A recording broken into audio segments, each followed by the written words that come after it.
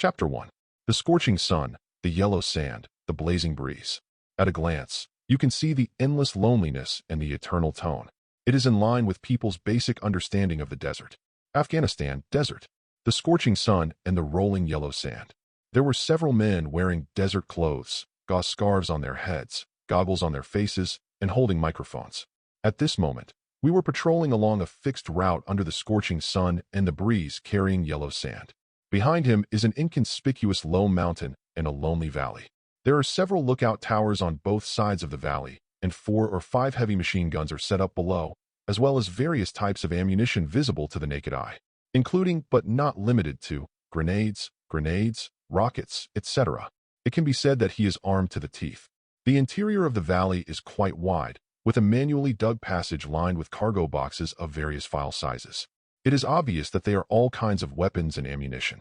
Next to the cargo box, there are missiles of different lengths and thicknesses standing upright and exposed to the scorching sun. This is the base where a group of terrorists are located. Is a loyal customer of Stark Industrial Arms Division. Definitely. The order was not approved by Stark himself. It's just that some people are not satisfied with the status quo and want to eat both ends, even wanting to replace Tony Stark. At the edge of the valley, there was an extremely conspicuous figure, but no one noticed it at all. He looked at the busy terrorists below with a hint of ridicule. Mr. Stan, if you want to take away this share of equity in my hand, this price is not enough. Look at the group of terrorists who are still busy. MOU gently raised his right hand and held it empty-handed with his 5 fingers. A long stick with a black body and golden hoops at both ends gradually emerged in his hand. Superhero entry? Forget it, it seems a bit silly. Holding the dark alloy rod in his hand, he walked towards the valley step by step with a slightly leisurely pace and a rather casual expression. Dark data masking lifted. The main goal today is to test my ability. The secondary purpose is to make some subtle changes to the world line and to verify some ideas. Finally, it was because someone wanted to steal his little money. Today is not a good day to play stealth, but a good day to play wushuang. There is no need to use dark energy to block other people's perceptions. The main character is an arrogant one. Once the dark data mask is lifted, the sentry immediately discovered his uninvited guest. A series of unintelligible languages come one after another. Although I can translate it, I am too lazy to translate it. Anyway, except for 1 or 2, there won't be any living people here today. It is said that when a person is about to die, his words are kind. Just think of it as their last words. Before MOU could fully enter the valley, 2 men armed with chargers had already raised their guns and took aim. He looked like he would shoot if he moved forward. Phew, there was a roar, and the dark alloy rod in MOU's hand was swung out. The lightning speed makes people unable to react at all. In the blink of an eye, 2 men holding microguns flew out upside down, and with 2 muffled sounds in succession, they hit the mountain walls on both sides. Although they didn't use much force because they had reserved hands, and the 2 people didn't explode directly on the spot, they still couldn't die anymore. I just do this because I don't want blood to get on my body. The death of the 2 terrorists instantly solidified the atmosphere in the valley. In the blink of an eye, various roars sounded one after another. MOU then faced the dark muzzles of different styles of guns. Bang, bang, bang, dozens of fully automatic rifles fired one after another, and a dense rain of bullets instantly enveloped MOU. If it were an ordinary person, he would probably have been shot into a sieve by now. A small amount of flesh and blood was found among the large number of warheads, or something. However, the reality is more magical. MOU, holding a dark alloy rod, walked through the dense rain of bullets unscathed. This dense rain of bullets couldn't even slow down his pace. Bullets with a muzzle velocity of more than 1,000 meters hit him and were either bounced off or turned into a small discus due to the interaction force. No defense at all. Many terrorists stopped shooting and looked at the guns in their hands with blank expressions. The usual murderous weapons, which can kill one person or even several lives with one shot, are actually useless at this moment. Is the other party a devil? Panic gradually spread. Intensive gunshots, roars, and panicked noises constantly echoed in the valley. Damn, he's a monster. It's the devil. The devil is here to punish us. Shut up, keep fighting, or you will die if you step back. Among the noisy terrorists, a guy who looked like a small leader shot the idiot talking nonsense around him, then quickly picked up a rocket launcher from the ammunition box behind his back and aimed it directly at the still unfazed person. MOU is coming. His eyes with a little blood were full of ferocity, and he roared with a rocket launcher. Go to hell, monster. Trigger, pull. Bang, the thick rockets rushed towards the advancing MOU with tail flames. Seeing the rockets coming, MOU calmly raised his right hand and clasped his fingers lightly, and the rockets that were coming at high speed were directly caught. Although this thing can't hurt him, the residue after the explosion somewhat damages his image. You know, being handsome, that's a lifetime thing. Because one rocket will disgrace him or something, it's better to avoid it. The next moment he raised his hand to pinch the rocket. He flipped his wrist and pointed the warhead in the direction it came from. He released his fingers. Few before it was time to detonate. The rocket with still strong kinetic energy returned directly along the original path. No. Shit. In a series of despair, anger, and yelling, the rocket hit directly. Boom, a violent explosion, coupled with a strong rising fire. Within a radius of 10 meters, no one survives, only broken limbs. 10 meters away, there were a few lucky people who survived, but they were still rolling and wailing with their defective arms or thighs. Purgatory on Earth. Looking at this scene, MOU didn't feel any sympathy. Ordinary people, as long as they don't slap their noses in their faces, they generally won't teach them a lesson, let alone take their lives easily. However, what is in front of me is a terrorist with no humanity, his hands covered with blood, and he is burdened with blood debt. He is a great traitor and evil person, so be quick to kill him. It's my turn, right? MOU held the dark alloy rod, and the pace gradually accelerated until it completely turned into an afterimage. In an instant, many MOUs appeared throughout the valley. When the stick comes out, people die. At the same time, inside the cave. We have time, Ethan. Listening to the gunshots and explosions coming from outside, Tony Stark, who had just put on the Mark I, looked at Ethan in front of him seriously. Ethan turned his head and looked at the progress bar on the old laptop that was not even halfway through, with a calm expression. If the movement outside means that your rescuer is coming, then what do you think they will do with such a useful hostage like you here? Tony was speechless for a moment. He is not stupid, and neither are the terrorists. Of course, he knew what terrorists would do in this situation. He was used as a hostage for the first time, forcing the U.S. Army to stop the rescue operation. Even when the situation is over, decisively reject the vote. No matter which one it is, not only has his time not increased, but it has become more urgent. The turmoil outside is not a good thing for him. Stark, let me buy you some time. Ethan smiled lightly and said with a faint smile, No, Ethan, we still have time. Wait. Seeing that Ethan had picked up the rifle and faced the passage, Tony, who was still unable to move, suddenly turned red. Take care, Stark. Ethan took one last look at Tony, gun in hand, and strode out. Ethan roared and fired into the air, forcing back the terrorists who were rushing inside. As for why he shot into the air instead of killing people, the reason is simple. He is a doctor, and his duty is to treat illnesses and save people. Ethan. Looking at the place where Ethan disappeared, Tony turned his head and looked at the progress bar that was still beating little by little, his heart full of impatience. He knew what would happen to Ethan if he went there. Outside, there are inhumane terrorists, and they will not abide by any convention not to kill doctors. What Ethan has to face is almost certain death. But, at the moment, he had nothing to do. Just like the despair he felt when he was just captured by terrorists. Now, he can only pray that the progress bar will go faster. It allows him to save Ethan in time, who is buying him time. Hurry up, hurry up, hurry up. Before I knew it, the shouts of killing, the sounds of gunshots, and the sounds of explosions had gradually come to an end. The progress on the notebook in front of me reaches 100%. Program writing, Mark I armor, start. Without any time to think, Tony pulled down his mask and strode out of the cave while driving the clumsy and heavy Mark I. There were no major obstacles on the way. There were no enemies, no familiar voice in shadow, not even a body on the road. The ominous premonition in my heart became stronger and stronger, and the pace that kept making dull sounds also accelerated a lot. The entrance of the cave is getting closer. However, there is no crisis at all. The long-lost sunlight made Tony squint his eyes. After adjusting to the harsh light, Tony quickly glanced around. What came into view was a hellish scene. Corpses all over the valley. There was no one left alive, and there was no support from the American army, not to mention Ethan who had rushed out to buy time for him. Horrible, yet weird. Ethan, answer me, Ethan. Standing at the entrance of the cave, Tony shouted Ethan's name over and over again. However, there was no response. Tony's heart sank completely. All emotions turned into anger at this moment. Looking at the weapons and ammunition produced by Stark Arms Industries all over the valley. Silently, he turned on the flamethrower switch. Thick flames spurted out instantly, covering all the ammunition boxes. Finally, he looked down at the corpses on the ground, and an indelible sadness flashed in his eyes. He couldn't stop and look for Ethan. They couldn't even collect his body. He didn't know what happened before, but it was obvious that the military was not here to save him.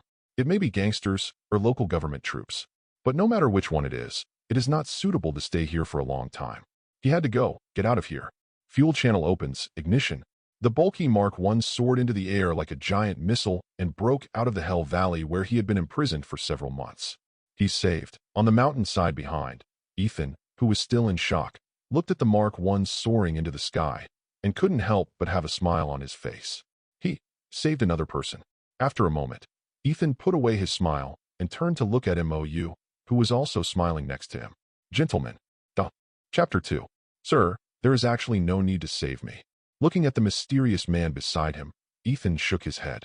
His parents, wife and daughter all lost their lives at the hands of terrorists. Now he has long lost the will to live. The reason why I didn't commit suicide to find my relatives before was just because I thought I could save one more person, so I just held on. Now, those who should be saved have been saved. It's time for him to meet his family. From the moment he rushed out of the cave with his rifle, he was determined to die. It was the man in front of him who saved him from the deadly hail of bullets. Thank you very much, but it's not necessary. Your thoughts have nothing to do with me. I just suddenly wanted to save you, so I saved you. Turning to look at Ethan, who had already given up his mind, Mou still had a smile on his face and his tone was full of indifference. This is just a small attempt. There is no too clear purpose. What Ethan thinks is none of his business. I just wanted to do it and did it. Very simple. Ethan was a little stunned and smiled casually. But I still want to say thank you. Do you need me for anything, sir?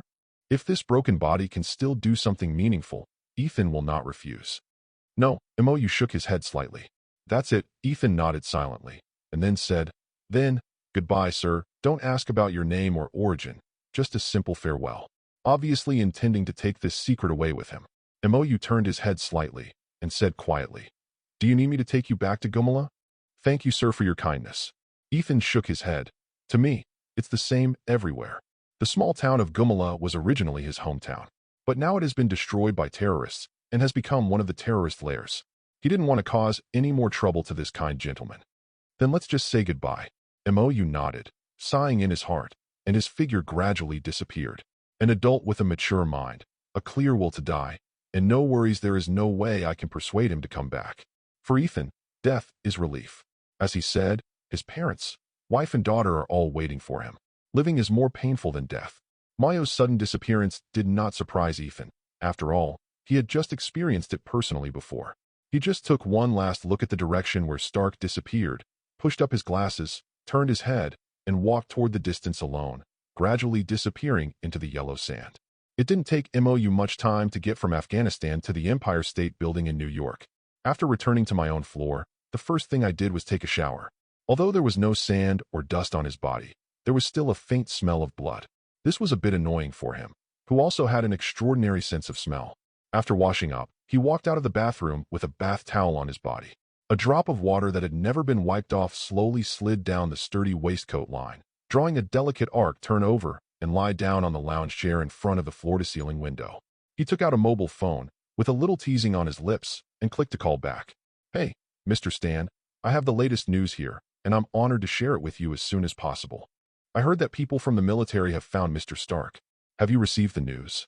In the entire Stark company, the person who least wanted Tony to come back safely was Obadiah Stane on the other side of the phone. After all, this guy was the one who planned Tony's murder. It's a pity. Those terrorists were a little greedy. Not only did they temporarily increase the price, they also wanted Tony to help them manufacture the Jericho missiles so that both parties could take advantage of it. The result was not what he expected. It even made Tony create a Mark I to escape from the tiger's mouth. There was silence on the other end of the phone, but the heavy breathing gave away something. It seems that Mr. Stan is very happy, so I won't interrupt you too much. Goodbye. Without waiting for the other party to respond, Mou hung up the phone with a happy face. Want to grab the little money that belongs to him. How can you do it without playing to death? I hope you can play with me for a little longer, Mr. Stan, and don't die too early. Throwing away the phone in his hand, Mou lay down on the recliner with a comfortable look on his face. Comfortable. In fact, he is a time traveler. That was not long ago.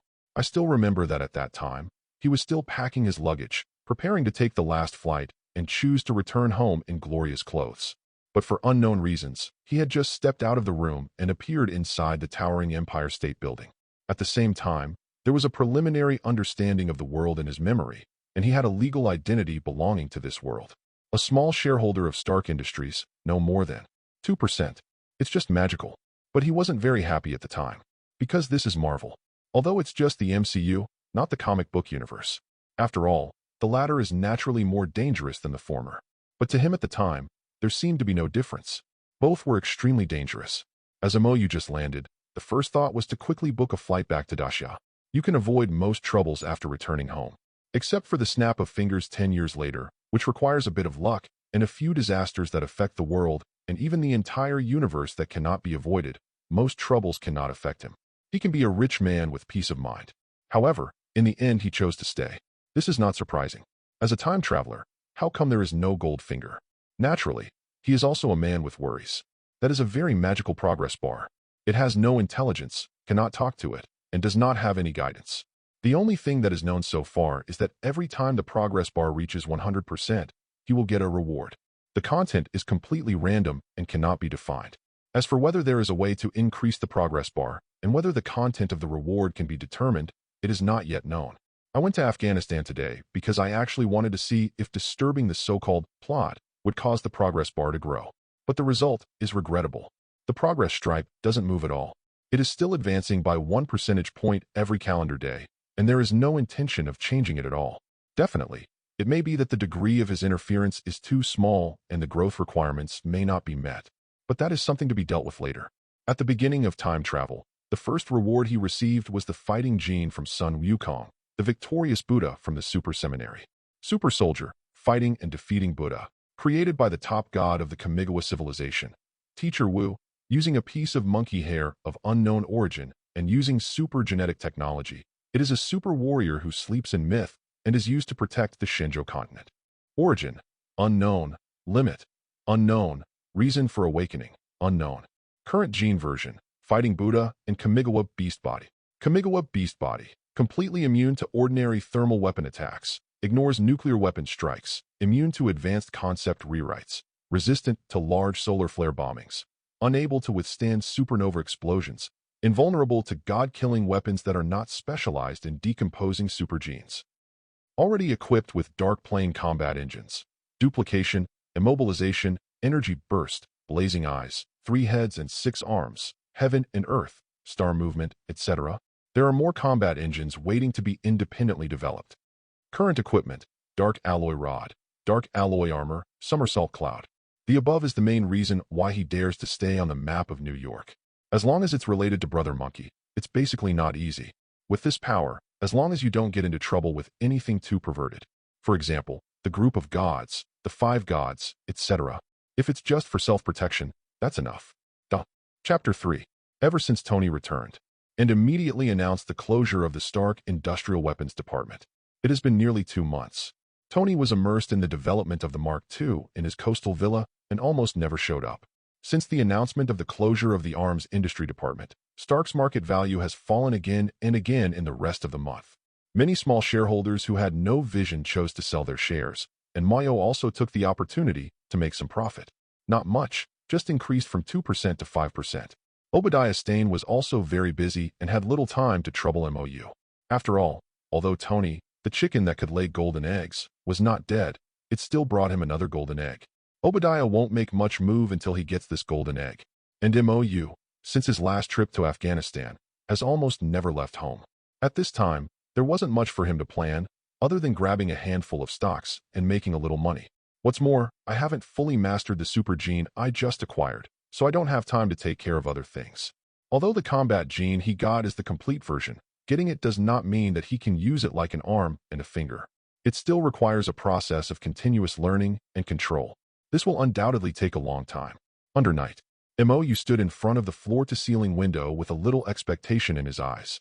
Today is the 100th day since he traveled to this world. The daily progress of 1% has now reached the critical point of 99%.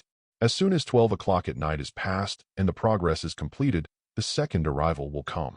The first one is something of the supergene level. This second one after 100 days. MOU can't help but have a little expectation. He won't despise his ability too much. As long as there are abilities that he can control, he will be able to gain more and more abilities. After all, the world right now looks calm on the surface, but secretly, there are dangers everywhere. There is still a thunder buried in the ball at your feet that will explode completely in a short time. The moment the clock strikes 12 o'clock at midnight, the hidden progress bar also filled up. In a daze, Mo felt something that seemed to be paper suddenly appear in his hand. This time, it's not the ability class, but the item class. Mo subconsciously lowered his head and raised his hand, then was stunned. Invitation. The paper item in hand has two prominent gilded characters written on it. Invitation volume. The texture is quite silky and soft, but its essence is extremely tough. The rather ancient and heavy aura exuding from it made him a little afraid. Mo even doubted whether he could leave a scratch on it with all his strength. Subconsciously, he frowned, squinted his eyes, and carefully looked at the invitation in his hand. What surprised him was that apart from these two words, there was no introduction at all. There is no place, no time, and no detailed introduction. In this situation, Mo was a little confused for a while. An invitation with only 3 words. Lonely. What type of invitation ticket? A feast? What happens after he uses it? Mo felt a little hesitation for a moment. The super gene of fighting victory Buddha indeed gave him considerable power. But this power also has limits. If there is something terrifying behind this invitation, is it too hasty to use it rashly? Analyze rationally, or trust your intuition? After staring at the invitation in his hand for a long time, Mo slowly mobilized dark energy. He chose to trust his instincts. The next moment dark energy was injected into the invitation, an illusory interface unfolded in his mind. Feeling the very familiar interface in his mind, Mo was stunned. Group chat. Good guy. Is this invitation an invitation ticket for a certain chat group? At that moment, Mo was stunned. The originally blank interface began to scroll, and messages appeared one after another. Beep. Playboy Stark, Kamigawa Warrior Mayo, join the group chat. Traveler. Ing. Welcome newcomers. Take awesome photos. Trailblazer Star. Welcome newcomers. Take awesome photos. Slime Rimuru. Welcome newcomers. You two should restrain yourself a little. Don't scare the newcomers. Traveler. Ing. This is not important. I haven't added anyone to the group for a long time. Today, 2 people came at once. Is today a special day? Slime Rimuru. This is a good thing. It's lively when there are many people. Trailblazer Star. When new members join the group, remember to read the group membership notice. Some things are too time-consuming to explain. Slime Rimuru. And more. Please allow me to explain first. Although I am a monster, but I am not an evil slime. Travelering. But I just killed a bunch of slimes today. Slime Rimuru. Don't tear me down. You be asterisk asterisk asterisk asterisk asterisk D. You've already told me that I'm different from the slimes you've met. Hey, I always feel like your words are full of malice. How can it be repaired if it looks like that? Traveler. Ing. Do you blame me? Slime Rimuru. Playboy Stark. A very good drama. It made me happy after a long time. Tell me, how much does this technology cost? I bought it. Traveler. Ing. Another newcomer who didn't see the group notification. Speechless.jpg. Trailblazer Star. Wasn't it the same for you at the beginning? But then again at Playboy. Stark, are you rich? I don't know how it compares to Esta. Traveler. Ing. It feels like there is a big boss among the newbies this time at Warrior. Mayo, the big boss is here. There was something strange in Mo's eyes as he silently peeked at the screen. Good guy. They are all acquaintances. Traveler Ing, from the original god. Pioneer Star, from Stardome Railroad. Slime Rimuru. This one is even more familiar.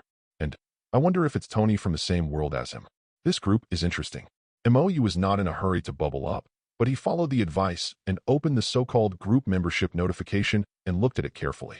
Living in an era of information explosion, he also likes to play games and read novels in his spare time. He knows the basic routines. I don't know what kind of existence this group is. Some are perverted, some are useless. I don't know which type this one he joined belongs to. Use the fastest time to complete browsing the group, joining notifications. Mayo raised his hand and touched his chin. For now, it appears that this group is limited to chat. There is no group store, and there is no sign-in points or anything like that. Only for people from different worlds to chat? Simple is a bit too much. Forget it, at least it can bring some joy. Although this reward didn't really help him, it was better than nothing. At least you can chat and argue with your group friends when you're bored. It's also a good way to spend time. Able to talk and chat with familiar people. Maybe it won't be so lonely and boring, right? Probably. Duh. Chapter 4. Coastal Villa, underground research room. Tony frowned, holding the wrench in his hand and lost in thought, as if waiting for something. Behind him, various data jumped rapidly on multiple monitors. Apparently, JRVS is busy.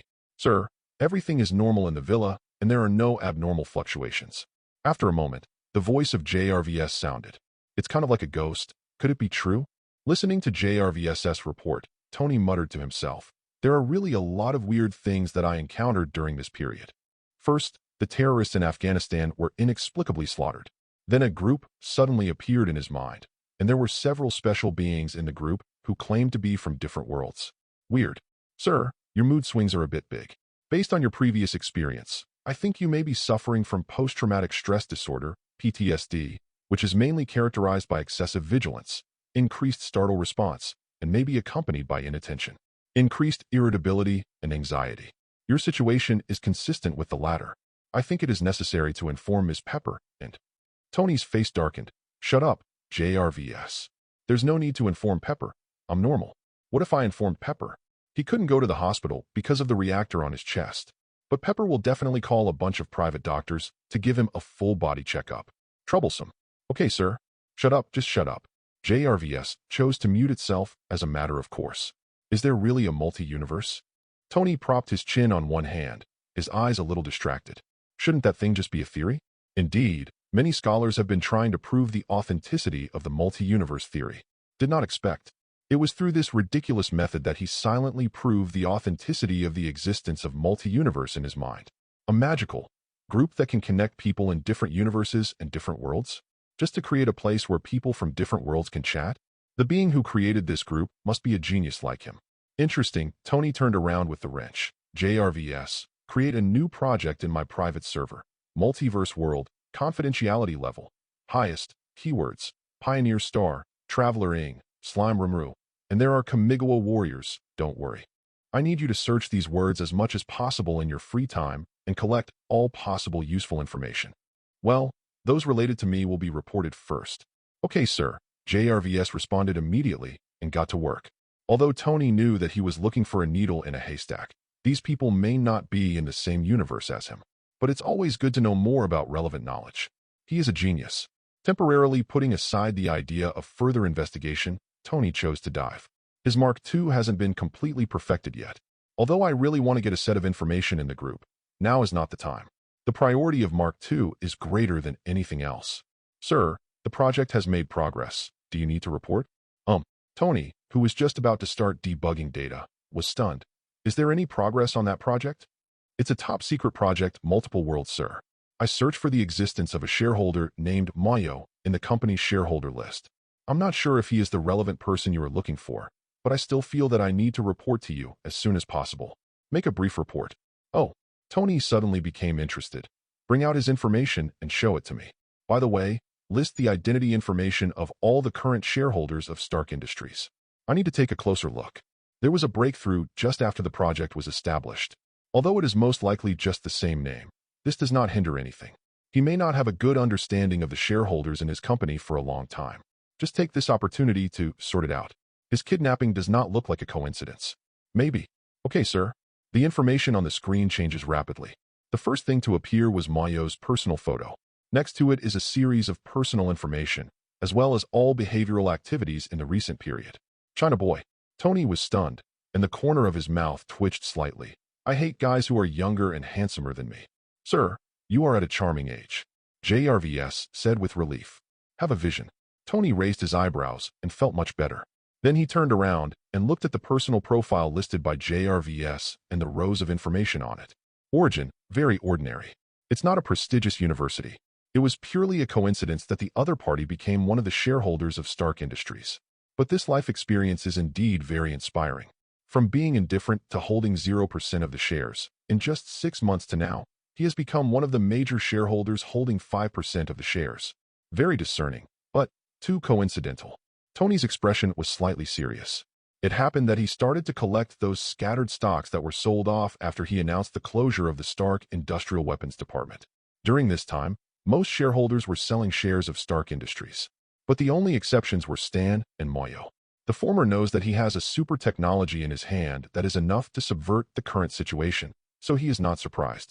But Moyo's movements were a little unusual. Sir, I found 2 call records. The content of the calls is temporarily unknown. Maybe you need to pay attention. The screen jumps again. 2 strings of data immediately came into view. Looking at the call time on it, Tony's breathing slowly became a little rapid. 1 calls in and 1 calls out. The first one was on the 7th day after he was kidnapped by terrorists. Something happened to him. It is not incomprehensible that Stan wants to collect Moyo's shares to maintain the finale. It can be explained forcefully. After all, at this time, MOU was not the only shareholder who recorded phone calls with Stan. But the other call came in at noon on the day he had just escaped from the terrorist's lair, with an error of no more than 5 minutes. You must know that when the military found him in the desert, it was already more than an hour after he escaped from the terrorist's lair. As for Stan's call records that day, there were only 3 pitiful calls. 2 calls in, 1 call out. The one who calls out is Pepper. The ones who call in are Rhodes and Moyo. The latter is in front. What's the explanation this time? This special time period undoubtedly touched Tony's somewhat sensitive nerves. Are Moyo and Stan related to his kidnapping? Are the 2 parties related, or is it one-sided? Tony didn't want to believe his reasoning. The fact that he was kidnapped by terrorists has something to do with Stan, although I already had doubts in my heart. Sir, need to inform. Shizun. Tony gave the order with a sullen face. JRVS's voice fell silent, and even the music that was playing stopped. There was silence in the basement. JRVS. I want to get the details of these 2 calls. Sir, this is illegal. I need it, JRVS. Okay, sir, we are hacking into the communication base station and communication satellite route server to intercept the call content information for you. Chapter 5. Don't worry if you are still diving. At the moment, he didn't know that Tony had traced the obvious traces to him. But even if he knew it, MOU wouldn't care. Besides, even if I knew, what would happen? There is no hostile relationship between the 2. Mutual benefit and reciprocity are normal operations, right? At the moment, through a short period of diving, he had a rough idea of the current situation of the group members. As a traveler, Ing was on his way to Liyue to attend the ceremony of inviting immortals, and he had now arrived near Shermin. It probably won't take long to arrive at Liyue port. It wasn't long before he was wanted. As a pioneer star, at the moment, Yalalo 6 has just arrived and is currently on the way to find the Star Core again. It won't be long before he's wanted. Rimuru was in the stage where he had just defeated the Pighead King and had not yet established diplomatic relations with the Dwarf King. It feels quite leisurely. As for the Playboy Stark who disappeared without a trace after just popping up, MOU was unsure about it for the time being. The number of Marvel multi-universes is too numerous to count. There simply shouldn't be too many. Who knows which version of Tony this Stark is? He didn't even know whether the other person was a boy or a girl, not to mention the rest. Just when he was about to take a dip, Stark, who had been diving for a long time, suddenly appeared in the group. Playboy, Stark at Warrior. Moyo, is 5% of the shares enough? Want some more? Anyway, a bunch of people without vision are selling now. If the funds are not enough, I can lend some. Several question marks suddenly appeared on Moyo's head. Before he and the group members could reply, the phone that had been thrown aside in the real world started ringing. After looking at the caller ID signature above, MOU raised his eyebrows. Good guy. The Tony in the group seems to be the Tony in his world. Even if it is, you didn't expect to be able to lock his identity so quickly? But think about it. If it was really the Tony of this world, then it wouldn't be difficult to lock him through the tales he left behind that he didn't even bother to erase. You can make bold assumptions and verify carefully. It's too much of a coincidence. The heavens and worlds are so vast, you can actually enter the same group in the same world at the same time. Interesting. After thinking for a moment, Moyo picked up the phone and answered the call. Tony's voice sounded immediately. Hey, my major shareholder. Did you see the news? You're really fast, Mr. Stark. The corner of MOU's mouth curled up, but I think you should prioritize dealing with the problems around you now instead of busy giving me shares. After all, if I want more, it's really simple. Although the super gene of Dojon Shin Buddha is a combat-specific type, but the ability to access the dark plane is still a dimensionality-reducing blow to the current material world. As far as the computing power of his current dark plane gene engine is concerned, any network technology, artificial intelligence, or large computer in the real world cannot catch up with him. He really wants to make money. He can become the richest man in the world with just one thought. It's just not necessary. The reason why they decided to acquire shares of Stark Industries at this point in time was purely in response to Obadiah's threat. I just wanted to cause him some trouble. Who made this guy semi-threateningly want to take away his equity at a bargain price? How could he, who had just traveled through time, bear this anger? You can't take away what I don't want to give. Tony on the other end of the phone was silent for a while, and he knew that Moyo was secretly reminding him. But he really didn't want to delve into this topic now. After all, he had already checked almost all of these, so he changed the subject and said, "Compared to those, you interest me more. Although I'm a little unhappy that this group gave me the title of Playboy, it seems to be true. I guess your situation is the same. So, Kamigawa Warrior, you should be responsible for what happened in Afghanistan, so I only have one question now." Tony's tone was extremely positive, but if you think about it, it's not hard to guess. Just problem? What questions would Tony ask him at this time? Ask. Moyo shrugged. What I want to know is... Tony's voice suddenly sounded. Ethan, how is he? Is this the first question? It seems that he really cares about it. Mr. Stark, Moyo said softly. I think Ethan told you that he misses his parents, wife and daughter very much. Definitely. Tony nodded immediately. I even mentioned to him that I would visit his home, but unfortunately he was rejected. That's a little confusing to me. It's right not to think about it, because his family has been killed by the terrorists who imprisoned you. If you want to visit, you can probably only go to God or Satan. There was silence on the other end of the phone. Tony felt as if a stone was pressing on his heart. It's so dull that it's hard to breathe. What Moyo said to him was almost clear. It doesn't take much thinking to know the final outcome. I see. Tony answered softly, his voice a little dull, and then hung up the phone. Obviously, he was not feeling well at the moment. At the same time, because of Tony's speech, the group seemed to become a little uneasy. Trailblazer Star, what's going on? What's the situation? I seem to have learned some breaking news. At Playboy, Stark at Warrior. Moyo, are you two actually from the same world? Slime Rimuru, judging from what Playboy said, it's most likely yes. Traveler. Ing. Although this situation exists, but it's a bit outrageous anyway, right? The probability of being bumped into by two newcomers is so small. Pioneer, Star at Warrior. Moyo, this guy has never been in trouble, okay? Maybe I've been peeking at the screen. Kamigawa Warrior. Moyo. Traveler. Ing. Oh, a newcomer who has been diving for so long is finally willing to take a dip? By the way, are you two really from the same world? Isn't it some kind of Wulong incident? Kamigawa Warrior. Moyo, it has been confirmed. We are indeed from the same world. We just ended the call. Traveler. Ing. Outrageous.jpg. Slime Rimuru. Outrageous.jpg. Pioneer Star. Ridiculous +1. It's actually true, but Rimuru, why don't you say goodbye? Slime Rimuru. That's right. The existence of the group is outrageous enough. Things like death and reincarnation as slimes have happened. There are even people from the same family as me in the reincarnated world. For people from a certain country, what else is there to be surprised about? Kamigawa Warrior, MOU. There is really no need to be so surprised. After all, this small group gathers all special beings, one of the alien twins traveling through the star sea, a star core carrier of unknown origin, and a reincarnator. Slime. None of them are simple. As soon as these words came out, a row of question marks suddenly floated up. Traveler Ing? Pioneer Star? Slime Rimuru? Playboy Stark? Wait, why did you only mention 3? Don't worry, you are special, no need to emphasize it.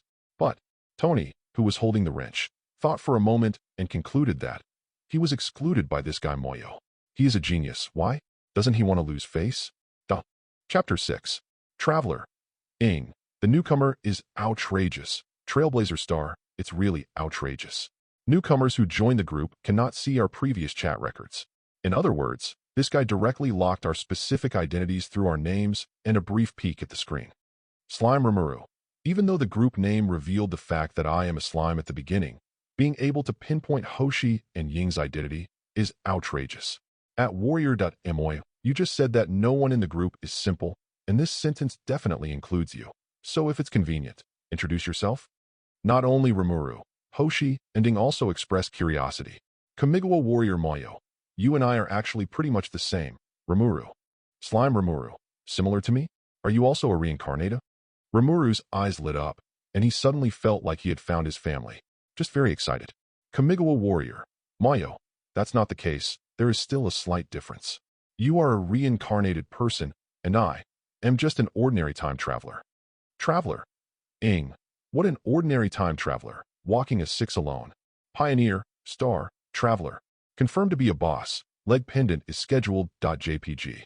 The 3 of them are all strangers to time travelers. Rimuru was reincarnated into modern society. Although he is a social animal, he knows a lot about this aspect. As for Xingheing, there are more channels, right? Whether it is the world of Genshin Impact or the Starry Railway, there are many time travel novels. It's easy to understand what a traveler is. Naturally, we also understand the special nature of the group of travelers. Combined with Mayo's ability to quickly identify their identities, after thinking deeply, an answer that made their mouths twitch suddenly came to their minds. Traveler. Ing. The case has been solved.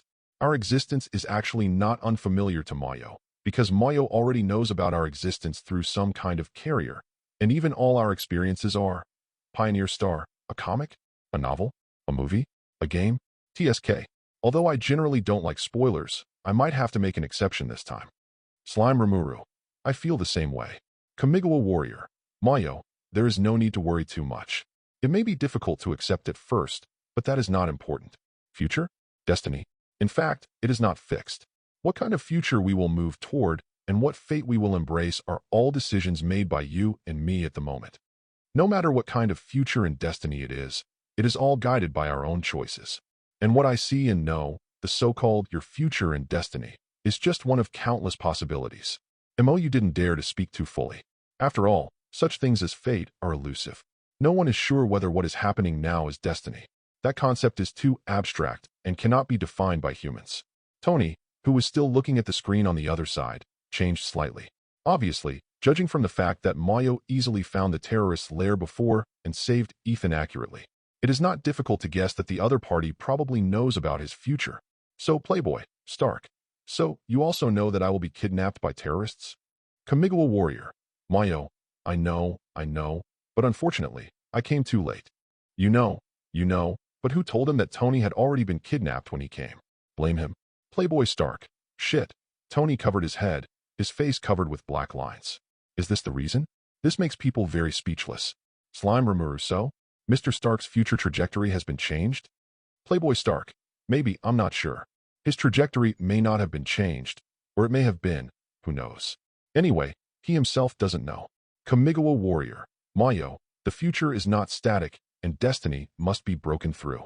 For example, in your future that I see, there is no group. The appearance of the group was indeed unexpected. After all, the invitation to join the group is a reward for the progress bar. He didn't expect it to develop in this direction at first. After all, the first time was to fight against the super gene of the Buddha, and the second time was suddenly an invitation. He can imagine it. Pioneer Star. Indeed, the emergence of the group has changed certain trajectories to a certain extent, giving us a different future direction from the US, in Mayo's perception. Traveler. Ing. The truth is this, but I still want to hear the spoilers. After all, our destiny trajectories are always similar. Maybe we can get the information we want from another branch. I believe this can save a lot of trouble. Trailblazer Star. It makes sense. I'm currently on Yalilu 06, at Warrior. Mayo, do you know where the Star Core is on Yalilu 06? Kamigawa Warrior. Mayo, the Star Core is in Yongdong Ridge. Pioneer Star. I really know.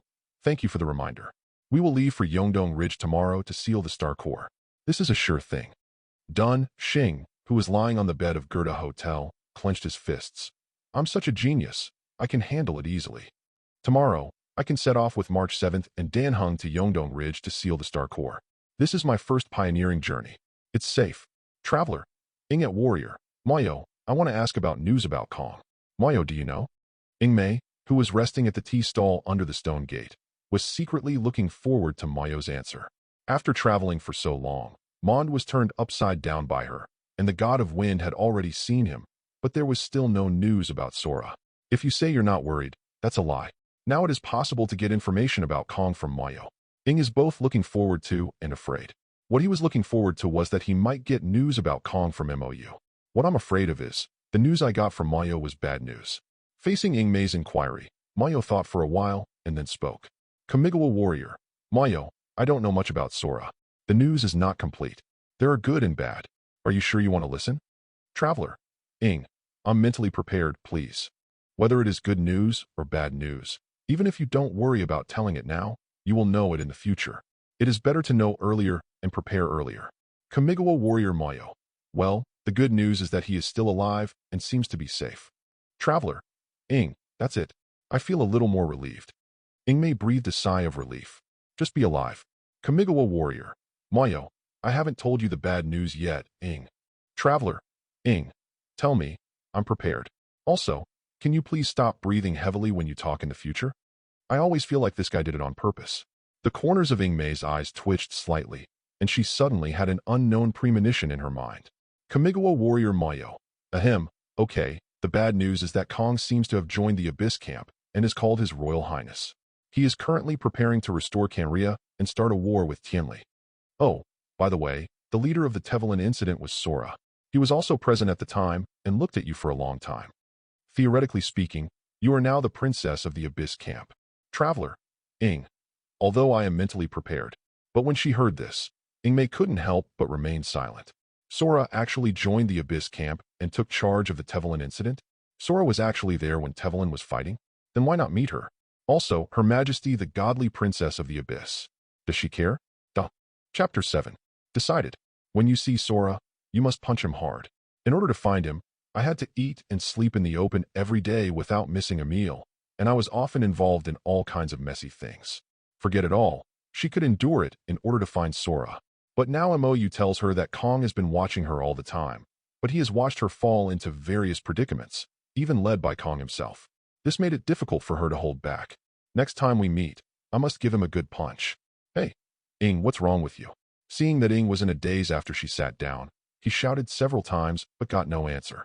Paimon, who felt something was wrong, raised his hand and waved it in front of Ying's face. Huh? What happened, Paimon? The silent Ingmei suddenly raised her head and looked at Paimon next to her with some confusion. You asked me what's wrong? Seeing that Ing had regained consciousness, Paimon put his hands on his hips and said, You have been in a daze since you sat down. I called you several times, but you didn't respond. Are you sick? That's not the case. Ingmei shook her head slightly. I was just thinking about inviting the immortal ceremony. What kind of god is Liyue's rock god? I don't know if I can get any information about Sora from the other party. Don't worry. Paimon said with a smile on his face. I will definitely find it. I will bet on my honor as the best guide in Teyvat. Sorry, Paimon. I have actually gotten some of the news about Sora. However, I still want to say thank you. Okay, it's almost time to rest. Let's go on. If we miss the ceremony of inviting immortals, we will have to wait another year. Yeah, I'm almost done resting. Let's go. Although part of Sora's news has been known, Iwagami still wants to meet him. Under the stone gate, two figures, one large and one small, embarked on their journey again. Heading in the direction of Dawazu, Wangshuin, we walked further and further away. Slime Rimuru, that's great. Although the news is mixed, at least Ing can feel relieved. So nice? This is not necessarily the case. MOU shook his head secretly, but he was not very optimistic in his heart. After all, Mihuyo's knife was really caught off guard. That's a knife wrapped in exquisite sugar coating. When the sugar coating on the outside melts away, you will experience what pain is. Pioneer Star. So, now that we know the fact that Mayo is prophetic, doesn't Rimuru have anything to ask? Slime Rimuru, huh? Me? I don't really have anything to ask. Anyway, I'll ask you later when you run into trouble. Some people may envy the ability of precognition, but in fact, after having precognition, you may be very excited for a short time, but as time goes by, the future will become completely devoid of novelty. Every day when I wake up, I already know what I will experience today. It's like reading a pure mystery novel. When you open the first page, a red circle marks that this is the real murderer. Isn't this bullshit? That makes sense. But for some reason, only one picture appeared in MOU's mind. If he is the one with the red circle, and secretly appreciate the expression on the face of the second person who opens the novel. Now it feels so evil. Ahem, he is not the kind of person who likes spoilers. Unless the person involved strongly requests it, I will not take the initiative to spoil the story in the future. A bit too wicked.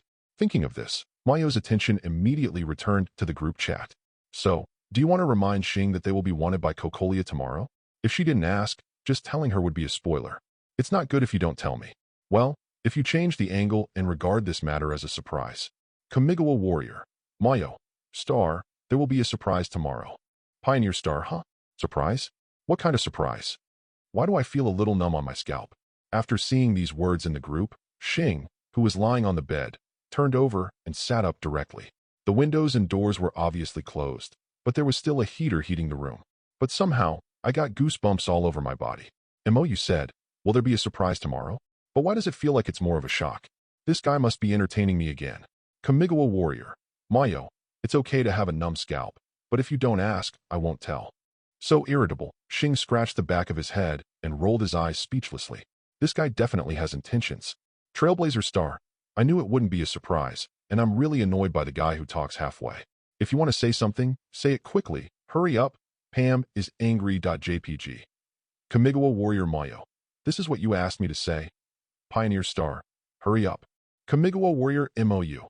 I advise you to take March Chi and Dan Hung and run away from the hotel tonight. Otherwise, those waiting at the door of the hotel tomorrow will probably be the silver-maned iron guards who are here to arrest you. Pioneer Star? Xing slowly made a question mark. Will they be wanted by the silver-maned iron guard tomorrow? Is there a mistake? I didn't meet the biggest guardian until noon. Wait a minute. Could it be that the order to arrest them was issued by the greatest guardian Kokolia himself? No wonder I always felt something was wrong when I met the biggest guardian before. It turned out to be a delaying tactic. Blanche can't stay here any longer. Evacuate immediately. She didn't doubt that MOU would lie to her. This is no good at all. Thinking of this, Xing didn't hesitate at all. He quietly opened the door and knocked on Dan Hung and March Chi's door furtively. After knocking on the door, he didn't say anything. He took out his mobile phone and typed a string of words in the group of 3 people. After a while, the doors of the 2 people's rooms opened in unison. Xing, are you serious? March 7th shook the phone in her hand, with a confused look on her face. Looking at the words on the phone, Dan Hung also frowned. Are you worrying too much? Is the source reliable? Absolutely reliable. Xing didn't explain much, just said, in a word, do you believe me? March 7th and Dan Hung looked at each other. Believe it? Why don't you believe it? March 7th raised an eyebrow. If you don't believe me, why should you believe that biggest guardian you just met? Let's go. Let's go. We can't stay in this miserable place. Let's go directly to Yongdong Ridge and notify GZ and Uncle Yang on the way. I have no objection. Dan Hung just nodded and did not ask Xing about the source of this information. Everyone on the train has their own secret. I don't say it myself, and no one goes back to actively explore it, but chooses to believe and tolerate it. Although Xing had just boarded the train, Dan Hung was also a pioneer, and he was more willing to trust Xing than the biggest guardian he had only met once. Seeing that the 2 of them chose to believe in themselves, Xing also had a smile on his face. Okay, let's set off now. Everyone, please pay attention. I'm afraid there are already secret sentries watching outside right now. Chapter 8. They're all diving with Ing Mei and Xing. The group slowly became quiet. Tony continues to be busy developing his Mark II suit. As for Rimuru, it seemed that he was being dragged to some banquet, and he lurked after the 2 of them. There was no more fun in the group for the time being, and MOU also turned his attention to the real world. Now Tony already knows Obadiah Stan's personality and conspiracy. So will the next story develop as usual? Choose to hold back and wait for the opportunity to uproot the other party. Or while MOU was thinking, the space behind him suddenly glowed with golden light, and sparks bloomed. A golden circular portal with sparks flying opened, and a few snowflakes slowly floated out from behind the portal with cold air. MOU, who had already noticed something strange when the sparks appeared, turned his head slightly. Kamartaj's iconic portal. Although the door was open, no one was seen behind it. Noticing this strange point, the golden light in MOU's eyes flashed. While investigating the situation behind the door, I also temporarily recorded the nature of this portal. This thing is different from micro-wormhole transport technology. If micro-wormholes are one of the technological applications of space in the microscopic aspect, then this portal represents the technological application of space in the macroscopic aspect. The underlying logic of the 2 has some similarities and is worth studying. Well, mainly because he wants to learn. After all, micro-wormholes are indeed not as convenient as portals in some cases. Dimensional teleportation. Moreover, this thing is not just a portal. The opponent's principle is to cut the space directly. If used well, it can be extremely lethal. Cutting from space cannot be prevented by ordinary means. After thinking about this, MOU stood up, straightened his clothes, turned around randomly, and stepped through the portal. The next moment MOU stepped through the portal, the door closed. The temperature plummeted. Looking around, there is ice and snow. At the foot of the mountain peak, there are drifting snow-white clouds. Everest. After confirming his position, MOU looked up towards the top of the mountain. What a big bald head. Ancient One Sorcerer Supreme, Ancient One. Dimensions of Earth Asgardian. Although everyone is making fun of the fact that the ending of Ancient One dies because the special effects are too expensive. Ahem, but it was actually the Ancient One who had had enough of his own life. After choosing Strange as the next Sorcerer Supreme, he abandoned his body and followed a certain great god as a Holy Spirit. The Sorcerer Supreme is not that weak, and it is even less likely that he will die from falling from a high altitude, even if Caecilius attacks first. Sorry, I may need a little more time. Please forgive me for my negligence. The Ancient One on the top of the mountain has his hands in a seal, and the eye of Agamotto hanging on his chest is in an open state. The time gem inside shines brightly. Even the time gem was used, and the opponent was obviously not just standing on the mountain. So, are you observing the timeline? Because of him? You didn't come earlier, you didn't come later, but you came to him after he chose to test whether it could interfere with the plot? It's not quite right. After all, he took the initiative to test out more than a month ago. His interference to the world line is almost insignificant. If there was a problem, this door would have been open long ago. Well, maybe it's not just him. There is only one special thing that happened today. Thinking of this, Mou raised his head and said softly, "So, what's the reason why Magician came to see me specifically today?" The sound was neither loud nor quiet, but it passed through the wind and snow on the mountain top very clearly and reached the ears of the Ancient One Magician. The Ancient One Magician's closed eyes opened, and with a flick of his sealed hands, the time gem suddenly fell silent, and the eye of Agamotto also closed. Randomly turned his head to look at Mou below, and said with a smile, "If I said, I just want to buy you a cup of tea, would you believe me?" "I believe it." Mou also smiled and nodded, then spread his hands. "But this doesn't seem like a place to drink tea." "Sorry, I was a little negligent." Ancient One smiled and raised his hand with a flick, and two portals appeared instantly, swallowing the two of them simultaneously. The scenery changes instantly. In front of us is no longer the world of ice and snow on the top of the mountain, but an antique living room. On the long table in front of Mou, there was a cup of steaming tea. "Please sit down." Ancient One raised his hand to indicate, then sat down and looked at Mou with a smile. "Good." Mou didn't hesitate and sat down leisurely. He picked up the teacup in front of him and took a sip. The next moment, a cool feeling spread throughout the body. Mou's eyes lit up. "I feel relaxed and happy. The origin of this tea should not be on the earth, right?" "As long as you like it." Ancient One nodded with a smile and explained softly, "When I visited the multi-universe before, the local products brought back from other dimensions were quite rare. I also thought about transplanting them, but unfortunately, the Earth's soil cannot sustain them." "That's really a pity." Mou nodded in agreement. Even though it was just a small sip, his feeling was unmistakable. This tea has the powerful effect of nourishing the soul and enhancing mental strength. Although the one-time improvement arc is relatively small, the effect accumulated over many years is still extremely considerable. Unfortunately, the Earth's soil cannot sustain it. Regret only lasts for a moment. Mou put down the teacup and spoke again. "Did the Ancient One Magician just observe the future?" "So be it." Ancient One held the teacup in both hands, his eyes wandering. "This is the first time in so long that I am moving forward in the mists of time, and the journey is filled with too many uncertainties. But precisely because of this uncertainty, I feel very surprised." "Surprise?" Mou narrowed his eyes, and he probably knew what the Ancient One Magician wanted to say next. In the setting of MCU, time is circular. Everything is happening at the same time. Everything is ending at the same time. All events are established events and cannot be changed or violated. Changing the past is clearly impossible. Going back to the past will not change the future. It will only create another altered parallel timeline. What was the future like in the past? What is the future like now? There won't be any changes. Hence the concepts of sacred timelines, absolute points in time, etc. were born. But all this is not absolute. As long as you stand high enough, you can actually change the timeline of a single universe without creating a parallel world. However, that requires power beyond the 5 gods to do it. Power beyond the multi-universe level. Chapter 9. With the Ancient One's ability, plus the power of Time Gem, it's not impossible to see through all the possibilities in the MCU's sacred timeline. The half-assed Strange can do it, let alone the unfathomable Ancient One. The mists of time, for the Ancient One, most likely do not exist. But now, the other party said that as we move forward in the mists of time, the future we see is full of uncertainty. Mou can probably guess the reason. Thinking of this, Mou whispered, "Perhaps, the future full of uncertainty is the real future. A given future, a defined future.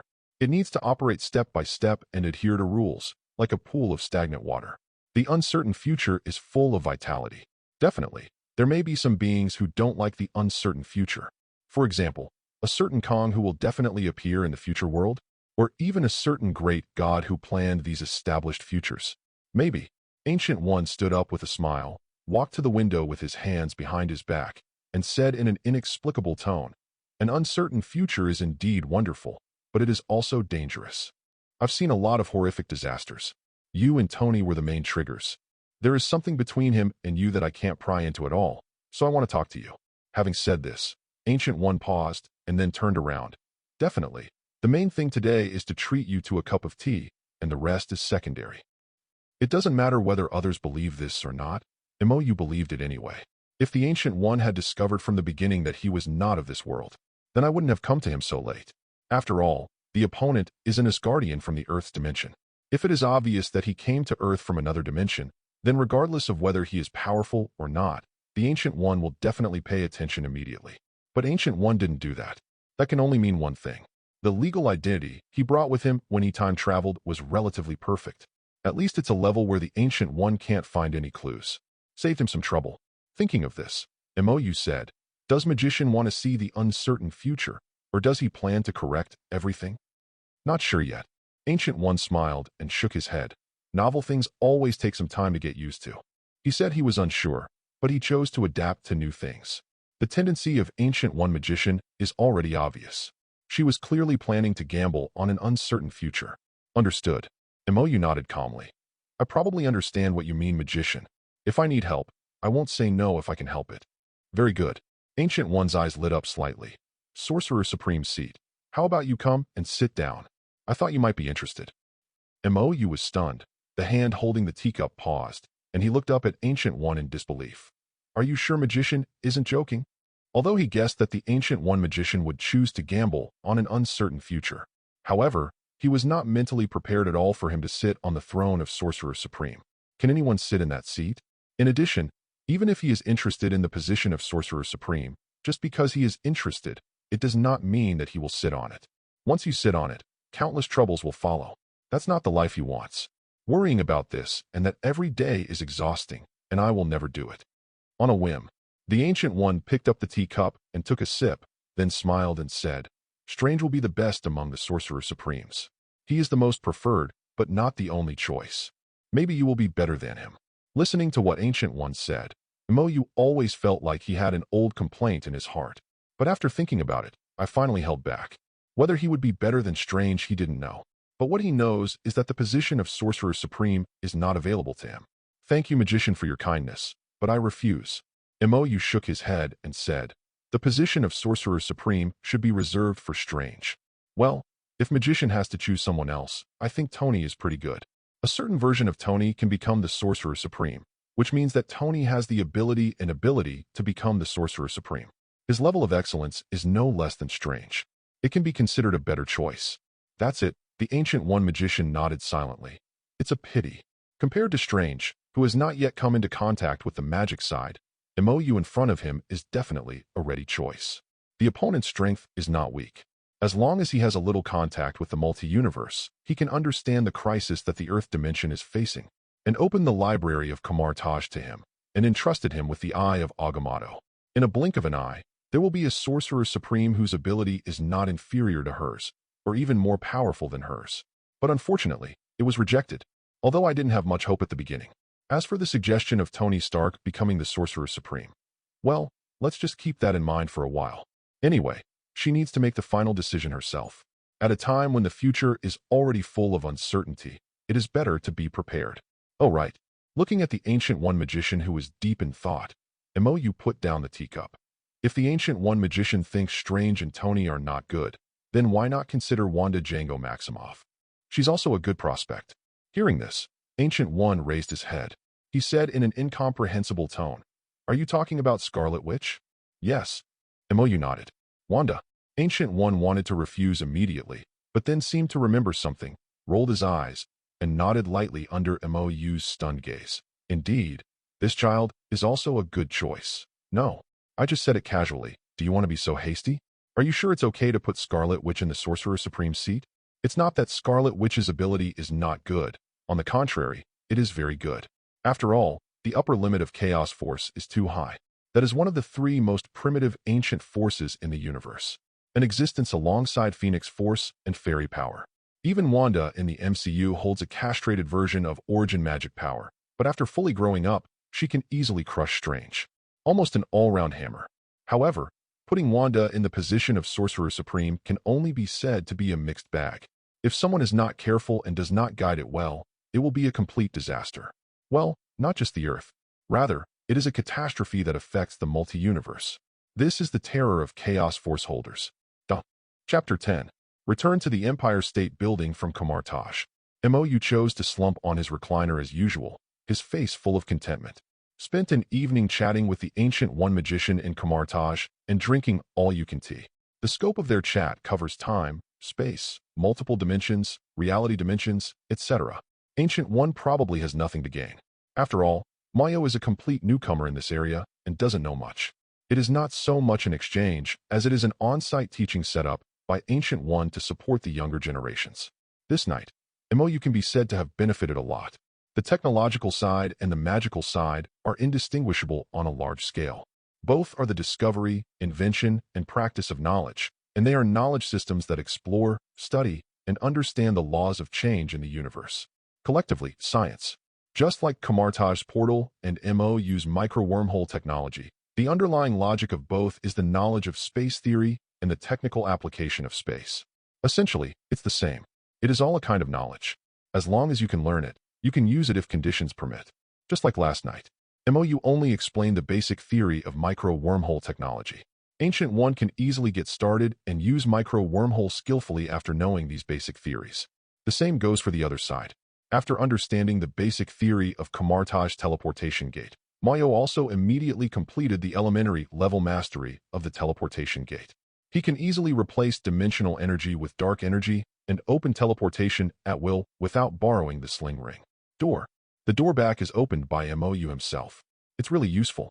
Mou, who was lying down, raised his hand and waved, and a stack of thick-covered books that looked very historical appeared on the table next to him.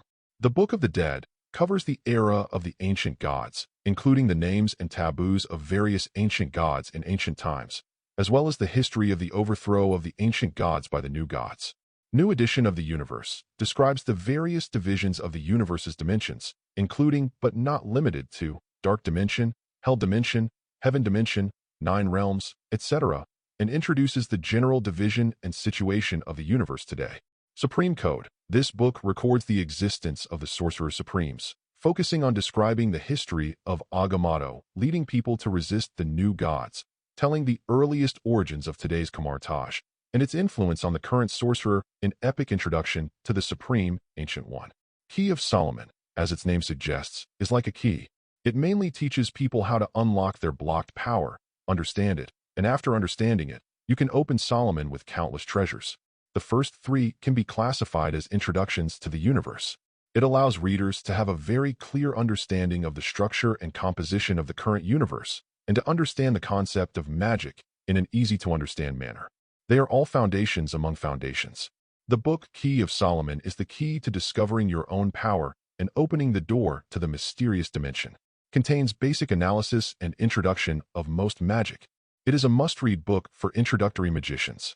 And the last one is called the Book of Cagliostro, also known as the Book of Time. It is a forbidden book that talks about time, understands time, and uses time, and includes many time-related spells and forbidden arts. It can be called an artifact. It's an existence that the newbie magician can't understand at all. Only the Sorcerer Supreme of all generations can understand its meaning. From these things, it is not difficult to see that Ancient One magician still has not given up the idea of letting Mou succeed Sorcerer Supreme. He accepted this love. But the position of Sorcerer Supreme will not be accepted. Bind yourself to a certain position for hundreds of years. At least Mayo can accept it now. Maybe he can be a godfather to the next Sorcerer Supreme or something. Will help Kamartaj when he's in trouble. Doing this is probably enough. After all, the books given to him by the Ancient One magician were indeed of great help to him. Any enmity must be avenged, and any kindness must be repaid. This is one of his rules. The Dark Plane Gene engine started, recorded the contents of the first 4 books separately, and began to analyze them. After doing all this, Mou waved his hand and put away the rest of the books. He picked up the Book of Cagliostro with one hand and looked at it carefully. It doesn't matter if he doesn't understand the language. His sharp eyes will automatically translate the words that come into his eyes into content that he can understand. Simple and convenient. You don't even need Google Translate. While Mou was looking at it in a trance, there was a sudden knock on the door from behind. Exiting the world in the book, MOU glanced at it and thought, and the door opened automatically. Tony, who was raising his hand to continue knocking on the door, was stunned for a moment, then looked into the room. You're a pretty laid-back guy. When he saw Mo Yoji reading a book on the recliner, Tony took off his sunglasses and walked into the room complaining. What are you reading so fascinatedly? Fashionable Girls Weekly? I just haven't read the new issue. Why don't you give me a look? There was a snap. Mayo closed the book directly, turned around, and said, You can't look at this thing for now. Unless you plan to be involved in a more troubled world and take on greater responsibilities. What? Tony was stunned for a moment, squinted his eyes, and looked at the extremely ancient-looking book in Mayo's hand, then looked around, turned around with great skill, and took out a bottle of whiskey and 2 wine glasses from the wine cabinet. If you don't want to read it, don't read it. I already have a lot of troubles, and I don't want to cause more trouble now. Can I drink this? Although he seemed to be asking questions, his hands kept moving. He had already completed the actions of opening the bottle and pouring the wine. He even took a sip and handed another glass of whiskey to MOU. Mayo rolled his eyes and raised his hand to take it. You're not polite at all. I thought we were already good friends. Tony shrugged. Isn't it? That's right. MOU didn't refute. We are all members of the same group, and in terms of relationship, it is much better than outsiders. You came alone today? Miss Pepper didn't follow. Definitely a person. Tony adjusted the S***T's suit and sat gently on the sofa. I don't want Pepper to get involved in these troubles, so I came to you alone. Since the death of his parents and butler JRVS, Pepper has been the only person who truly cared about him and entered his heart. He cares about the other person very much, so he doesn't want to get her involved in these dangerous things at all. Before, he had no choice. But it's different now. Mayo roughly guessed Tony's purpose and immediately said, So, you want me to be a thug? Just take it as such. Tony took a sip of the whiskey in his hand and took a deep breath. As much as I didn't want to do it, he made it impossible for me. Do you know? I have obviously announced the closure of the Stark Arms Industry Department, but my company is still selling weapons to the outside world. Can you guess how I felt when Kristen threw the photo in my face? Those butchers are still using the weapons I made to protect civilians to kill innocent people. I know who did it. But I've been kicked out for the time being, and I can't solve it in the most legitimate way. Even Rod didn't want to believe me, saying I had some kind of post-traumatic stress disorder and asked me to see a psychiatrist. Shit, am I not clear about my situation? Duh. Chapter 11. Tony. After listening to Tony's words, Mayo did not refuse clearly, but just smiled and said, The price for asking me to take action is very expensive. I'll pay you whatever it takes. Tony said without hesitation. After you kill Stan, everything he owns will be yours, plus 10% of Stark Industries. I personally owe you another favor. Listening to the reward given by Tony, Mayo was stunned. He holds 5% for himself, and Stan holds 25%, plus an additional 10% from Tony. Good guy, his personal shareholding has reached an astonishing 40%, directly becoming Stark's largest shareholder. Even though the market value of Stark Corporation has declined due to the closure of its weapons department, it still hovers between 50 billion and 100 billion meters. Holding 40% of the shares, how many billions of meters is that? The minimum is 20 billion and the maximum is 40 billion. A generous act indeed. Give me so much. Aren't you afraid that I will take your place and take your place? MOU said with a smile. Take it if you want it, I don't really care anyway. Tony shrugged and pointed to his head with a smile on his face. As long as I'm here, I can have as many Stark Industries as I want. This damn pretender, but it's true. As long as Tony is still around, he can have as many Stark Industries as he wants. Is this true genius? Admired. Okay. Mayo shook his head slightly. Forget it then. I'll let you work for me. Tony was stunned, and the corner of his mouth twitched. Shit. You still want me to work for you? Can't you? Mayo spread his hands. Impossible. Tony shook his head without hesitation. Absolutely impossible. But I am the major shareholder. MOU said with a smile. I hold 40% of the shares. You think too much. Tony's lips curled up slightly. It's only 40%. I still have 39% in hand. Pepper still has 10% in hand. And now only 11% of the scattered shares are outstanding. It's mine. It's still mine. I'm still the boss. Is there any difference? As long as you are happy. MOU slowly stood up from the recliner. Okay. When are you going to do it? Don't worry about other things. But Tony rarely owes favors. His brain alone was enough for Mayo to take the initiative. You know, in the MCU, Tony is the only existence that is cursed by knowledge. In the comics, Tony even has the setting of holding the ego gem. There is no doubt that Tony is an all-round talent. Whether it is engineering, biology, astronomy, or even quantum physics, there are few fields that Tony has not touched upon. For the time being, there is only the difference between being proficient and not being proficient. But this is only temporary. As long as Tony wants to, he can become the top being in any field at any time. Either way, it's a glimpse of Tony's intelligence. He is indeed a one-of-a-kind genius. With just 1 point, Mayo had no reason to refuse. I have single-handedly destroyed a group of terrorist bases and destroyed weapons sold by the Ministry of Industry. Tony got a glass of whiskey and said in a deep voice, I need to get the list of sales of weapons, but the company's server is independent. JRVS cannot be hacked remotely. I need you to help me get the list, and then I will come forward to destroy it. I had no choice before. Only Pepper, you can help me, but it's different now. In addition, Tony's tone paused, as if he was hesitating something. Mayo, who probably understood what Tony was thinking, shrugged. You are responsible for destroying the weapons and leave the rest to me. He and Stan also had some personal grudges. This time it will be solved easily. Then let's do it now. Tony had just stood up, and before he finished speaking, the voice of JRVS suddenly sounded in the earphones. Sir, Mr. Stan cut off the power supply to the villa area 1 hour and 30 ago, broke into your studio, and snatched the arc reactor you replaced. I was able to restart it with the help of Ms. Pepper, and we will notify you of this as soon as possible. What? Tony was stunned and said anxiously, JRVS. Where's Pepper? Is she okay? When Mr. Stein broke in, Ms. Pepper was hiding on the 2nd floor, undetected and safe. Tony secretly breathed a sigh of relief. I understand. JRVS, tell Pepper not to go out, and I will take care of the rest. I'm sorry, sir.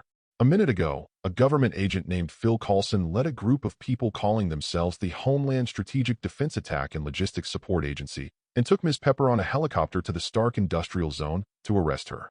Stan. These bastards, Tony yelled angrily.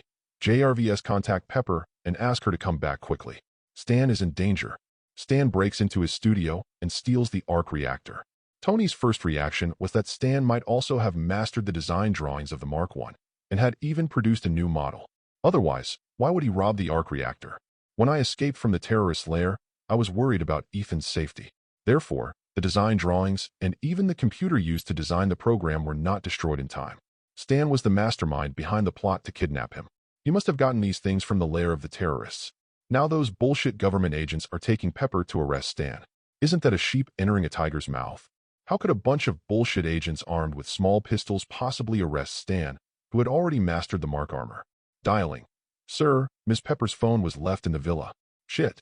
Tony's face suddenly darkened. It really happened that the house was leaking and it rained all night. Very unlucky. Those damn agents won't come sooner or later. To take Pepper away at this time? I think the plans need to change. Tony took a deep breath and turned to look at Mayo with red eyes. Mayo, please help me protect Pepper, Stan. I will solve it myself. Originally, he still couldn't bear to attack Stan. But now that Pepper's safety has been endangered, Tony can't care so much anymore. He couldn't tolerate anything happening to the people around him. Absolutely not. It's a small matter. Get it done right away. Mayo smiled slightly. The dark plane gene engine starts and locks Pepper's location. Raising his hand and snapping his fingers, a golden portal opened beside him. The next moment, Pepper, who was sitting on the helicopter, was directly brought over by the portal. Before the agent on the other side could react, the portal closed instantly. Oh my God. The momentum that hadn't disappeared yet caused Pepper to stumble and crash into Tony's arms. Pepper. Tony quickly reached out and hugged her. Pepper, who was a little dizzy from being hit, looked up, and what caught her eye was Tony's worried expression. Tony. Chapter 12. How is this going? Wait, I'm not on a helicopter? Now this is... Pepper covered her head, confused for a moment, but then she realized. Tony, listen to me, Stan. Don't worry. Tony raised his hand and patted Pepper on the shoulder, saying softly, Don't worry, I know it's okay. I'll take care of the rest. Don't worry, there's no danger. Trust me. Then, Pepper seemed to be a little incoherent, and gently rolled her hot cheek. After noticing the presence of someone else next to him, he subconsciously pushed Tony away, put his hands on the hair on his face, and said with some embarrassment, Please ask. Hello, Miss Pepper. Mayo stretched out his hand with a smile on his face. First time we meet. My name is Mayo, just an inconspicuous small shareholder. Hello, Mr. Mayo. It's an honor to meet you. Pepper extended his hand to shake it symbolically, then turned to look at Tony subconsciously. Mayo, one of the shareholders of Stark Industries, originally held 2% of the shares. After the Stark Industrial Weapons Department was closed, he acquired scattered shares and now holds 5% of the shares. She still knows these basic information. What she doesn't know is, when did Tony and Mayo have such a good relationship? And it looks like Tony is visiting? In addition, is what happened just now related to Mr. Mayo? Bringing her straight out of a helicopter or something, it was magical. He is not a small shareholder, Tony shrugged. We'll talk about these things after we get back. It's safe here. You wait here for us to come back. Don't follow any bullshit agent again, okay? I will explain all this to you in detail when I come back. Oh well. Pepper pursed her lips and nodded heavily. Who made you my boss? I listen to you. But you must pay attention to safety. Don't worry, Tony nodded with a smile and pointed at Mayo. I have a top expert here. He can handle any danger, and he will be fine. Mayo secretly rolled his eyes. Is this the elegance of Party A? Although I know this is Tony's excuse to comfort Pepper. Well, but thinking about the fact that Tony was going to work for him next, Mayo felt a lot better. Hey, don't worry. Tony turned his head and rubbed his hands. That move just now should be able to send me back to the villa, right? The second generation of his Mark armor has just been developed. The third and fourth generations are just first drafts. The portable armor currently only has one folder created.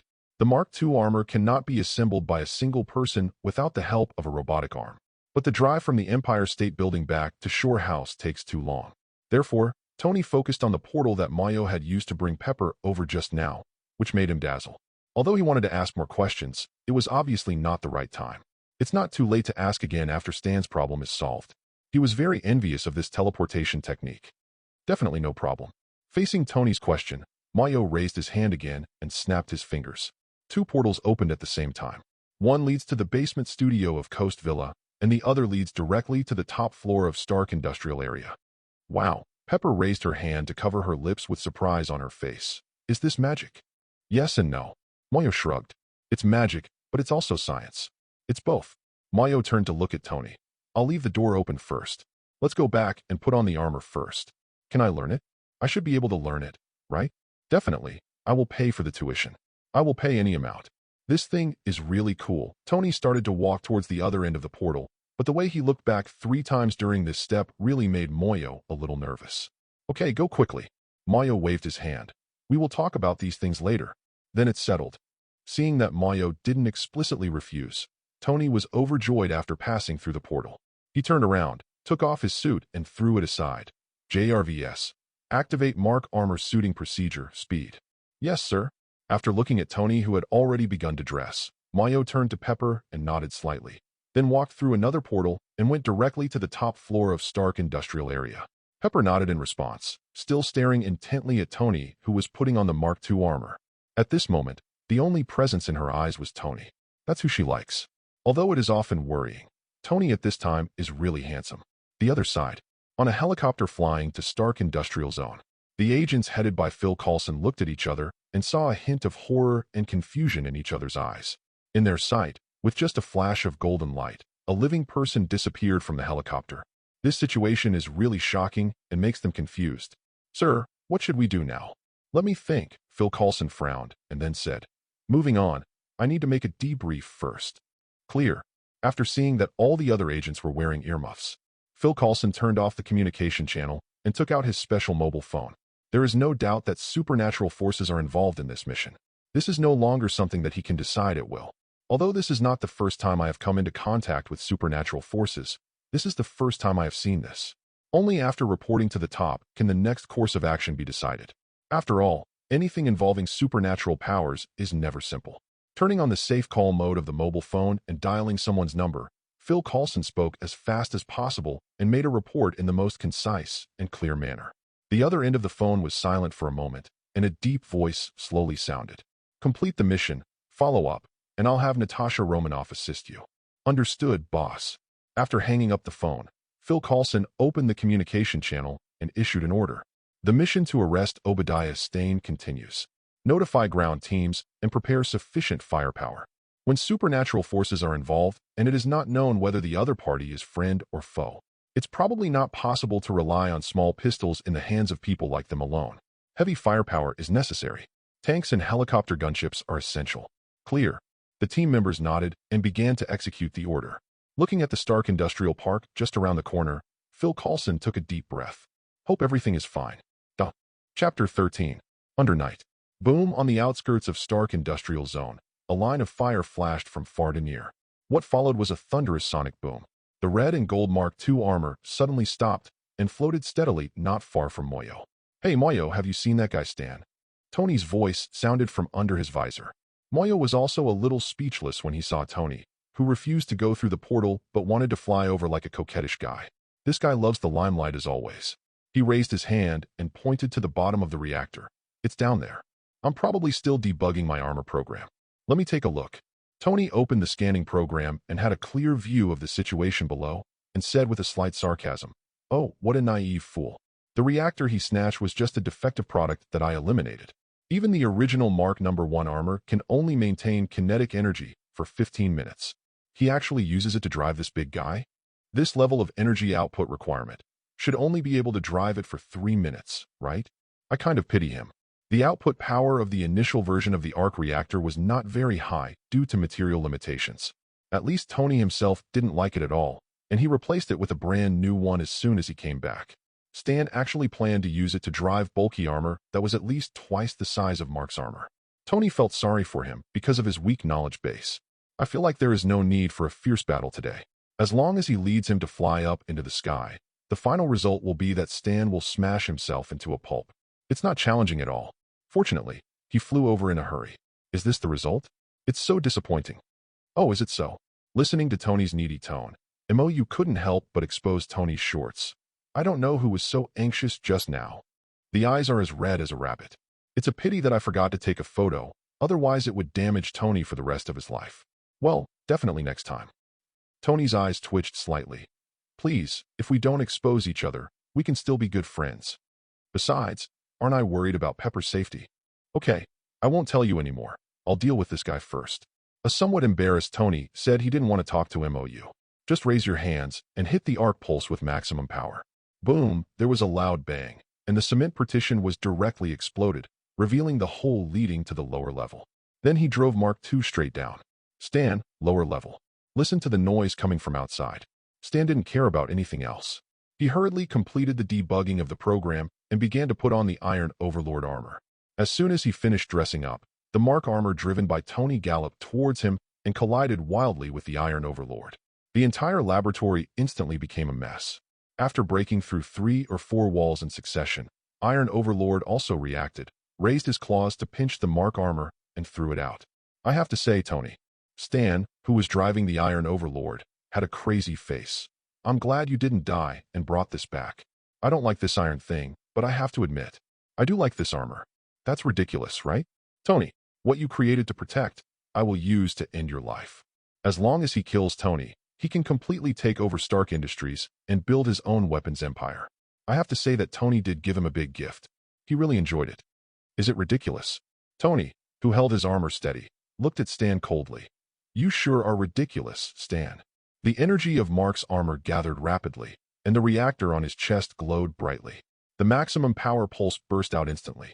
Iron Overlord, who was completely unable to react, was hit by this powerful energy. The armor in front of him was broken into half, and the huge body was sent flying backwards by the terrifying force.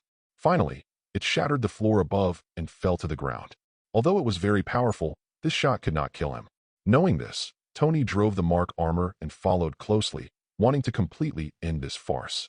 However, Iron Overlord's reaction was also very quick.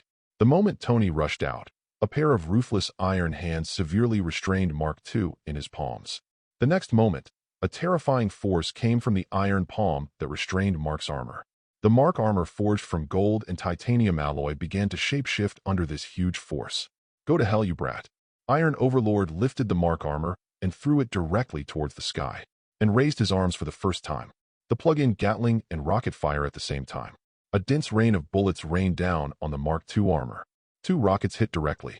Boom! The terrifying impact of the rockets made Tony unable to hold his armor steady, and he was forced to the top floor. The Mark armor, which was full of bullet marks and turned a little dark, fell upright not far from Moyo. TSK, who said it wasn't challenging at all just now. You seem a little too embarrassed, Tony. Imoyu held the camera with one hand and took a picture of Tony's embarrassing scene. Great, +1 for Tony's dark history. Shit. Tony, who was half lying down, looked at Mayo, who was taking pictures with black lines on his head. He raised his hand and slammed it on the ground, turned over and stood up, and said unyieldingly, "It's just a moment of carelessness. I'll fix it right away and show you." A mere useless piece of trash actually made him so miserable. You have to call it back beautifully. Otherwise, this will really become a dark history that he cannot wash away. Then I'll wait and see. Mayo shrugged, unable to comment. Actually, Tony doesn't have to fight Iron King. After all, the opponent's reactor is the first generation, its energy output is not high, and it is about to bottom out. After waiting another minute and a half, the Iron Overlord will be the fish waiting to be slaughtered on the chopping block after the energy is exhausted. Unfortunately, Tony said he wanted to show off his skills. You have to play close combat with a player who is obviously a strong player. Use your own shortcomings to attack the other's strengths. Although it seems a bit unwise at the moment, but in the long run, these seem to be part of the process of growth. Only by knowing your own shortcomings and recognizing your shortcomings can you strengthen and make up for them in the future and become stronger and stronger. From Mark 1 to Mark 85. From being injured even when faced with light firepower, to taking first blood from the Mad Titan, and finally to using 6 infinite rough stones to snap his fingers. Tony, isn't this how you got here step by step? Duh. Chapter 14. After Tony got serious, the ensuing battle became extremely brief. Although it was still a close combat, Tony made good use of his own advantages and the opponent's weaknesses. In just 3 confrontations, one removed the opponent's external weapons and the other destroyed the opponent's optical transmission. The final blow was to crush the #1 reactor in the Iron Overlord's breastplate, completely causing the Iron Overlord to lose all power. You lose, Stan, spend the rest of your life in jail. Throwing away the residue belonging to the reactor in his hand, Tony ignored Stan's unwilling roar after the failure and turned around and left with an indifferent expression. Sometimes, keeping a person alive is more torture than killing him. This is Tony's final punishment for Stan. See, I said I could handle it easily. Flying to the top of the building, Tony took off his mask and looked at Moyo with a proud face. It's indeed good. Moyo smiled and nodded. There's nothing for me to do next, so I'll go back first. Hey, wait. Tony grabbed Mou, who was about to leave. It's okay for you to be watching the show next to me. Now it's not appropriate to leave like this. Isn't it appropriate? What's inappropriate? Moyo spread his hands. Didn't you say that the plan changed and you only asked me to protect Miss Pepper? Stan, did you solve it yourself? I have good protection for Miss Pepper. You can only handle other matters by yourself. Tony raised his hands to cover his face and complained, Okay, it's really yours. Although this is indeed the case. But this guy's process of doing things is really too easy. When I thought of it, the other party just waved his hand and opened 2 doors. In addition, after watching a scene, he can take away 35% of Stark Industries' shares from his side. He even got a favor from himself. Tony always felt like he was being taken advantage of. But, forget it, just hope Pepper is fine. And isn't that what the real world is like? People with strong abilities can often make large amounts of wealth just by using their brains and waving their hands. As for the people at the bottom, even if they work extremely hard, they only have enough food and clothing. Mayo is undoubtedly the former. There really is no wrong title in the group. Kamigawa Warrior Mayo. I don't know where this guy's limit is. It seems that we need to find time to get to know it better. You're in trouble. Mayo turned around and looked at the landing armed helicopter and the members of SHIELD heading towards the roof and said, I'll go back first. I don't want to see these people. By the way, do you need to ask Miss Pepper to come over? Definitely. Tony nodded when he heard this. She is my right-hand assistant.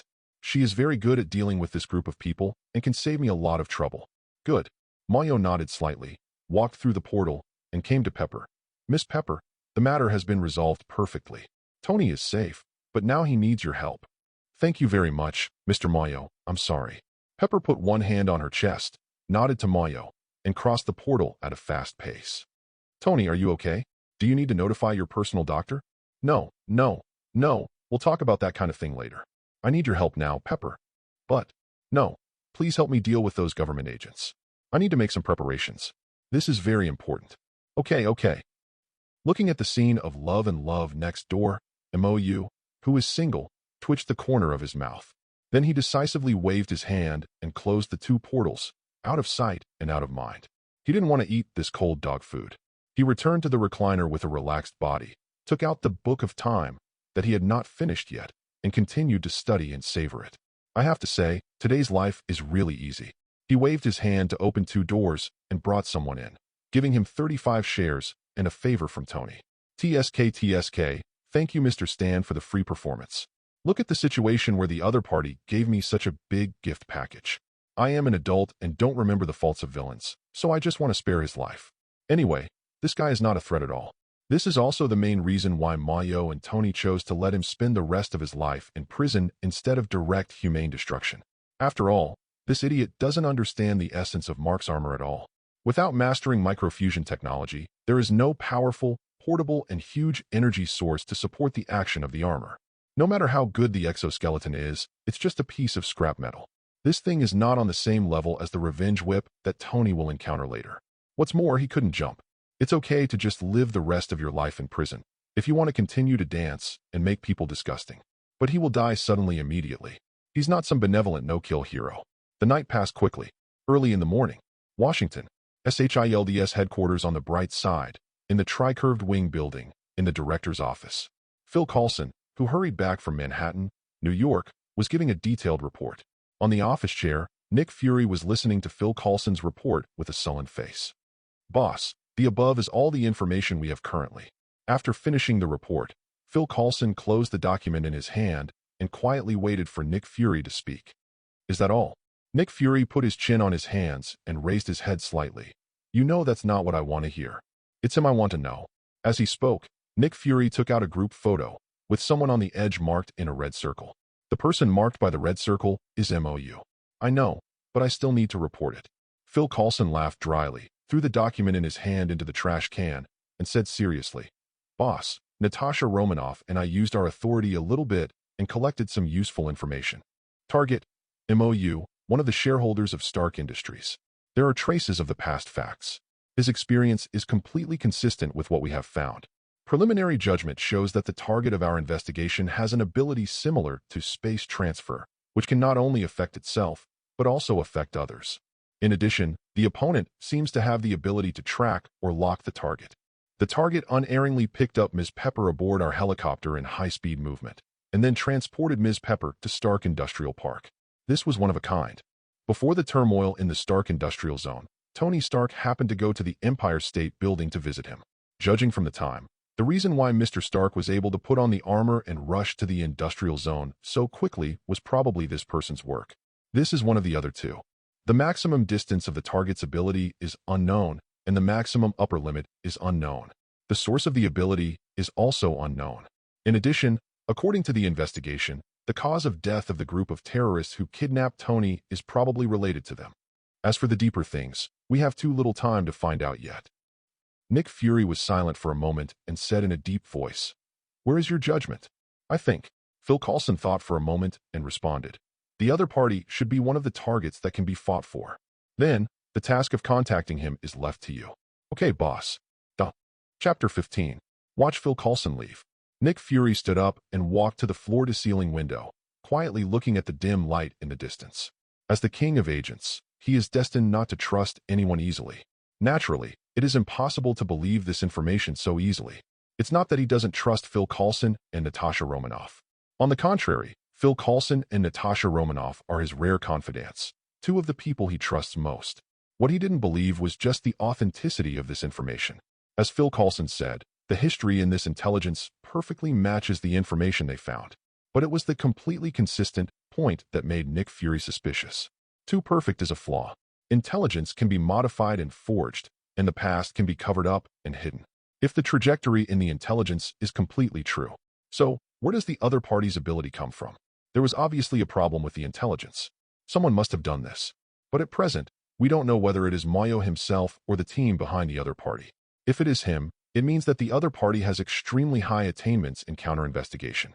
He has the ability to easily cover up his past and disguise himself as an ordinary person. If it's the latter, so where did this team come from? Why can't Natasha Romanoff and Phil Coulson's ability find cobweb horse traces? Nick Fury even suspected that Moyo was not from Earth. After all, he is someone who has come into contact with alien civilizations, and he also knows that there are some supernatural beings in alien civilizations. Aren't Captain Marvel Carol and the Skrulls the best examples? He would never forget the Skrulls' almost perfect disguise. He will also not forget Carol's powerful fighting power. Now this MOU appears from nowhere. Will it be from Earth? If not, where did he come from? What is the purpose of contacting Tony Stark? You had obviously hidden it so well before. Why did you choose to expose it now? A series of questions troubled him. It's just that he didn't reveal these thoughts to Phil Coulson, but kept them in his heart. He even chose to let Phil Coulson contact MOU. Even if he is the king of agents, he is only a mortal and will make mistakes sometimes. Maybe he was worrying too much? If Phil Coulson is successfully recruited, that would be the best. Failure only proved that his guess was correct. It would be better if Phil Coulson could dig out some details about the opponent. But this is not enough. Nick Fury raised his hand and pressed his ear curtain and connected to someone's communication. Natasha Romanoff, find a way to enter Stark Industry and contact Tony Stark. I need you to find out his situation. Also, by the way, see if you can get relevant information about MOU from Stark. Currently, he is the only one who has been in contact with MOU. The relationship between the two of them should be good. Clear. The next day, press conference scene. Hey man, are you really not coming to my press conference? Forget it. I won't steal your limelight. As if you stole my limelight. Isn't it even more appropriate to go? What you said makes sense. Okay, after the press conference is over, do you want to come to my villa to play? I'm super interested in your portal. If you can use this technology on my Mark armor, I probably won't need a robotic arm to assist with dressing. We'll talk about it then. Anyway, I have time. Let's talk now. The only thing I want to know now is, how much can I buy this thing for? Money? Money doesn't work for this thing, so I'll hang up first. Looking at the communication that had been hung up, Tony suddenly felt a headache. It seems so. He was not short of money, but if he had money but couldn't spend it, he would be a bit muggle. He also knows that technology that transcends eras, or magic, is indeed not something that can be measured in terms of money. But wouldn't this render one of his greatest advantages completely useless? Should I use my own personal charm? That guy Mayo doesn't seem to be following this either. As for what else besides money, his bright mind is probably all that's left. But this thing is not worth exchanging. A bit of a headache. Forget it. Let's talk in detail after inviting MOU to the villa as a guest. There's no point in thinking too much now. Have you experienced it now? Pepper, who was arranging Tony's appearance, had a smile on her lips and teased softly. Experience what? Tony turned his head slightly, curious. Money can't buy you what you want. Pepper laughed. That's... Tony shrugged. I did experience it, and it felt very bad. He had never tasted this feeling before. But now I experience it. There are many things in the world that money cannot buy. He wasn't so stubborn before. But now, even if there is a south wall in front of him, he has to try to hit it. Luxury houses, sports cars, beauties. Mayo will never lack these. Power? Mayo doesn't look like someone who is greedy for power. Otherwise, with his ability, he would have a lot of power. You have to find another way to impress him. As for whether Tony's goal is the teleportation technology Mayo showed, that's really hard to say. Maybe only he knows. With the speech and testimony prepared by Phil Coulson, Tony stepped onto the podium with a calm expression. Another side, Mayo, who was sitting on the recliner, also rarely put down the book of time in his hand. His eyes were fixed on Tony's performance on the TV. The curtain on the MCU has been completely opened from today on. Many things hidden in the dark side will gradually surface. This world will soon become troubled. Along with Tony's words, I am Iron Man fell. There seems to be new movement in the group chat that I haven't followed for several days. Tony on the TV seemed to be stunned for a moment, obviously in a trance. Moyo also shifted his attention. At this moment, the group was becoming a little lively because of a certain notification sound. Ding, group member, Playboy Stark, has been renamed Iron Man Stark, hereby notified. Pioneer Star, good guy, you can actually change your name? I do not know how. At Iron Man. Tony, how did you do that? I'm a little curious. Slime Rimuru, wow, I'm so biased. I obviously wanted to change my name before, but I couldn't do it at all. At Iron Man Tony, can you tell me if it's convenient? Traveler. Ing, same question, at Iron Man Tony. Iron Man Tony, I'm sorry I don't know. I just held a normal press conference, and then suddenly changed my name. This is not what I wanted, although I didn't like it very much either. That's it. Do you want to ask the magical Mr. Moyo? I always had a feeling he would know something. Traveler. Ing, it makes sense, at Warrior. Moyo, please give me the answer. Pioneer, Star, it makes sense, at Warrior. Moyo, please give me the answer. Slime Rimuru at Warrior. Moyo, please, I really want to know. Kamigawa Warrior. Moyo, Chapter 16. Tony's group name changed. This is something Moyo didn't expect. Completely unexpected. However, this is already the case. As for the reason, Imo, you probably knew it. Warrior Kamigawa, Mayo, forget it, boss. But I have some guesses about Tony changing his name. I don't know if it's right or not. Do you want to hear it? Traveler. Think. Pioneer Star. Think. Iron Man Tony. Same idea. Slime Rimuru. I really want to know, okay? Please, don't worry. Kamigawa Warrior. Mayo. Well, the reason why Tony's title was changed must be that the title of Iron Man has been recognized by the group. The only thing I can think of related to it is the word beginning. Iron Man Tony. The beginning? Ignoring the crazy reporters and the dark-faced roads next to him, Tony walked off the stage, frowning slightly. Some time ago, he gained a lot of relevant knowledge through a surprise attack. He had some vague guesses about the beginning that MOU mentioned. Pioneer Star, I probably understand. The initial meaning is that the world you are in has begun to get on the right track. Just like when I woke up from the Black Tower space station, a star core and a phosphor seal were implanted in my body. Wake up in the middle of the night, catch Paimon in the sea, Rimuru meet the storm dragon, accept the name and walk out of the cave. Traveler. So, is this beginning the beginning of the story? Iron Man Tony. In other words, the storyline of our world has begun. Pioneer Star.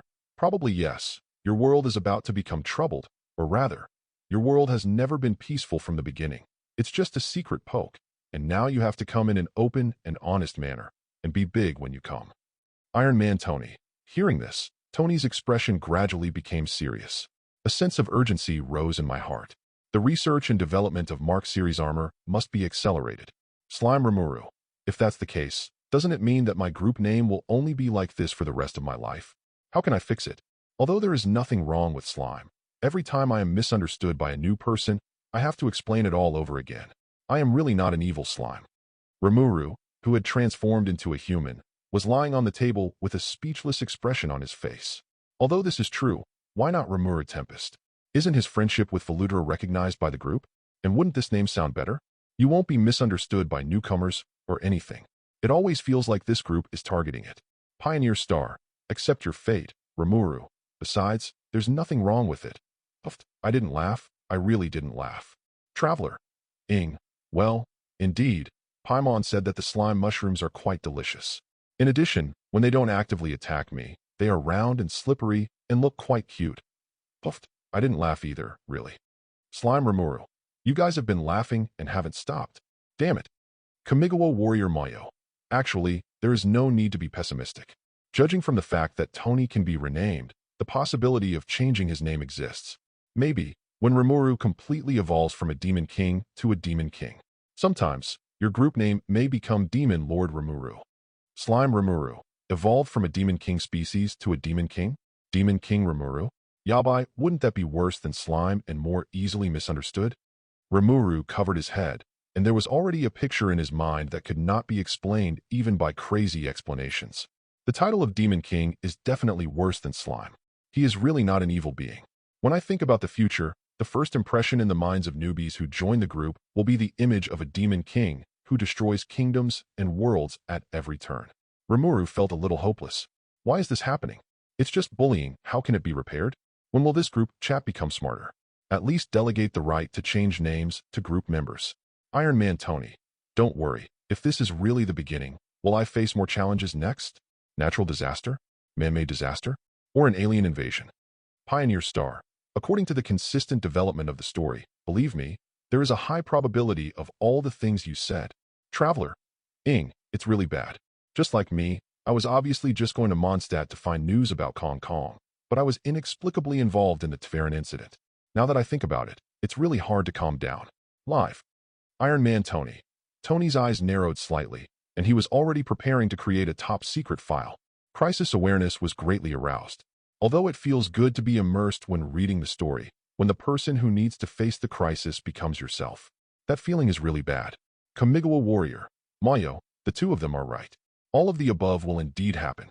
Some involve the safety of a country, some involve the safety of all mankind, and some involve whether the Earth can still exist, and there may even be consequences. Events across the universe. Only disasters you can't imagine will happen. The real catastrophe is the Dark Elves, Thanos, Ego, Dormammu, the Celestials, and the possible appearance of Kong the Conqueror. Compared with these, the little losers like Snake and Shield are simply the scum of scum. Traveler. So, The smallest crisis you will face next is a disaster of the level that is enough to destroy a country? Kamigawa Warrior. Mayo. That's not a big deal. This is already considered a catastrophe. Traveler. Ing. That's it. That's not so bad. Trailblazer Star. Isn't it bad? Ing. You are happy too early. Although there are some evil forces here who often destroy civilizations, blow up planets, destroy galaxies, etc., the crises that affect the entire universe are actually not too many. If Tony and Mayo's world is similar to mine, then I can only say it's terrible. In her world, there is a dark matter army under the command of the star god Nanook. Isn't that what you do? It destroys the main body of civilization at every turn, destroys planets at every turn, and even has the army of the Lord of Extinction burn down an entire galaxy. She could fully imagine the despair she felt as a target of destruction. Traveler. Ing. Then, you have to be extra careful. When I think about the frequent occurrence of disasters that can affect the entire country, even the entire Teyvat, and even the infinite universe, Ingmei felt a little shuddering. Iron Man Tony. Tony said he was numb. This is really a hellish world. Duh. Chapter 17. Mark II is not enough. Tony, who was driving his luxury car back to his beach villa, frowned. I am constantly thinking about the future development of the Mark series armor. If today is the beginning of everything, then there will definitely not be much time left before the disaster comes. 1 year? 2 years? 3 years? Or just a few months? We really have to face the kind of disaster that can affect the entire Earth, and even the entire universe. The Mark series armor needs to be powerful enough. Moreover, just arming yourself with Mark armor is not enough. After all, he is only a human being and his hands are not long. If possible, he wants to create a powerful enough Iron Legion. Use this as the external defense line for the entire Earth. But if you want to create that number of Iron Legions... Huh. Tony grinned. I didn't expect that there would be a day when I didn't have enough money. The total cost of the Mark II is about 100 million to 150 million gold. Even if you save costs and only retain the most basic combat capabilities, the cost of a set is at least 30 million to 50 million meters gold. If expanded into a legion, the number should be at least 1,000 and more than 5,000. According to the maximum budget, approximately 250 billion funds are needed. This is without counting price increases. The current total market value of Stark Industries is only about 150 billion, although there will definitely be growth in the future. But where does he have so much liquidity now? However, precisely because of this, Tony has enough motivation. It has to be difficult to be considered a challenge, isn't it? Besides, he is not alone. That guy Mayo is mysterious, and he must know a lot of supernatural power holders. After all, you won't be alone. However, the worst outcome still needs to be considered. You cannot fight an unprepared war. Maybe you need to invite MOU to your home a little earlier. I must re-understand the world through MOU. Unknown things, mysterious things, seem to be far beyond his knowledge. Why are you so excited all of a sudden? The roar of engines echoed across the valley. The coastal villa is already within easy reach. Traveler. Ing. Although I know that your world is in trouble, it seems that we can't help. It's a pity. Pioneer Star. Yes, it's very strange. It's obviously a group that can connect different dimensions and worlds, but there is no option for world teleportation, no store, and no points. It seems very useless. Slime Rimuru, I wholeheartedly agree with this. I really want to play in your world, but unfortunately, I don't even give you a chance to meet. Traveler. Ing. Photo.jpg, photo.jpg, I can only send you some scenery pictures to satisfy your craving. Slime Rimuru. It's useless to look at plums to quench my thirst. It will only make me more greedy.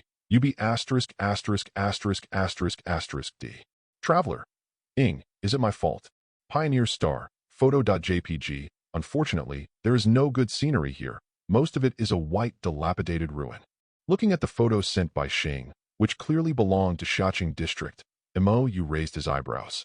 Kamigawa Warrior MOU. Shing, didn't you set off to Yongdong Ridge to seal the Star Core? Why did you go to Shaching District again? He has already warned Shing. Logically speaking, the development of the story should be somewhat different. But now it seems like something weird has happened. Pioneer Star. Well, it's a long story.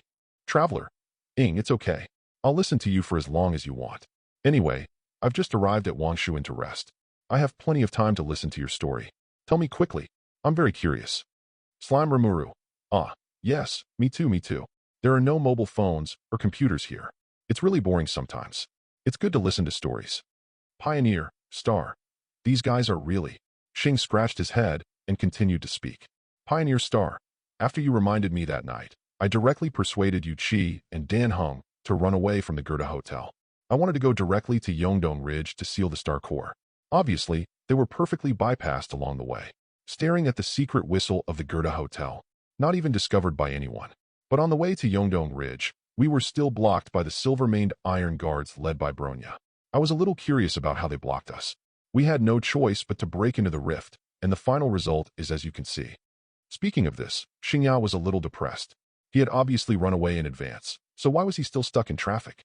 Is it possible that Cocolia also has the ability to foresee the future? Traveler. It's indeed a bit strange. Are there secret whistles and eyeliners that you haven't noticed yet? Pioneer Star. Impossible, absolutely impossible. Even if March Chi and I are unreliable, Dan Heng is absolutely reliable. There is no way there is a secret whistle that he has not discovered. Slime Rimuru. Maybe that biggest guardian has a special ability to locate your location or something. Pioneer Star. Well, yes, Rimuru's statement is more reliable. After all, we know nothing about this greatest guardian. Maybe she really has the ability to locate our location. Kamigawa Warrior. Moyo. Xing. Have you ever thought that the problem is actually you? Trailblazer Star, huh? On me? What can be wrong with me? Wait, Moyo, are you talking about that? Kamigawa Warrior. Moyo, it's just what you think.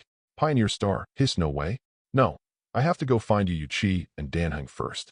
GZ and Uncle Yang must be notified of this matter. Dive. After the words fell, there was no more movement from Xing in the group. Apparently, he was busy with work. But at this moment, the group was still not quiet. Slime Rimuru. Hey, are both of you guys Riddlers? Speak clearly. **** Cole. I hate the Riddler the most. Traveler. It's so fun. Well, it's better to explain such an important thing clearly, right? Iron Man Tony. Same question. Slime Rimuru. Good guy, so you've been peeking at the screen? Iron Man Tony. What is screen peeking? I just don't have time to speak, but I'm listening carefully. After all, how can I be spared such a fun thing? Traveler.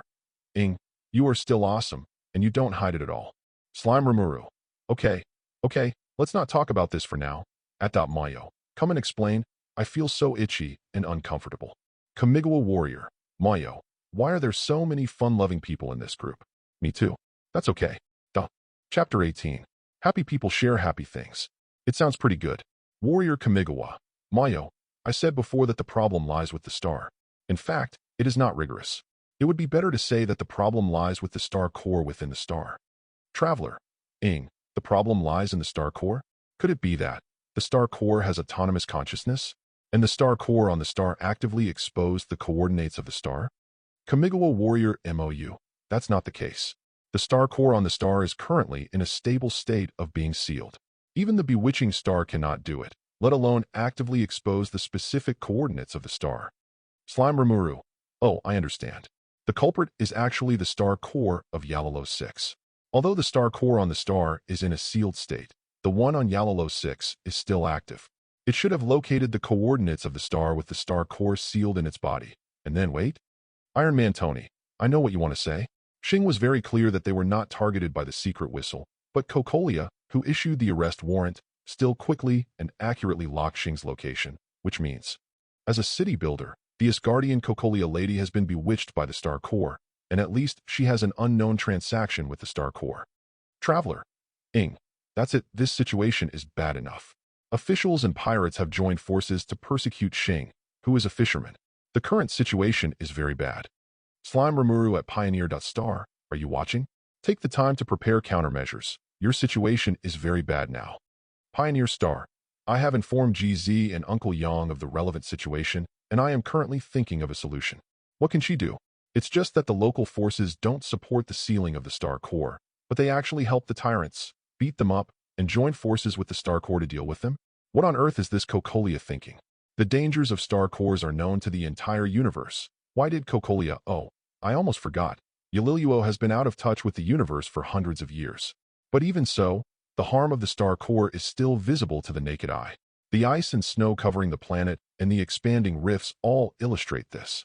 Could it be that Cocolia was really bewitched or even controlled by the star core? Has he become a puppet of star core? Thinking of the murmurs that have popped up in my mind from time to time in the past 2 days, Xing's eyes suddenly became a little complicated. If that level of babble continues day after day, Even if you are not bewitched, it is still a great mental torture. Belowberg's greatest guardians. Even under such circumstances, will Belowberg continue to this day? He lowered his head and looked at the various information described by Uncle Yang and GZ in the group. Xing frowned slightly. Belowberg's situation seemed to be much more serious than he imagined. Traveler. Ing. The person in power turned into a dragon or something, and I suddenly felt sad. Iron Man Tony. It is commonplace and has long been used as a strange thing. The things that those in power have to consider are never on the same line as ordinary people. Slime Rimuru. Sure enough, I'm still not good at thinking about these issues, so I chose to give up. Kamigawa Warrior Moyo. You can't give up, Rimuru. Don't forget, you are in power now too. Think about Tempest. Think about the monsters that follow you. Think about the children who are growing up day by day before your eyes. If one day, because you, as the person in power, are too naive and kind-hearted, Tempest is burned to the ground, all the monsters who follow you are slaughtered, and everything you cherish no longer exists. Can you imagine that scene? Iron Man Tony. TSK, this is really a top guy.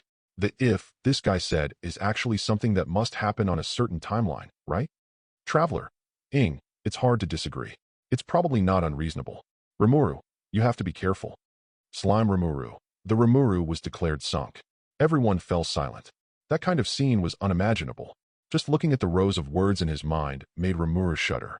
That kind of future, Benimaru, Shuna, Cheyenne, the human beings he cherished died, and Tempest was burned to the ground and turned into ruins. Rimuru remained silent. Mayo is a prophet, a person who has read comics, movies, or novels. Maybe it was because he had a glimpse of the future that he sent out a kind reminder. In other words, in the future, it is possible that Tempest will be completely wiped out and he will be the only one left to survive.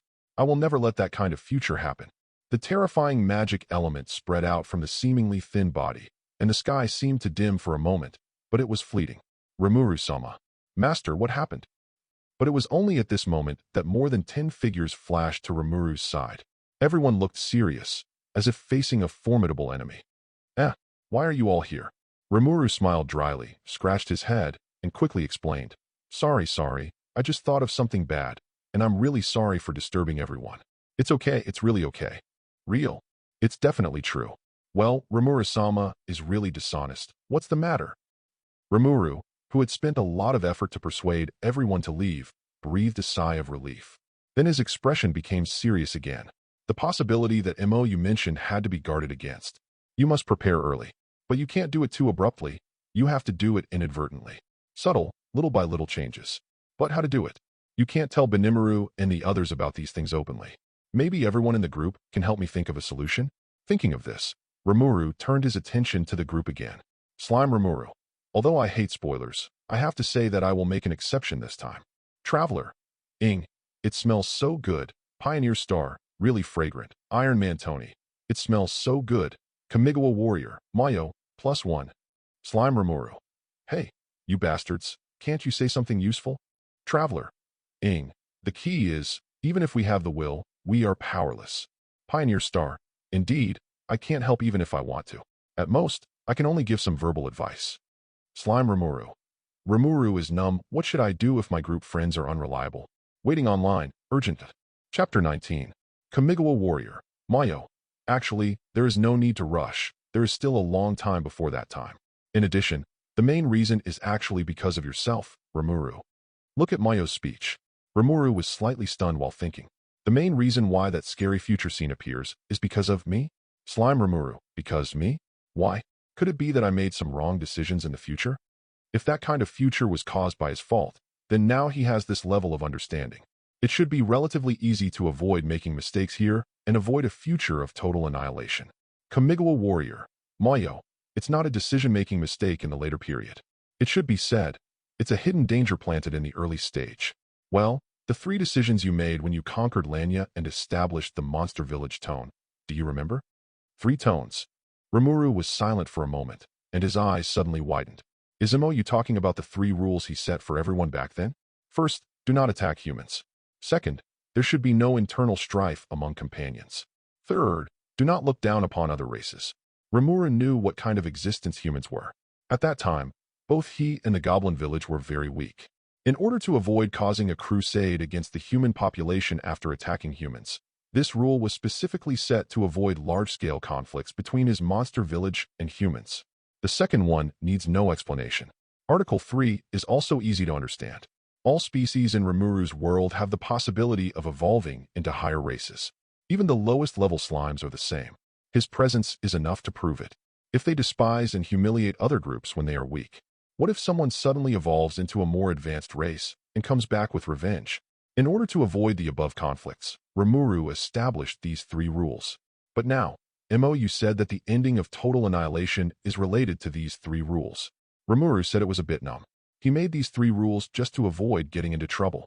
Didn't he expect that the ending of total destruction was also because of these 3 rules? No, that's not right. Based on his understanding of everyone, the possibility of internal strife between companions is 0. The possibility of bullying other weaker races is almost 0. In other words, the problem lies in the first point, not attacking humans. Rimuru was slightly silent. Since these are the rules he has set, based on his understanding of everyone, no one will knowingly break them. In other words, the problem, at least, is not here. A slightly absurd possibility gradually emerged in my mind. Slime Rimuru. 1. Do not attack humans. 2. Do not fight among companions. 3. Do not despise other races. No matter how I think about it, I don't think it can be the second and third items, so, don't worry, the problem lies in the first rule, don't attack humans, right? Kamigawa Warrior. Mayo. The correct answer is that because of the existence of this rule, your friends are almost silently enduring all human behaviors. During a certain period of time after you left Tempest, especially Empest was attacked by a certain force. And because of the existence of this rule, no one resisted, so, you know the result. Slime Rimuru. I understand. Thank you for reminding me. These idiots. Rimuru raised his hands to cover his head and said with a smile and a cry, sometimes, I really hope you don't listen to me so much. You are bullied and don't even fight back. How can you be so stupid? Guy, I have decided that no matter where I go from now on, I will definitely leave a duplication at home. After all, these guys are really silly and cute sometimes. In addition, the content of this article also needs to be revised to a certain extent. Traveler. So, based on the previous content, this first rule may have been misunderstood, right? Pioneer Star. Absolutely. Not attacking humans is probably understood to mean not attacking humans. Iron Man Tony. This rule should be changed. Although I am also a human, it is precisely because I am a human that I understand this group. Humans are sometimes more terrifying than demons. You need to be prepared. Pioneer Star. It really needs to be changed, such as changing it to not actively attacking humans, but you can fight back if attacked, or something like that. Traveler. Agree. Rimuru's starting point is undoubtedly good. In addition, if you need to modify this article, you need to find a better time. Changing orders overnight is one of the most taboo things for those in power. Slime Rimuru. Thank you everyone, I will take care of it. Iron Man Tony. It is necessary to have a crisis response strategy. You cannot wait until something happens before making a decision. That would be a bit late. How about I recommend some books to you? It may be helpful. Private red envelope has been received. Slime Rimuru. Thank you very much, but why is it in English? Iron Man Tony. So you can't read English? If I didn't tell you earlier. Kamigawa Warrior. Mayo, don't you understand English? Slime Rimuru. What? Actually, I only know a little bit. Common words are fine, but a whole book is in English, so I just... Traveler. Let the great sage come up. Are you stupid? Slime Rimuru. Suga, I almost forgot. Hehe. Rimuru immediately devoured several books and gave them to the great sage to analyze slowly. I have to say, great sage is really useful. Traveler. Hey, what do you mean? In reality, having an monster is a bit of a headache. I didn't expect there were people in the group. Pioneer Star. Alas, I also want a great sage. Because of my amnesia, I have a lot to learn recently, and my head is heavy. Traveler. Who doesn't want it? Can you please give me a dozen of such a useful great sage? Iron Man Tony. Together, definitely. Compared to the 2 guys above, Tony actually wants to study this so-called great sage, and then use it to upgrade JRVS. He trusts JRVS more than a strange ability. It would be great if JRVS could become a real artificial intelligence life. Strong artificial intelligence is, after all, just artificial intelligence. You can't even afford the word life. Duh. Chapter 20. Slime Rimuru. Okay, let's not talk about my side. Things haven't happened yet anyway. As long as I take precautions, I can avoid these things from happening. Let's talk about the situation on your side first. Her situation is more urgent than mine. Traveler Ing. That's right. Rimuru's side is what will happen in the future, but the problem on Hoshi's side is already imminent. Iron Man Tony. Unfortunately, we can't help. If you can give me some time to study the Star Core, maybe there will be a solution. Now, I can only say that I can't help. Trailblazer Star. Oh, so Tony, are you actually also a researcher? Iron Man Tony. What do you mean? I'm the top genius, okay? Traveler. Ing. Generally speaking, people who say this are half-assed. Iron Man Tony. Angry.jpg. Seeing this, MOU raised his eyebrows. As a person cursed by knowledge, if the Star Core fell into Tony's hands, he might be able to research something. This guy's mind can't be treated according to common sense. To be honest, Tony's brain is comparable to guys like Big Wolf and Tomcat who can build anything. Kamigawa Warrior. Mayo. Shing, you can let Tony give it a try. If this guy is determined to study something seriously, sometimes unexpected things will happen. Maybe he can really research something. Oh, by the way, if possible, send me a copy as well. I also want to see if I can research anything. Pioneer Star. Well, since I have Mayo's endorsement, no matter what, let's try it. Although I can't directly give you a Star Core to study, I have information about the Star Core here. The one from the Black Tower can be used as a substitute for the time being. There is a Star Core called the Cancer of all worlds in his body, and Shing can't care about it even if he doesn't want to. Although I don't have high hopes. After all, in her universe, countless researchers have studied Star Cores for hundreds of years, but there is no definite conclusion. Even the Black Tower, a member of the Genius Club, seems unable to study the existence of the penetrating Star Core. Tony, can that work? Although he had no expectations, Shing still sent a copy of the data package. What if? Right. Private red envelope received. Iron Man Tony. Okay, got it. Give me a little time, one night at most. Then I will give you a conclusion whether it works or not. Let's dive in first. Kamigawa Warrior. Mayo. Receive the same message. I will also study it all night to see if there will be any results. Pioneer Star. It doesn't matter. I still have one night. Tony did not respond. It seemed that he had already started studying the data about the Star Core sent to him by the Star. Probably because he wants to research something and completely confirm his status as a super genius. 2. You can doubt Tony's other aspects, but you can't question his intelligence. Otherwise, he might really become anxious with you. The other end. After also receiving the data packet from the Star, Mayo's attention also shifted away from the group. Star Core, I don't know what its ingredients are. I'm a little curious. Mayo's eyes flickered, and his fiery eyes were already opened. The data flow and the Dark Plane Gene Engine were connected immediately. The data has been sorted and the data model is being established. Complete the establishment and start calculation. Solving.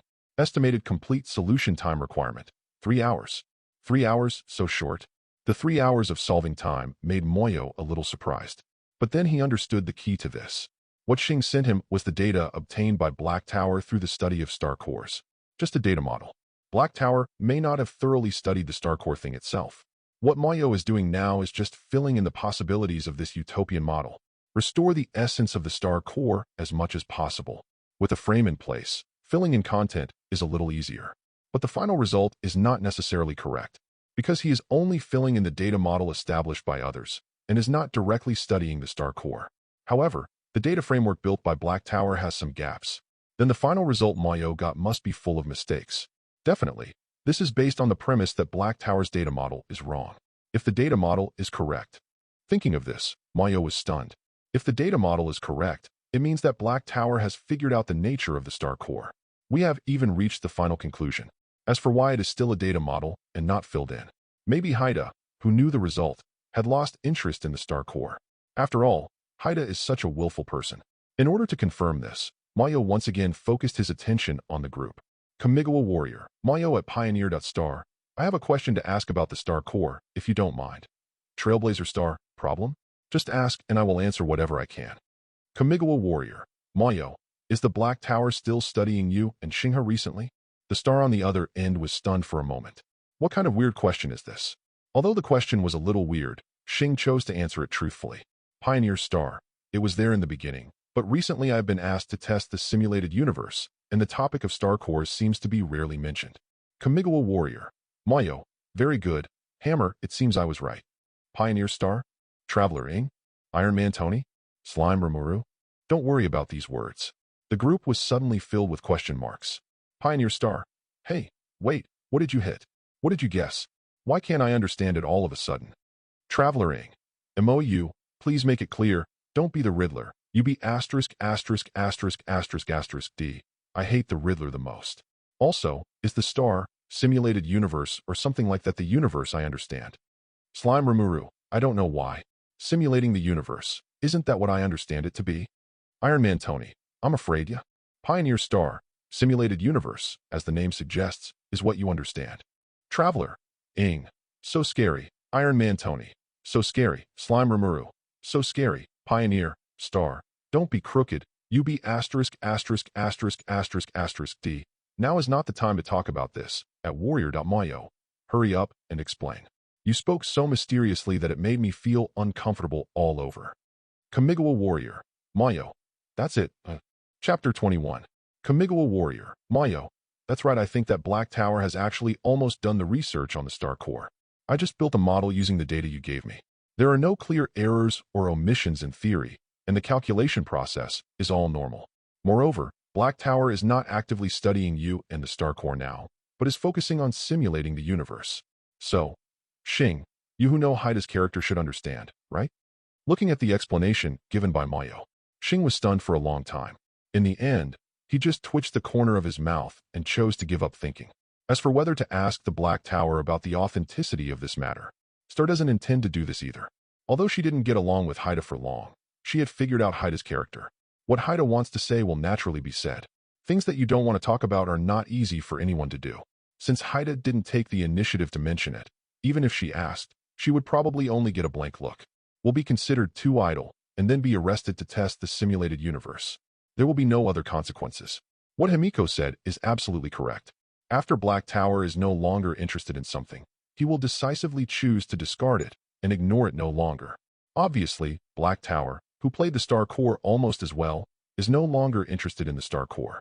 Even if this result is published, it will shock the entire universe. The Black Tower will just throw it aside like garbage and ignore it completely. Definitely. Maybe there is a deeper reason behind this. After all, the Star Core thing involves the Star God. Even if Black Tower himself is an intelligence envoy, he probably doesn't want to touch certain taboos at will, right? But, although we can't get a conclusion from the Black Tower, but there are still big guys in the group. Traveler. Ing. To be honest, the newcomer is really scary. He is already confirmed to be the boss. According to Xing's previous description, Haida is one of the top geniuses in her universe. I didn't expect MOU to be able to obtaining the opponent's research data in such a short period of time and directly drawing conclusions. It's scary, right? Isn't this better than a guy who claims to be a great genius? At Iron Man Tony. Iron Man Tony. Ing. This wave is a mockery with a jumping face. But Tony couldn't get angry at all. Slow is slow, that's a fact. He was still slowly inputting data here. As a result, Mayo had already established a data model and given a conclusion. There is no harm in contrast. However, Kamigawa Warriors. Isn't this guy supposed to be a fighting type of being? Why is it so scary in terms of research? Could it be that he had some misunderstanding about the word warrior? Or, the word Kamigawa in the prefix actually refers to omnipotence? Are the so-called Kamigawa warriors actually omnipotent warriors? Iron Man Tony. Don't worry, please set a time to come to my villa as a guest. We haven't finished talking about the last time. If you don't have time, I can come to your place to chat. Kamigawa Warrior. Mayo. Whatever. I have no problem anyway. Iron Man Tony. Okay, let's make an agreement. The day after tomorrow, I'll come find you the day after tomorrow. Kamigawa Warrior. Mayo. Okay. Slime Rimuru. How can it be repaired? I also want to play. This group really disappoints me. When will there be a function that can travel through the world? I can't even meet my friends. I'm so weak. Traveler. Ing. There is no way. Maybe it will happen soon. Maybe it will never happen. After all, there is no instruction manual for this thing. Slime Rimuru. Damn it. Pioneer. Star at Warrior. Mayo boss. Is it too late for me to hold my thigh now? Traveler. Ing. No. Xing. You want to be a pendant so quickly? If you can't control this, you'd better let me give it a try for you. Pioneer. Star. White eyes.jpg. Slime Rimuru. Your abacus is so loud. Ing. I feel like your integrity is all over the floor. Ahem. If possible, the pendant +1. Traveler. Ing. Is this the so-called 50 steps and 100 steps? Rimuru. Can you do it? Evileye.jpg. Slime Rimuru. Kamigawa Warrior. Mayo. Just don't need pendants or anything like that. In addition, The issue about the star core may have to wait for a few more hours. I haven't studied it thoroughly yet. Pioneer star. It's only a few hours. No problem at all. Just sit back and wait. Kamigawa warrior. Mayo, don't be too happy too early. There are differences between worlds. I'm not sure that my research results will be useful to you, let alone the materials and elements I have here in yours. There will be some side effects, so let's wait until the results come out. If the solution I give is not universal between the two worlds, then I am happy in vain. Looking at MOU's explanation, Xing felt as if a basin of cold water had been poured on his head. It feels so cold. This possibility is not impossible. Traveler. Indeed. It's like the slimes in Rimuru and my world are completely different species, although they can both be eaten. Iron Man Tony. How does it taste? Please do send me a copy if you can. Traveler. Definitely. Paimon recently invented a frosted slime. Although I haven't tried it yet, it looks pretty good. I'll send you a copy when the time comes. Iron Man Tony. Otherworld's food is worth trying.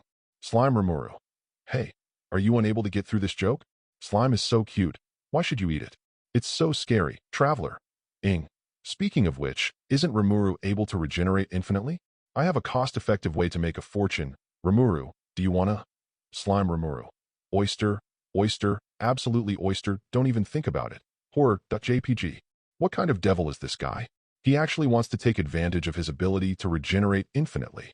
Just so evil. Trailblazer Star. Ahem, please calm down for a while. We still have business to do. What if? Just what if? What if Moyo's plan really doesn't work in my universe? Is there no solution? Iron Man Tony. The method is not impossible. As long as you compare the different materials and elements in the two worlds, and then bring in the compared data to recorrect the data model, it can be solved in theory. Well, it is only theoretically possible. And this is a big project, and there are still situations that are completely incomparable. In short, we can only wait for now. Pioneer, Star. Sure enough, the greater the hope, the greater the disappointment. Hope everything goes well. Chapter 22. 3 hours is not a long time. It can even be said to be very short, especially when chatting with a few friends. Parsing is complete. The data model is filled in. The gene engine sent a prompt, which made Mayo draw his attention away from the group. His eyes flickered, and he quickly browsed through all the information. He was stunned for a moment, and then his face became a little weird, but he still issued a new command immediately. Unraveling coping strategies. The corresponding strategy is being formulated. Solving. The solution is completed, and the corresponding strategy is being generated. The response strategies have been generated, with a total of 12 types, half of which require the support of giant fixed star energy and cannot be achieved at the moment. Not bad. After browsing through all the data, the glimmer in MOU's eyes dissipated. Compress all response strategies into a data disk and export them. Compression completed, export completed, hard disk generation completed. Done. He can't get giant fixed star energy for the time being, but for Star No, specifically the train set. For the train set, obtaining such a huge amount of energy as support should not be a problem. After all, Himiko's connections are terrifying, and Walter's ability is also very powerful. So, let's send all the coping strategies. After checking the 5 physical data packages in Dian's hand, MOU uploaded them all to the group. Kamigawa Warrior. Mayo. Xing, I've got it done here. I've packed the data into a disk and uploaded it to the group. You can download one and see if it comes in handy. The remaining few are for backup. If you have any questions, feel free to ask. Find me. Data package download. For 5th Trailblazer Star, for downloads. What's going on with you 3 guys? Traveler. Although I may not understand it, I also want to join in the fun. What if I understand it? Right? Trailblazer Star. It's not that I can't understand this, but Mayo uploaded it to a hard drive. Do you have the tools to interpret it? Traveler. Looking at the plate in her hand, May fell into silence. Yes, even if she got this thing, she couldn't seem to use it. Then why did she download it? Silently re-uploaded the disk in her hand to the group. Slime Rimuru. The big guys on the technology side are so scary. I also want to see if the Great Sage can understand it. Maybe it will be useful. Iron Man Tony. Well, for the record, it's not that I'm incompetent, it's just that it's too troublesome to enter data, so I'll learn from it a little bit. If you just upload the data package instead of the physical hard drive, the data downloaded by the group members is directly transferred to the original group members. Tony is different from others in the group. He does not have any super abilities. Unlike Rimuru, who has a Great Sage, who has elements, and Stars who have destiny, Mayo has its own genetic engine. All four of them have a way of building bridges outward and transferring data from their minds. But Tony couldn't do it. He wanted JRVS to analyze it, but he could only enter it character by character from scratch. The terrifying amount of work, Tony gave up decisively after 5 minutes. After all, in the short 5 minutes he recorded it. Mayo has not only completed the data entry, but also has the data model ready. He won't do this useless work anymore. But he had to make it clear in the group that it was just that the process was too troublesome, not that he was incapable of it. This is really important. Pioneer Star, you guys really just watch the fun and don't take it too seriously. She has a star core in her body, so there is nothing she can do. But these guys are really just having fun. Pioneer Star, forget it. I'm too lazy to talk to you. I'll hide now. I'll be busy next. She and March 7th have already won over Shavaro and Bronya, and tomorrow night is the best time to counterattack the upper city. In addition, she also needs to upload the data in the hard drive to the train group. After all, even if there is a conclusion, she can't do it personally. There is no memory of the past. My mind is even more empty. She herself is not a genius researcher. We can only hope that Uncle Yang, GZ, and Dan Hung can understand this and come up with solutions. If GZ and Uncle Yang can't handle it, then they have no choice but to ask the all-powerful Black Tower. She is a Muggle novice herself. How do you expect her to play with such complicated things? What are you thinking about? Hidden. Slime Rimuru, wow? This data package is so big that it actually took the Great Sage 10 years to analyze it independently. It's amazing. Don't worry. Traveler, 10 years? Your Great Sage actually takes 10 years? Is the content in this data disk so terrifying? She knew how magical Rimuru's Great Sage was. I didn't expect it. It takes 10 years just to parse this data packet? Is there something wrong somewhere? Slime Rimuru, not really. If you just do the calculation and come up with the conclusion, it is already enough. But the Great Sage said that if you complete the independent analysis of the data packet from scratch, it seems that you can get something new. Skill, so I let her try it. Traveler, I envy you so much. I really want a Great Sage. Give me a dozen. Cat crying.jpg. Iron Man Tony, they are all masters. Look at the data model that has just been built next to it and is still being verified. Tony frowned slightly. I used to think JRVS was pretty easy to use, but now, why does it feel so bad? As expected, there is no harm if there is no comparison. It seems that the plan to upgrade JRVS must be arranged as soon as possible. You don't want to keep up with the two perverts in the group, but at least don't fall too far behind, okay? Although I can understand it, I was really shocked. Is it technology this time? Tony's eyes flickered. That guy Mayo is really shocking me more and more. Magic, super abilities, quasi-technological means. Could it be that this guy is really an all-rounder?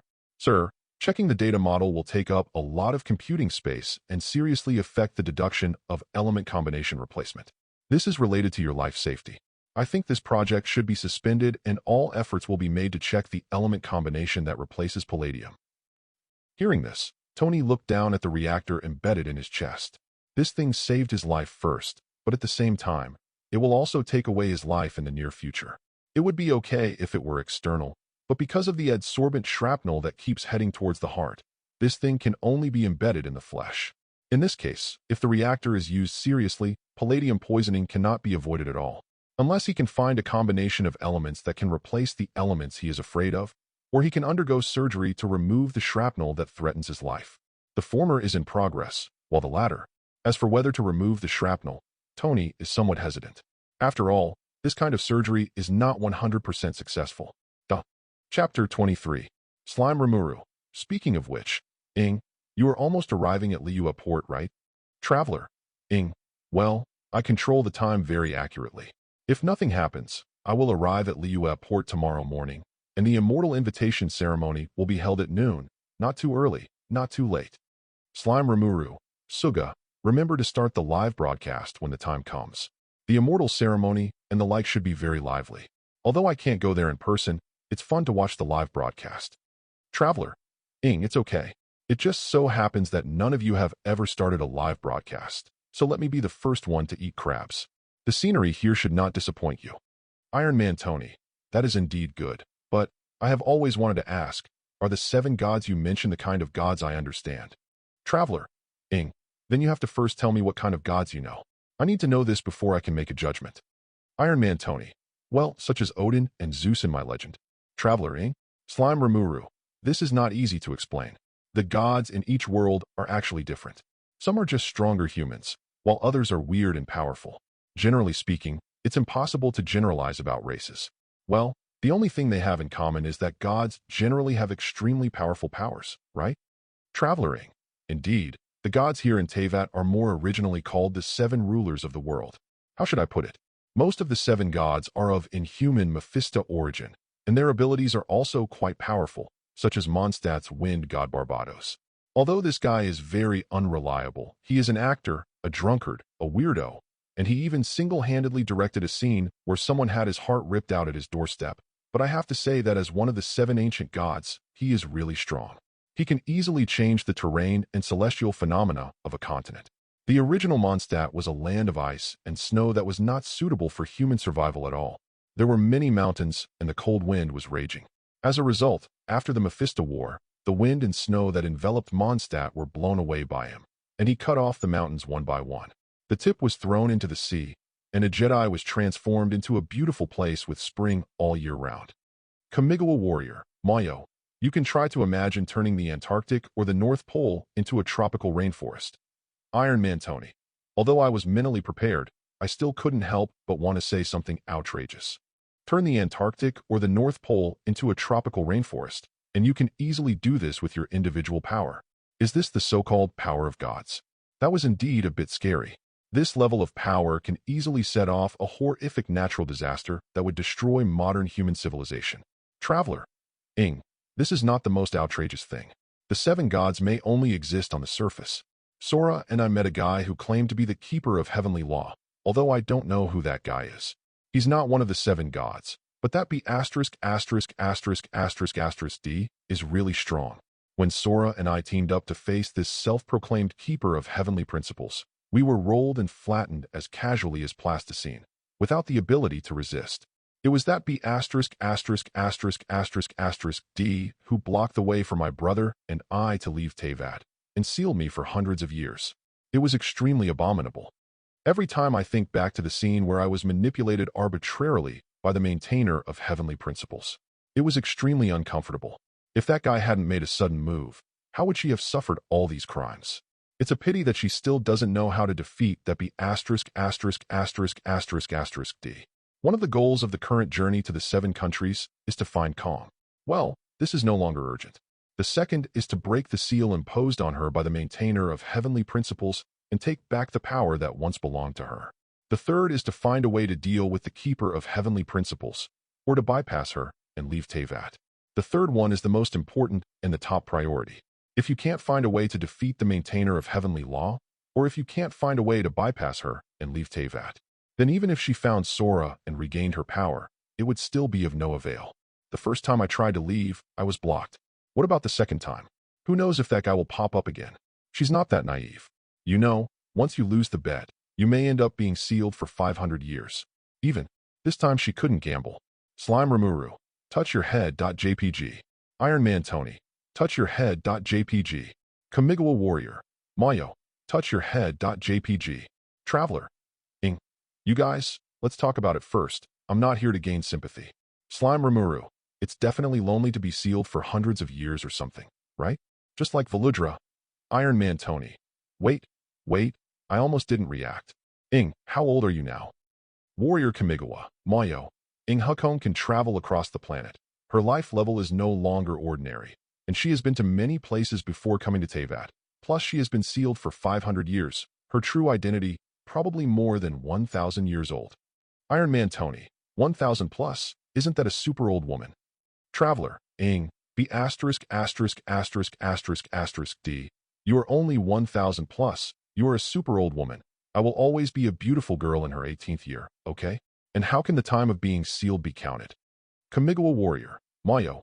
Well, yes, she is an 18-year-old girl in her prime, just a few thousand months old.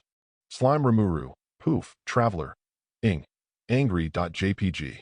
If possible, really wanted to press this guy's head on the floor and rub it again and again.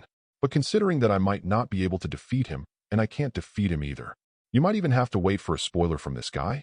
Well, beautiful girls don't suffer the immediate consequences. Bear with it for now. Slime Rimuru. Hey, Mr. Mayo is really not a gentleman at all. Kamigawa warrior. Mayo, really? Why do I remember that someone was laughing just now, right? Tony, do you still remember who is laughing secretly? Iron Man Tony, I definitely remember it. If I am right, it seems to be some kind of light blue, round and edible creature. Traveler, slime. I have always heard from Paimon that the frosted slime tastes pretty good. I will treat everyone to try it tonight. And you, Rimulu, can have a taste too. Slime Rimuru. What kind of devils are these guys? Why can he be so evil? It just gives you chills all over. Duh. Chapter 24. There are only 5 people in the group. After all, it became a little more deserted. Everyone is troubled by something like this. At night, most of the time, the group basically becomes deserted. But maybe this situation will get better after new members come in, right? Mayo, who had nothing to do and couldn't sleep, chose to continue developing a new Dark Plane combat engine. Although the super gene of Fighting Buddha is enough for now, Mayo is not satisfied with the status quo. Super genes are not omnipotent. There is still a lot of room for improvement. A horizontal comparison shows that there is much room for improvement. The use of space, the use of time, the understanding and definition of concepts, etc. The super gene of Fighting Victory Buddha was originally very functional, especially the sequence of Kamigawa Beast Body. The strength of the physical body directly explodes. In this regard, Mayo has no ability to upgrade for the time being. That requires too much knowledge and the learning time is extremely long. But the improvement and addition of the combat engine are different. It is much simpler than upgrading the super gene sequence. The former is the upgrade of the underlying genetic sequence, and the latter is the development and application of combat engines. The difficulty level is not the same. Give me a chestnut if the main system of a computer needs to be optimized or even upgraded. Replacement and modification of the underlying code are inevitable. That stuff requires a lot of expertise. Moreover, one possibility is that the entire system will be scrapped directly. Mayo didn't dare to mess around until he was absolutely sure. He wants to become stronger, not to destroy himself. It would be too arrogant to do immature experiments on yourself. But if you just install a hard drive that is compatible with the system on the computer host, change the graphics card, and write a piece of software, it will undoubtedly be much simpler. This is what Mo Worry is doing. Add a new combat engine to your Dark Plane genes. The underlying logic is the use of space. Much of his inspiration came from books lent to him by the Ancient One Magician for study. What he is going to do now is roughly equivalent to the evolution of Rimuru's Great Sage into the King of Wisdom. Complete the final integration of the scattered abilities controlled by yourself such as portals, space cutting, space compression, space confinement, micro-wormhole transportation, etc. Create a combat engine covering all types of space and time capabilities. Well, maybe he's only halfway there right now. It can be said that he is very proficient in space, but in terms of time, he is still just a beginner. He wasn't sure about this. If you want to study it more carefully, maybe I can only borrow the time gem from Ancient One Magician? This possibility seems a bit low. Thinking of this, Mayo could only scratch his head for a moment. That thing can't be borrowed just by borrowing it. Let's take it one step at a time. We should complete the integration of space capabilities first. It's time, let's talk about it then. There is no need to rush now. The road must be walked slowly, and it also requires certain opportunities. Well, maybe give him a Heart of the Universe when the progress bar is full in the next round, although the possibility is very low. Suppress unnecessary fantasies. Closing the Book of Time in his hand, Mayo slowly closed his eyes. Entering the Dark Plane, the genetic engine and combat engine are activated. All data are imported uniformly.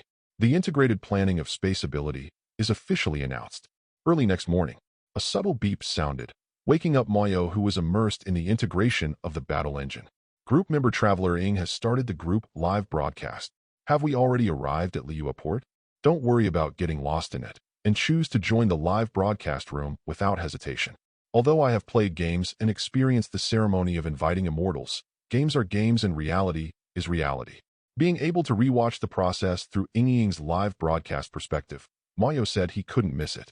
In the blink of an eye, after a burst of bright light, the scene in front of him changed drastically. At the moment, he was at the North Pier of Liyue Port. What came from the surroundings were extremely noisy shouts of all kinds. There is an endless stream of people on the street. Mayo froze on the spot. Not only him, but everyone who entered the live broadcast room at the same time was stunned. Everyone looked around and saw a hint of surprise in each other's eyes. Oh my God, is this really a group live broadcast? Rimuru moved his hands and feet, looked at the surrounding environment, and said in disbelief, "Why do I feel like I'm traveling through time under the guise of a live broadcast? It shouldn't be time travel.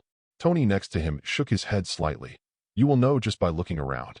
We, a group of big living people, suddenly appeared here. We are all wearing strange clothes.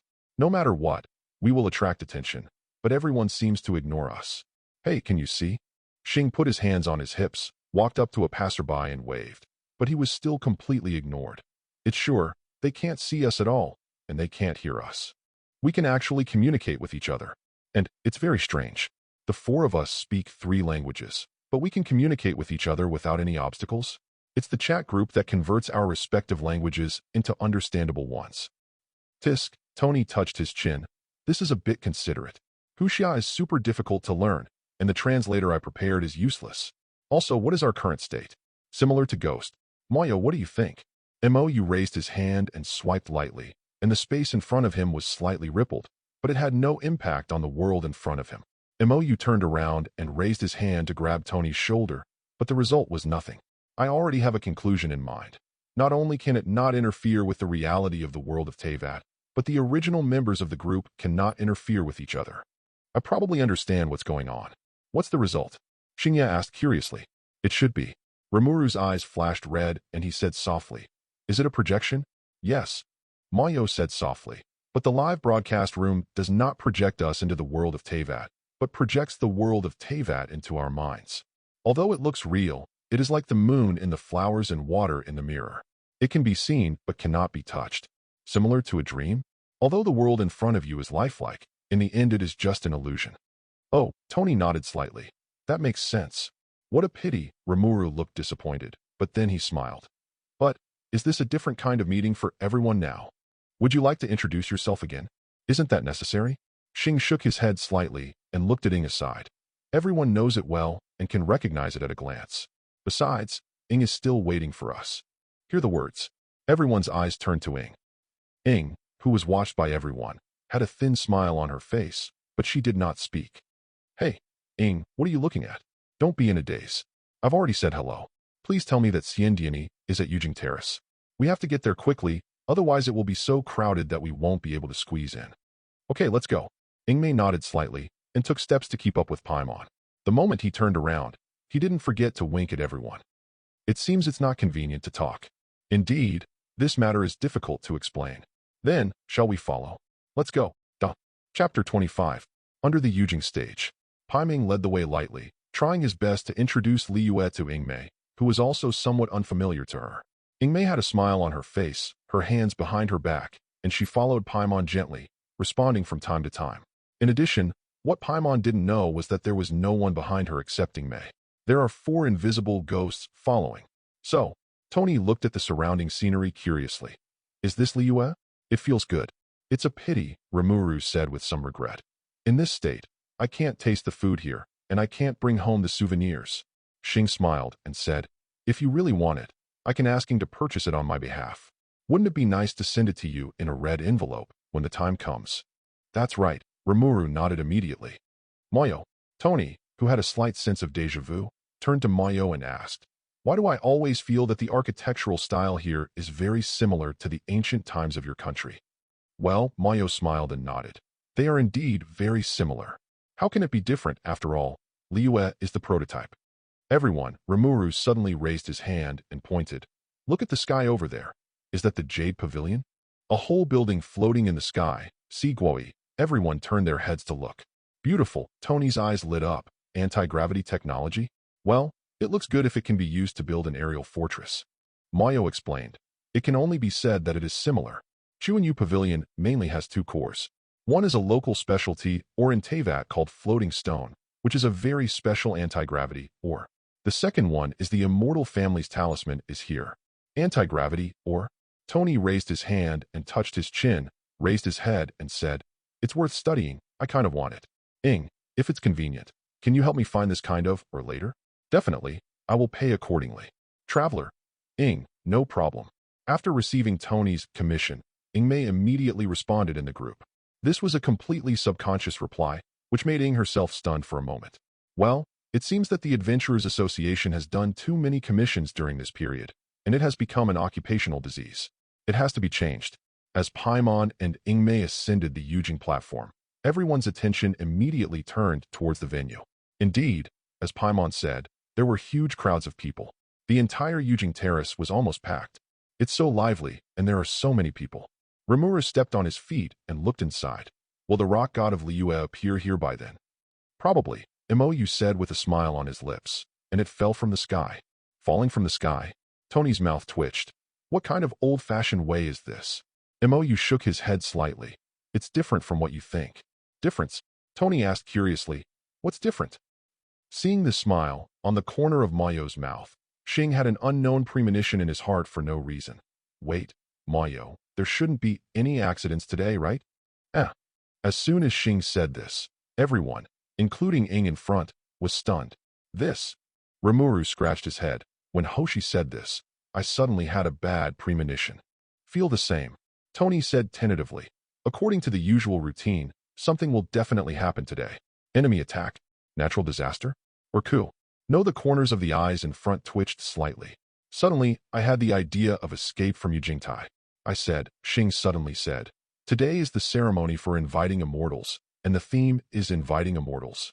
Why do I feel like something is going to happen to the rock god? No way. Rimuru was stunned. He is a god after all. What could happen? After all, Iwagami is one of the top group of pyramids in this world, right? How can something happen so easily? I think Xing is right. Tony said softly.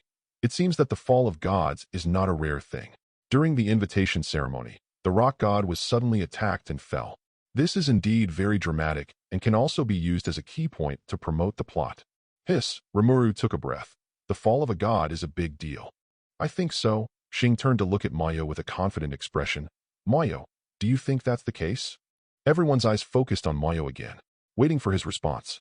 Ahem, facing everyone's gaze, Imoyu coughed lightly. What? Xing is right, the rock god is dead. However, Morix is still alive. Look, I guessed it right. Xing blinked, then frowned. Wait a minute, what do you mean the rock god is dead but Morix is still alive?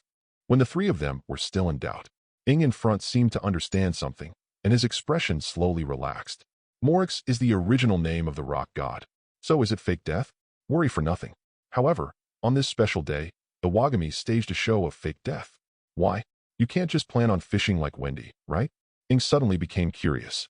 I understand, Tony smiled and said. It should be fake death, right? Suspended animation?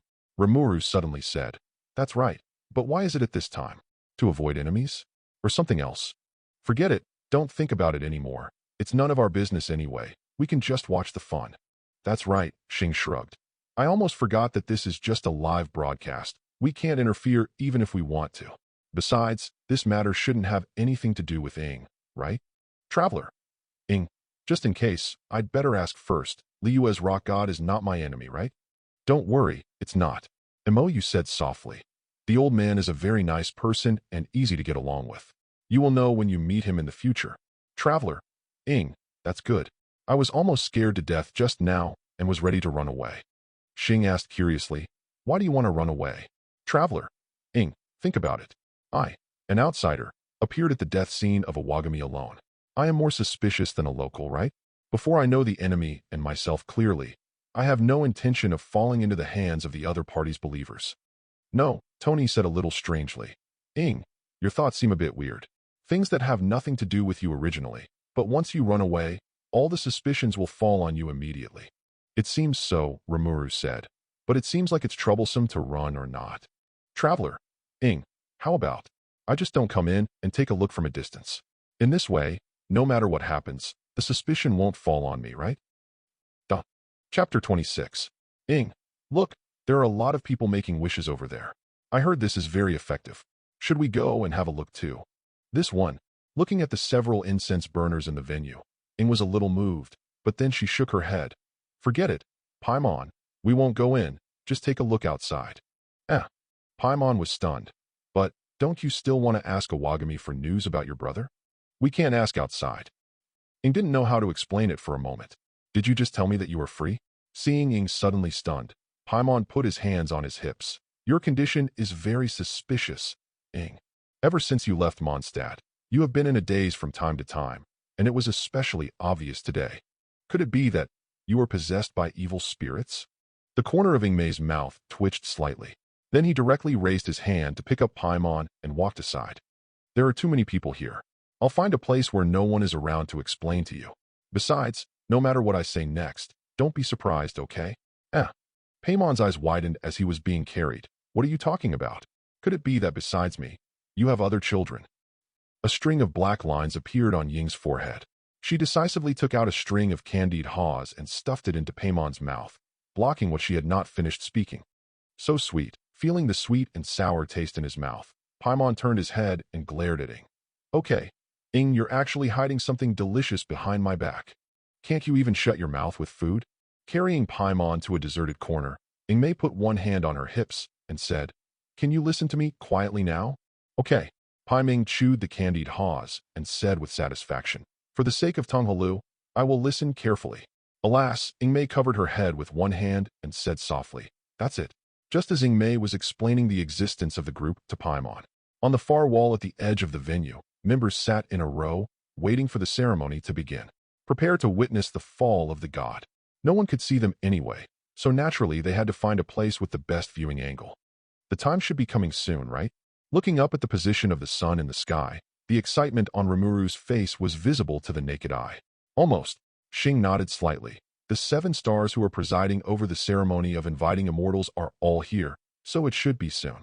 After looking at the glare in the venue, Mayo suddenly turned around and asked, By the way, Xing, is it really okay for you there? Is it really okay to play here? No problem. Xing, who was holding up his mobile phone to record the video, said with a smile. Don't worry, we won't take action until tonight. Dan Heng said it would be safer to return to the upper area at night. Everyone is resting now. At night, Limulu's eyes lit up. Xing, why don't you also start a live broadcast tonight? Now I can see the scenery of Liyue, and I can see the scenery of Yaliluo at night. I always feel very excited. Live broadcast. Forget it. Don't talk about me anymore. Rimuru, are you really okay with being so leisurely? Me? Rimuru. No problem at all. Everything was arranged yesterday. Tisk, Mayo reminded softly. Xing is talking about the future, Rimuru. The future, Rimuru scratched his head in embarrassment. His expression seemed distressed. I don't know how to explain this kind of thing to Benimaru and the others. How about just saying no? Mayo turned around and said with a smile. With your prestige, no matter how outrageous you say, I think they will accept it quickly. It's not okay to not decide on hesitation, Rimuru. Strictly speaking, your time doesn't matter either. That's a lot. Not much. Rimuru blinked. But, is there really no problem with this? Although I think what MOU said makes some sense. However, it is still a bit sloppy. They will choose to believe whatever they say about red pills real.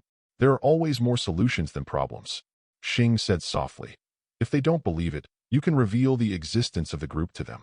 Isn't that what you are doing? As for whether they will believe it, show them things that don't exist in your world. It should be easy to believe, right? This is not a bad idea. Rimuru nodded suddenly, and then said, But, what should I come up with to make it easier for them to believe? What do you think this is? Xing pointed to the cell phone that was filming. Yes. Rimuru suddenly realized and rubbed his hands in anticipation. I forgot about it myself, Xing, after I go back. What? Can you send me a game console and game cartridges? Although I don't have internet or anything like that over there, it's still good to play standalone. At least I can pass the time. Just a boring time. No problem. Xing smiled and nodded. I'll take some time to buy you some. Rimuru clasped his hands together, his eyes sparkling. Really, really, really. Thank you very much. In that case, Tony interjected. Do you need me to build you a private mobile terminal? If you want private satellites and signal base stations, I can also get them for you. Rimuru was stunned. Mobile terminals, private satellites, signal base stations. Wouldn't this be too expensive? These things seem to be very expensive, right? Not really, Tony smiled and said. I don't have much else. I just have a lot of money. Definitely. If you plan to give me something, I won't refuse. Yo, Xing said with a teasing look on his face. The fox's tail is finally exposed, Mr. Tony. Tony covered his mouth and coughed softly. What is a foxtail? It's obviously mutual benefit, okay? I'm not cheating, everyone gets what they need. Yoshi, Rimuru clenched his fist and said, Then it's settled. I'll prepare it when I get back. Tony's eyes lit up. Deal. I will get these done and delivered to you as quickly as possible. Problems that can be solved with money are not problems. Compared to that little money, Tony was undoubtedly more curious and excited about Otherworld's products. Anyway, it's fine on both sides. Everyone, please be quiet. In the venue, Ning Guang, who was in a high position, stepped forward. The auspicious time has come. Tian Quan spoke with a concentrated light, and the ceremony site quickly became quiet. Everyone who was chatting also stopped chatting and unanimously turned their attention to the center of the venue. Is it finally starting? I don't know what big scene there will be. Didn't Mayo just say that it fell from the sky? Just fell down? I guess so. Duh. Chapter 27. Noon has arrived. The annual ceremony of inviting immortals has begun. Ning Guang in the venue looked solemn, raised his hands slightly, and the rock elemental power quickly condensed into several gems. When the time is right, he raises the sword finger in his right hand, and the gems surrounding his body fly out and are embedded in the incense burner in the center of the venue. The formation embedded in the incense burner suddenly activated. A golden beam of light rose into the sky. At this moment, everyone on the Yujing stage was looking forward to the arrival of Emperor Yanwang. The wind and clouds in the sky were changing, and there seemed to be a shadow swimming in the clouds. Looks like a dragon? Rimuru looked at this scene with wide eyes. Sigui, it turns out that the true form of the rock god is actually a dragon? It's completely different from Veldra's form. So handsome, dragon. Tony took a deep breath. It is indeed a worthwhile trip to see creatures that only exist in fantasy appear. Otherworld is really awesome. Fantasy creatures? Hearing this, Mou shook his head slightly. No, Tony, even in our world, dragons are real creatures. They are not fantasy creatures. It's just not very common now. It doesn't mean they don't exist. Several question marks popped up on Tony's head, and the corners of his mouth twitched slightly. Co-author, dragons don't just exist in Otherworld. Are there dragons in their world too? What a hell. Don't worry. Xing blinked and said curiously, what do the dragons in your world look like? Forehead. When asked by Xing, Mou's eyes twitched. How should I put it? There are all kinds of weird dragons, two-legged ones, long-winged ones, eel-like ones, and spider-like ones. In short, not many are normal. Dragon. Foreigners are obsessed with dragons, but they never know much about them. You can only rely on your own imagination to piece together the image. That's why there are so many for different images. It's hard to hold back. Everyone nodded unanimously. So there are so many weird dragons? Well, I have learned a lot. But then again, what looks like a spider? Is it still a dragon? Spider dragon? Dragon spider? Hey, Chuji. Everyone, stop talking. Things have changed. Ing, who was standing in the corridor behind the wall, raised his head slightly and reminded softly. If nothing happens, there will be an accident soon. Accompanied by several low thunders, the originally bright sky suddenly became dim. A small whine came. The Rock King Emperor, who was still swimming in the clouds before, froze up, and then he fell straight down towards the venue. Oh, it's about to fall. Star, snap quickly, don't miss it. Don't worry, my shooting skills are unanimously recognized by everyone. Ing half squinted her eyes and looked at these guys with a speechless face. Then a smile appeared at the corner of her mouth. Xing, remember to send me a copy later. No problem. Paimon opened his mouth and looked at Ing, who was talking to himself, but hesitated to speak. Although Ing had already explained it to her very well. But this scene is weird no matter how you look at it, okay? It's not that she doesn't believe in Ing. It's just that it's a little hard to accept for a moment. In a daze, there was a loud noise. A black shadow fell from the sky, directly knocking over the incense burner and tributes in the center of the venue. This horrifying scene caused waves of exclamations. Wait until some smoke and dust dissipates in the venue. A Linlong lying in the middle of the venue, obviously rolling his eyes, suddenly came into everyone's sight. Emperor Ning Guang, who was the closest, felt his heart beat faster than ever. It's not excitement, it's panic. This kind of scene is unprecedented. The panic on Ning Guang's face could hardly be concealed. He gently took a step forward. Looking at the motionless emperor, Ning Guang stretched out his hand to test the other person's breath, as if he was dumbfounded. This kind of operation that is likely to go wrong in ordinary people is actually applied here. It can only be said that at this moment, Ning Guang was in a state of panic. She had forgotten that Mephisto didn't need to breathe. When she came to her senses, her mind was running wildly. Finally, he gritted his teeth fiercely, turned around, and shouted coldly. The emperor was assassinated. The whole place was sealed off. The most important thing now is to stabilize the current situation. The truth can only be investigated in the future. It's best to temporarily find a scapegoat to divert all the blame and draw everyone's attention away. In this way, They Qixing will have enough time. The emperor was assassinated? These words were like thunder exploding in everyone's hearts. Most of the audience in the venue looked at the Linlong who fell in the venue in disbelief. The emperor was assassinated? Died.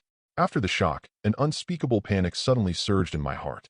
As a country that has walked with God for 3,700 years, it is impossible to imagine what it will be like when the emperor is no longer there. But Qianyanjin had already entered the scene and began to take control of the situation. Xing, should we go over and take a closer look? Okay, let's go. Two figures jumped down from the wall and landed gently beside the rock god dragon, as if they were in a deserted place. He's really handsome. Crouching next to the dragon's body, Rimuru looked at him curiously. It seems to be slightly different from the one in the ancient legend. Xing looked at it for a while and said softly, "It really looks like. The shape of this body is very similar to the immortal star god recorded in the train think tank, but there are some differences, and it's a little smaller in size. But it should be similar to the Vidyadhara dragon lord from the Immortal Boat Alliance Vidyadhara clan, right? Isn't that almost the same?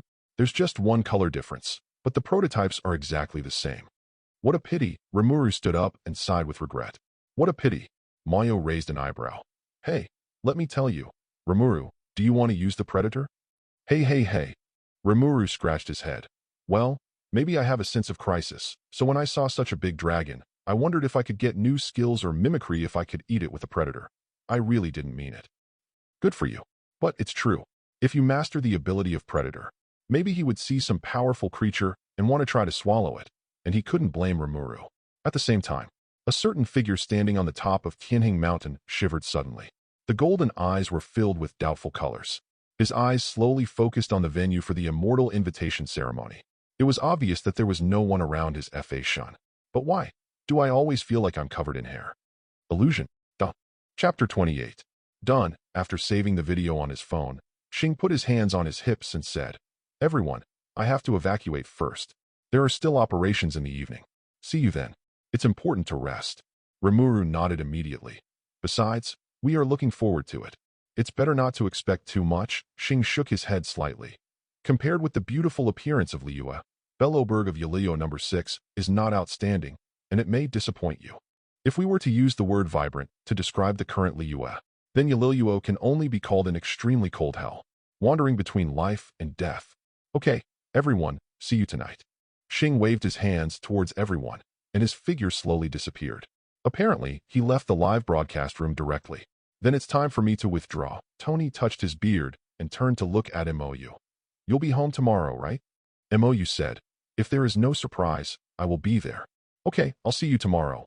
I've been holding back a lot of questions to ask. Tony nodded, and his figure disappeared. They're all gone. Rimuru scratched his head. Moyo, should we take this opportunity to visit Liyue Port? Forget it. MOU shook his head. It's even more uncomfortable if you can't see or touch it. Let's wait and see when it becomes possible to travel through the world. No matter how beautiful the scenery in front of you is, it is just a projection after all. Visible, but not tangible.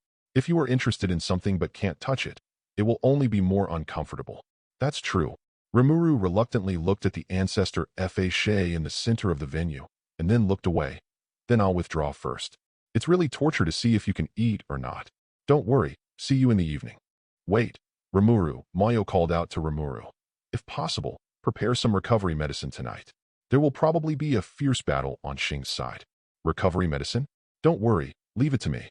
Unfortunately, other than recovery medicine, I can't help you much. Rimuru nodded with a smile on his face, and then exited the live broadcast room. It's just recovery pills, there are plenty of them. If he could help Xing, he would be super happy. Looking at Ing, who was being interrogated by Qianyanjun in the distance, MOU nodded slightly at the other party and then withdrew. Seeing that everyone had withdrawn, Ing shrugged and chose to turn off the live broadcast. The first live broadcast was a bit sloppy.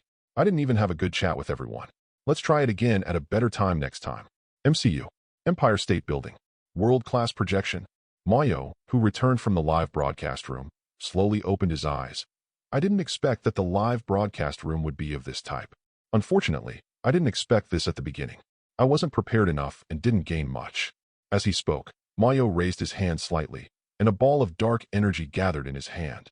Transformation. The gene engine was running, and the invisible, colorless, dark energy without any attributes in his hand began to change according to some special rules. After a moment, a dazzling light replaced the invisible, colorless dark energy. With a slight change of mind, the dazzling light in his hand changed again. From dazzling pure white, one turned into 7. Red fire, blue water, cyan wind, purple thunder, green grass, light blue ice, orange rock. 7 different elemental powers slowly rotated in Moyo's palm. It's a pity the underlying logical framework is not clear, otherwise we could start building a combat engine that integrates elements. As soon as he held his hand, all the light completely dissipated. Fighting Buddha's combat specialized gene already has some ability to control elements. They are wind and fire. As for other elements, although they can also be forcibly transformed through the combat engine, their power is really impressive. Since there is foundation and possibility, Moyo naturally does not want to be limited to this. How could it be possible with just wind and fire? Only children make choices, adults definitely want them all. Even so, Moyo is not in a hurry. Building a combat engine is not something that can be accomplished overnight. Now his main focus is on the integration of space system ability. After the space-time engine that integrates all spatial abilities is completed and put into use, it will be more appropriate to consider the element engine. Which one has higher priority is clear at a glance. But after thinking for a moment, Moyo stood up, raised his hand, and made a light stroke. The portal to Kamartaj's library suddenly opened. Then he stepped into it. In the library, the administrator who was sorting out the books frowned. He was about to scold him. But after seeing that it was Moyo who passed through the portal, his expression straightened.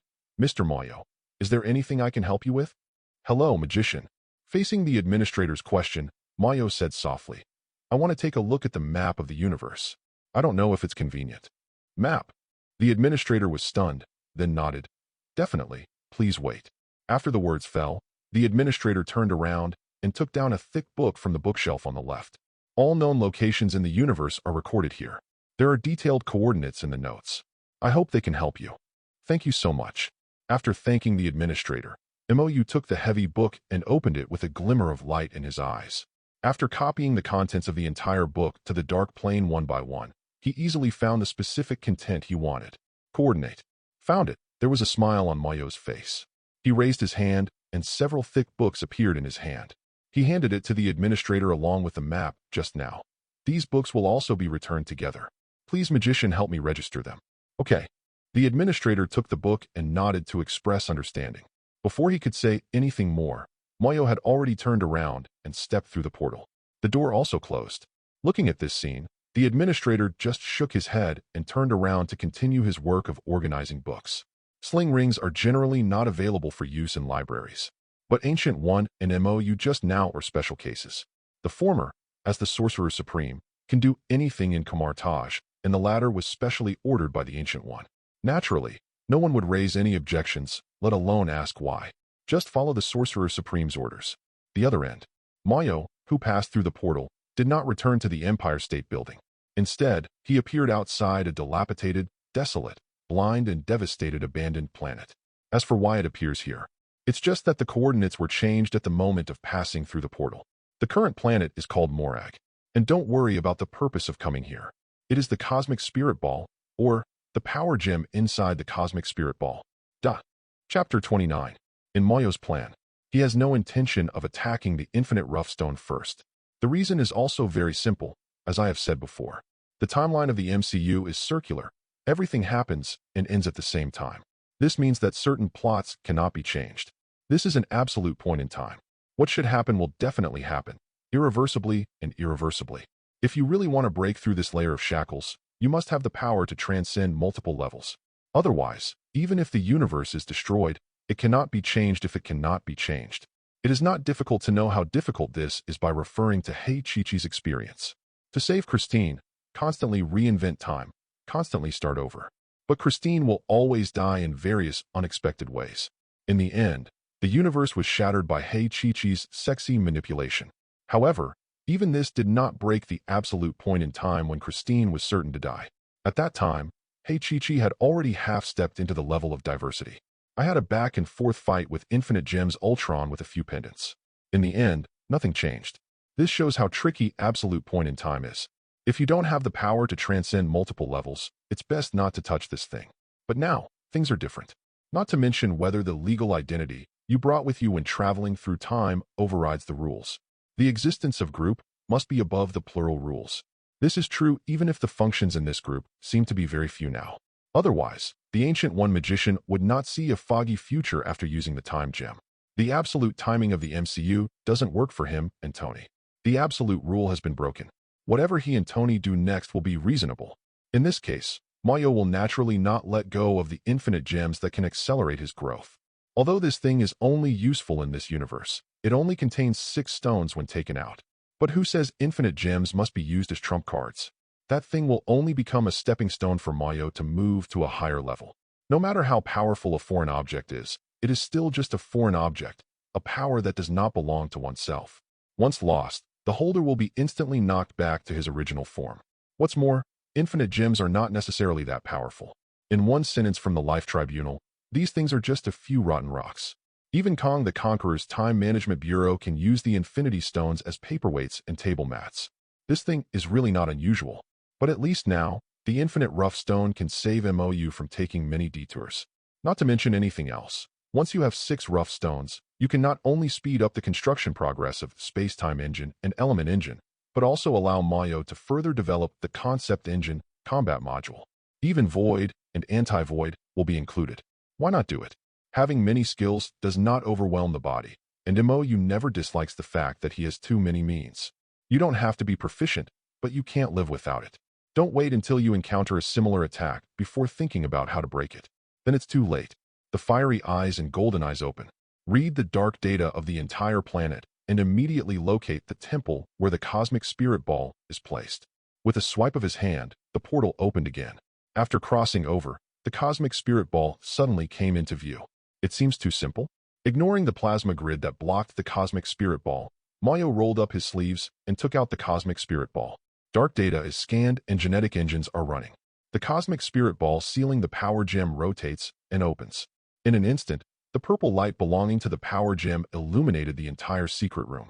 This is it. Looking at the power gem in front of him, MOU raised his eyebrows and raised his right hand to grab it. Boom! The terrifying impact centered on the power gem and spread suddenly. The entire secret room was directly reduced to ruins by this overflowing power.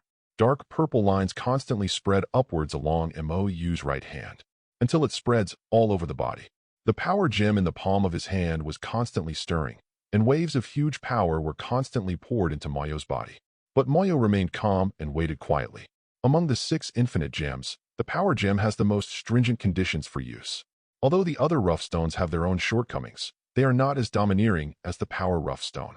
If the holder does not have a powerful physical body but wants to control the power gem, then the moment it comes into contact with the power gem, it will be completely annihilated by the huge power in the power gem. Generally speaking, the holder of the power gem uses some kind of weapon as a carrier to control the power gem. For example, Ronin's hammer, Thanos' infinity gauntlet, etc. Although there are those who control the power stone with a pure body, they are extremely rare. And coincidentally, Mayo was one of those extremely rare ones. The terrifying strength of Kamigawa's beast body just gives him the ability to directly control the power stone with his physical body. After confirming that the holder can withstand his own strength, the power stone seemed to recognize MOU and became completely quiet. Holding the power gem in his hand, MOU suddenly felt like he could break the planet under his feet with one punch. And it's not an illusion. It can really be done. A true star-shattering punch. This power is indeed very easy for people to become addicted to. Feeling the endless terrifying power, Mayo took a deep breath to calm down his emotions. Although this power is very powerful, it is not yet your own. The next thing to do is to make this power your own. This terrifying power can be exerted even without giving up the power stone. This is what Mayo wants to achieve. The next step is to collect data, analyze the rules, and then create an exclusive genetic engine to use this power for your own use. He looked at the power gem that seemed to be embedded in his palm. Mayo looked away, the portal opened again, and then he stepped into it and fell on the couch as usual. Now that the power stone has been obtained, it is time to research. As for the space gem and tesseract, that's not urgent yet. He also uses tesseract as bait to fish, waiting for the Mad Titan and Loki to come and give him the mind gem. Let's leave it to Snake and Shield for now. Meanwhile, Kamartaj, the Ancient One magician who was observing other dimensions, withdrew his gaze and slowly looked in the direction of the Empire State Building. The Power Stone. There are 3 infinite gems on Earth at the same time, and I don't know if they are good or bad. Oh, can't you let me worry less? Ancient One sighed helplessly, as if he had made some decision. Raising his hand and tapping lightly, the space in front of him shattered, and the entrance to the mirror space was opened. Then he stepped into it. Duh! Chapter 30. Infinite Gems, Power. This gem can make everything possible in imagination into reality. The user can master and control all power and energy through it. All physical abilities can also be copied to enhance the user's own attack and defense abilities, giving them unlimited physical power. And this gem is also the self-glue of all things in the universe. The above is only within the single universe. In addition, the power gem can also greatly strengthen the power of the other 5 infinite gems. Any gem plus a power gem can achieve the effect of 1 + 1 greater than 2, except for the set of 7 infinite gems transformed by the Nemesis. For any set of infinite gems in the multi-universe, the Power Stone is the absolute core. As long as the power gem exists, the reality gem will not drain the user's life force. The mind gem will become relatively stable, and the soul gem will no longer be hungry. It can erase all side effects of the remaining few gems. Let the 6 gems achieve a special balance. Similar to how the Tiger Talisman balances yin and yang in the Huxia Zodiac Talisman. It is the most important existence among the 6 gems. In terms of mystery alone, the Power Stone is not outstanding, but its role is unquestionable. After getting the Power Gem and understanding it in depth, it easily shattered MOU's inherent impression of it, shocking MOU's heart and soul. The user can master and control all power and energy through it. The Power Gem is not the limit of a single rule. It is not pure. At least it's not as extreme as the other 5 gemstones. Rather, it is a combination of many rules. This is also the main reason why it can be used as the glue of all things in the universe. If you have to use one word to describe it, it can be a moderate or a hexagonal warrior. Incomparably huge destructive power. This is just the appearance of the Power Stone. At its core, this is not the case. The Power Gem is almost omnipotent. It can pry time, break space, tamper with reality, affect the mind, and even break the soul. There are no flaws or shortcomings. If infinite gems can continue to grow, then the Power Stone will be the most terrifying existence. Dominate. Unfortunately, because of the words of the Life Tribunal, the upper limit of infinite gems has been completely locked. If the treasure has a spirit, it might be pointed at the nose of the Court of Life and scolded. This guy completely cut off their promotion path with just one sentence, which is really a bit unlucky. In today's Marvel multi-universe, the upper limit that the 6 gems can reach can only be multidimensional, and it cannot go any higher. The MCU is even worse, being directly weakened to a single level. You can't even kill diversity, but it's normal. In the final analysis, it's just a product within the rules. In the eyes of almighty universe-level beings like the Life Tribunal, they are nothing more than rotten rocks. But the Life Court is not the end either. In the omnipotent world of Marvel, OAA has the final say. The Tribunal of Life and all that, at best they can only be considered servants. Forget it, it's useless to think about it so much now. Mayo shook his head slightly and put back his divergent thinking. He hasn't even figured out the Power Stone yet. So what does he want from the Life Tribunal? What OAA to consider? Is that kind of abstract existence something he can understand now? It's better to seize the time to study your own combat engine. Thanks to the Power Gem, the research and development of the combat engine is progressing much faster than Mayo expected. After all, now that there are ready-made templates, the collection of various data is even smoother. If he can't get up quickly, then he might as well find a piece of tofu and kill him. If all goes well, it will take no more than 3 months to complete the installation of the space-time engine and elemental engine. It should be completed before the progress bar is full next time. The only flaw now is probably the lack of a large celestial computer such as a large clock. If only there could be a large supercomputer as an auxiliary. Research progress should be faster. But alas, he didn't. Is there anything similar in the MCU? The supreme wisdom of the Kree Empire? It should not count, right? Maybe you can find a chance to check it out. Besides, maybe you can ask Stargang for help. After all, the body of the intelligent star god is a large-scale celestial computer. Let's find an opportunity to ask when the live broadcast is on in the evening. If stars can be obtained, what would be a better reward? Thinking of this, Mayo couldn't help but fell into deep thought. There doesn't seem to be much he can do right now. This is a bit painful. At this time of thinking, don't worry. The sparking portal opened again. Mayo, who felt the fluctuations in the space, turned around instantly, and the first thing he saw were 2 boys and girls wearing prison uniforms. His hair was disheveled and slovenly, and he looked like a little beggar who had just emerged from the garbage. When their eyes met, the 2 immediately looked away and shrank their heads like frightened rabbits. I said, Ancient One Magician. Mayo rubbed his temples. Can you explain it? This shouldn't be a surprise, right? The voice of the Ancient One magician came slowly. Do you still remember the advice you gave me before? I plan to adopt some of it, and I want to ask you for a favor. Advice? Help. Mou frowned. You mean? Speaking of this, Mou's eyes flashed with fire, and he carefully looked at the man and woman behind the portal, although a bit dirty and disheveled. But dark data doesn't lie. Wanda Django Maximoff, Pietro Django Maximoff. Good guys, Scarlet Witch Wanda, Speedster Quicksilver. Looking at this situation, have these two people become Hydra's experimental subjects at such an early stage? In the original timeline, the two did not escape from the Hydra base in Sokovia until 15 years ago. It's only 8 years now. In other words, the two of them have been Hydra's experimental subjects for 7 years? How much tenacity does it take to persist in that hell-like place for 7 years? Little guys, go in. He will be your guardian from today on. The Ancient One magician's voice sounded again, and the portal shrank back, swallowing the two of them in, and then quickly dissipated. Perhaps it was the first time they came to such a luxurious interior, and both of them were a little at a loss. He didn't even dare to take a step at all, as if taking one step would pollute the clean and tidy environment. The corners of Mayo's eyes twitched slightly, and he secretly said, Magician, can I refuse this? It's definitely better for you to teach yourself than for me. And isn't it your chosen successor? What's the point of letting me teach you? After the year, Time Gem will lend you a period of time, and by the way, let you have access to Soul Gem for 3 days. Make a deal.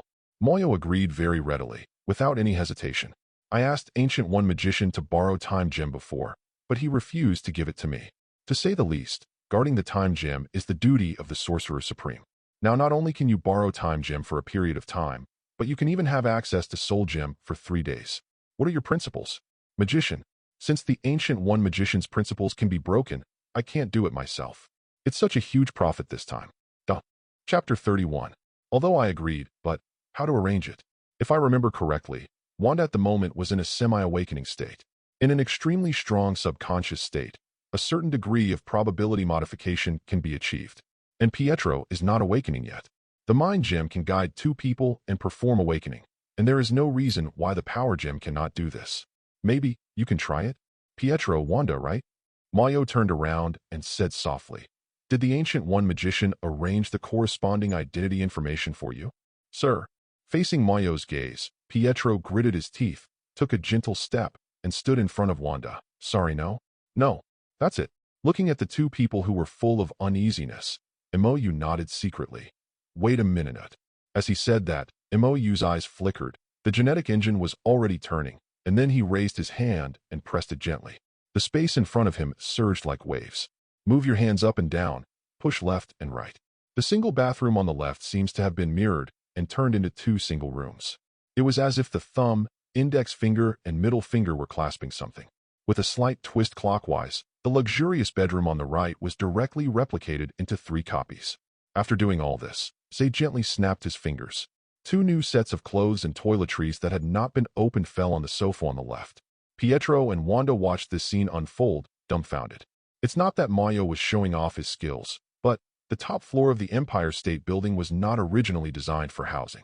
Although money is God in the United States, it can even open the door for congressmen to use the top floor of the Empire State Building as housing.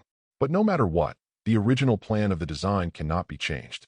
It is quite good to be able to change it into a luxurious house with 1 bedroom, 1 living room, and 1 bathroom. Naturally, there are no guest rooms or anything like that. All right, after finishing these things, Mou raised his head slightly. I will take care of the identity matter. What you have to do now is to take a good bath and tidy up, and then eat and drink enough. Since the Ancient One Magician has taken care of you, you can stay with me. Have a good sleep at night and recuperate your energy. We will discuss the rest tomorrow. Oh, okay. Okay, Pietro and Wanda recovered from the shock and responded hurriedly. The 2 looked at each other and nodded in unison. Then he walked cautiously, took his own toiletries and change of clothes from the sofa, lowered his head, and walked to the bathroom with small steps. After watching the 2 of them walk into the bathroom, Moyo slowly turned back. I started to think about the training plan for the 2 of them. It's not that he wants to cause trouble, but the Ancient One Magician gave him too much. There is absolutely no reason to refuse. Moreover, you can also take the opportunity to learn about one of the 3 oldest powers in the almighty universe. Why not do it? Although he has a progress bar gold finger that is almost a bug, but you can't expect to get some incredible level of ability every time. The first time was a super gene, the second time was an invitation to join the group, and who knows what the third time was. Before the unknown becomes known, it is always good to be more prepared. To be honest, Ancient One Magician's sudden move really surprised him. Most of the reasons why he gave advice to the Ancient One Magician were just to test the attitude of the Ancient One Magician. Unexpectedly, the other party actually came for real. Wanda is already a candidate for Sorcerer Supreme, but what about Strange? If the Ancient One Magician has really made his decision. So no matter which aspect you look at, Strange can't compete with Wanda at all. The priorities of the two are not in the same dimension at all. Origin magic power is one of the 3 oldest powers in the almighty universe. Even after the MCU has been whittled down to become origin magic power, its upper limit can still easily exceed the super single level, approaching the multi-universe level. You know, in the original timeline, Wanda, who had no systematic study at all, has been ranked at the top of many superheroes thanks to the power of I am thinking. After getting the Book of Darkness and studying it systematically for a period of time, he grew to the point where Strange could only run away when he saw it. One can imagine how abnormal the growth rate of Chaos Force is. As for Pietro, the twin, that's more ordinary. Although the names are both Quicksilver, compared to the Quicksilver next door, which is so fast that it can transcend time, it is completely different from the same dimension. If the one next door can be called a time walker, then the one over here can only be regarded as a sonic walker. The gap is a little over 100 million. But even so, Pietro's potential is not small. As long as his speed can reach Mach 20 or even Mach 30, he still cannot be underestimated. The action of force is reciprocal, speed, that is, force. It's just that this requires a strong body as support, otherwise if you attack at that speed, you will probably be the first to be broken. In the original timeline, Wanda had begun awakening when she was 10 years old. Later, she was exposed to the Mind Gem in Hydra's testing base before she could fully awaken the origin magic power. The same was true for Pietro. Since Mind Gem can do it, then, thinking of this, Mayo lowered his head and looked at the quiet power gem in his palm. Maybe give it a try. Now that he can perfectly control the power of the Power Stone, there is no possibility of accidentally bursting the two of them. In this way, it may be possible to directly use the Power Stone's ability to completely awaken the two people's power. No need to wait years for Mind Gem to arrive at your doorstep. So, is this considered training? Moyo was unexpectedly a little excited when he thought that Wanda might be trained by him to become the most powerful Sorcerer Supreme. The training strategy for two people is easy to plan. But before that, there is one more important thing that needs to be resolved. It's not a matter of identity information. That kind of thing can be as simple as a dark data intrusion. The important thing is the choice of the two of them. It remains to be seen whether Wanda and Pietro are willing to truly step into this complex world. Mayo didn't want to go beyond their subjective opinions and make a choice for them. Only after the two of them have thought carefully and decided to step into the more complex side of the world, Mo Worry would choose to launch this plan. After all, being a superhero is not that easy, and there is nothing good to be. Chapter 32. Gerillo 6. Nightstand's mind rang. Xing, who had rested all afternoon, subconsciously raised his hand to turn off the alarm, then turned over and sat up from the bed. Is it time? Looking at the time on the alarm clock, Xing raised his hand and stretched. I don't know if Yu Qi and Dan Heng are up yet. I hope everything goes well tonight. He stood up, straightened his clothes, and opened the door. March Qi, who was about to knock on the door with his hand raised, suddenly came into view. Hey, I'm up. Looking at Xing, who had already risen, March Qi raised his smile and waved his hand. How was your rest? Not bad. Xing smiled and nodded. Is everyone ready? That's for sure. March 7th put his hands on his hips. Everyone from Dihua has gathered on the first floor, but now there is bad news. Bad news? Hearing this, Xing was slightly startled. What bad news? Could it be that the silver-maned iron guards chased them to the lower area? Worse than this, March 7th sighed. I heard from Shi'er that when everyone was resting in the afternoon to prepare for the battle, Bronya left a letter and ran back to the upper area. Here, take a look too. With that said, March 7th took out the letter from his pocket and handed it to Xing. After carefully reading the letter in his hand, Xing was silent for a moment. It seems that the Star Core incident has hit Bronya a bit hard. Although I understand, I really can't empathize with it. But is it really okay for Bronya to return to the upper area alone at this time? March. After putting away the letter, Xingchen said, let's go meet everyone. We have to leave quickly. She didn't expect this at all. Bronya goes back alone or something even though Cocolia is Bronya's adoptive mother. The Star Core is an uncertain factor after all and is too dangerous. Once the Star Core explodes again, It is difficult to imagine any major disaster. It seems everyone is thinking the same thing. March 7th quickly nodded. Then let's leave quickly. The sooner the star core is sealed, the better. Everyone has the same goal, and the speed of assembly is also very fast. After everyone is present, quickly return to the upper city through the furnace core. It's finally here. What should we do first now? According to the letter left by Miss Bronya, our best choice at the moment is to contact the Landau siblings. Well, Silva to be precise. Okay, machine house, let's get going. Yongdong Ridge. Under the star core restraint device, Cocolia and Bronya are establishing themselves here. The atmosphere was dull with a bit of dead silence. Bronya comes back to seek answers and the truth. And Cocolia, as Bronya wished, revealed everything that Belloberg had to face, leaving nothing behind, including but not limited to. Even if the star core is sealed, the created rift will not die, the frozen planet will not recover, the Earth's marrow resources are about to be exhausted, and the survival materials are only enough for the people of Belloberg to survive at most. The absolute truth of 3 months, and so on. The many pieces of information that hit her face brought Bronya only despair. Why is this happening? Bronya covered her head and muttered to herself, although I was mentally prepared before asking. But after hearing this from Cocolia, Bronya was still shocked. The ever-expanding rift, endless monsters to kill, the depletion of Earth energy, and the shortage of survival materials. All the major elements that sustain Belloberg's survival are on the edge of a cliff. It's only a matter of time before he falls off the cliff and is doomed. And this time is only a few months, less than half a year. It was countless times worse than she had imagined before. Looking at the shocked Bronya, Cocolia raised her head slightly and said, "This is the desperate situation that Belloberg needs to face, and it is also the truth you want to understand, Bronya. I had a glimpse of hell many years ago. The arrival of the pioneers was beyond Cocolia's expectations, but they do also bring new options. On one side is the new world promised by the Star Core, and on the other side are the new possibilities brought by the pioneers." Cocolia also had hesitation, but she soon figured out that right and wrong had been put aside by her. Two possibilities, can you only choose one? Why can't it be both? Cocolia maintained its original judgment and looked forward to the new world promised by the Star Core. But at the same time, she also pushed Bronya to the side of the pioneers. Place new hope on Bronya. It is no longer important who is right or wrong, because there will definitely be a final confrontation between the two. If she wins, it means that these pioneers are nothing more than mediocrity, and the so-called new hope is nothing more than a mirror and a moon in the water. If she loses, that's fine. By then, she will be buried here and the Star Core will be sealed. And Bronya will lead Belloberg to a new future with the help of the pioneers. It doesn't matter which side wins, because they are just a death struggle before the final despair comes. Either fight before death or die in silence. Belloberg has no choice but to retreat. The atmosphere between the two fell silent. Bronya didn't know what to say at all. Cocolia was not in a hurry. Just wait patiently.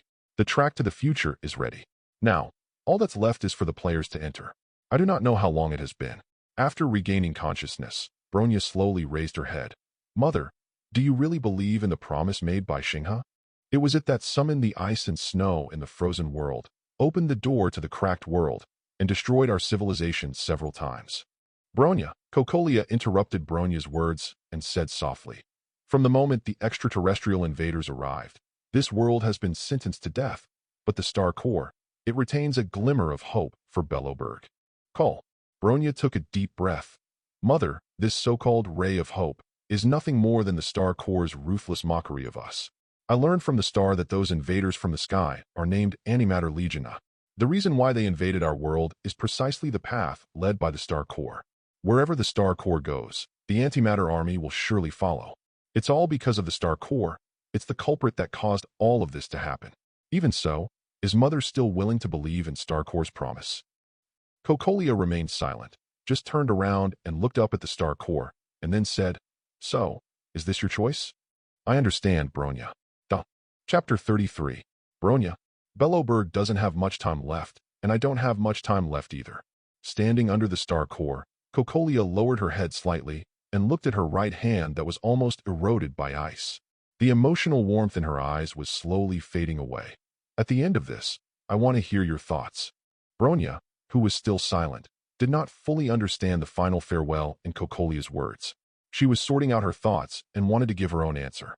After taking a deep breath, Bronya raised her head firmly. "I'm sorry, Mother, this last time. I can't stand by your side. You once said that the depths of human nature are filled with stupidity and cowardice. Perhaps this is true. Desperate situations will indeed reflect the darkest side of the human heart. But, Mother, you have missed those who survive and fight hard in desperate situations. I saw extremely dazzling light in them, on the front line of the penalty area, in the lower area, and in the corners that are ignored by you. The ancestors built this city with their hands and struggled to continue civilization in the swaying wind and snow. Even if this world is destined to fall apart, the road to the end should be paved by human hands, rather than leaving fate to this scourge that brings disaster. Bronya seemed to be getting more and more excited, and her speaking speed was gradually increasing. We are greatest guardians elected by ordinary people, Mother. Our duty is to preserve the world built by humans. We are not gods or judges. You want to trample humanity under your feet and act as a referee and a god at the same time. I cannot allow this kind of thing. I understand, Bronya. Cocolia seemed to have already understood Bronya's choice, and the corners of her mouth curved. Bronya would never let her down, and this time, too. At the same time, the bewitching voice of the Star Core sounded in Cocolia's mind again. This time, the emotional warmth in Cocolia's eyes completely dissipated. The two tracks have reached their respective ends. The final showdown is about to begin. The winner will decide what kind of future this world will lead. Let's stop the brainwashing witch. Suddenly, several tearing air sounds suddenly sounded.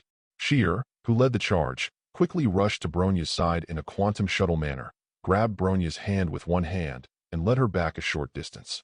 The other hand was holding the giant scythe tightly, staring at Cocolia standing under the Star Core restraint device with a vigilant face. Xing, March 7th, and Dan Heng came one after another. We're here after all. It's a pity. I thought you would be buried in the snowstorm. Cocolia turned her head, crossed her arms, and spoke in an extremely cold tone. Nice thought, witch. Sheer snorted coldly. We won't get there until we defeat you. Sierra, looking at the people rushing around him, Bronya clasped one hand on his chest, feeling that the emotions in his chest were extremely agitated.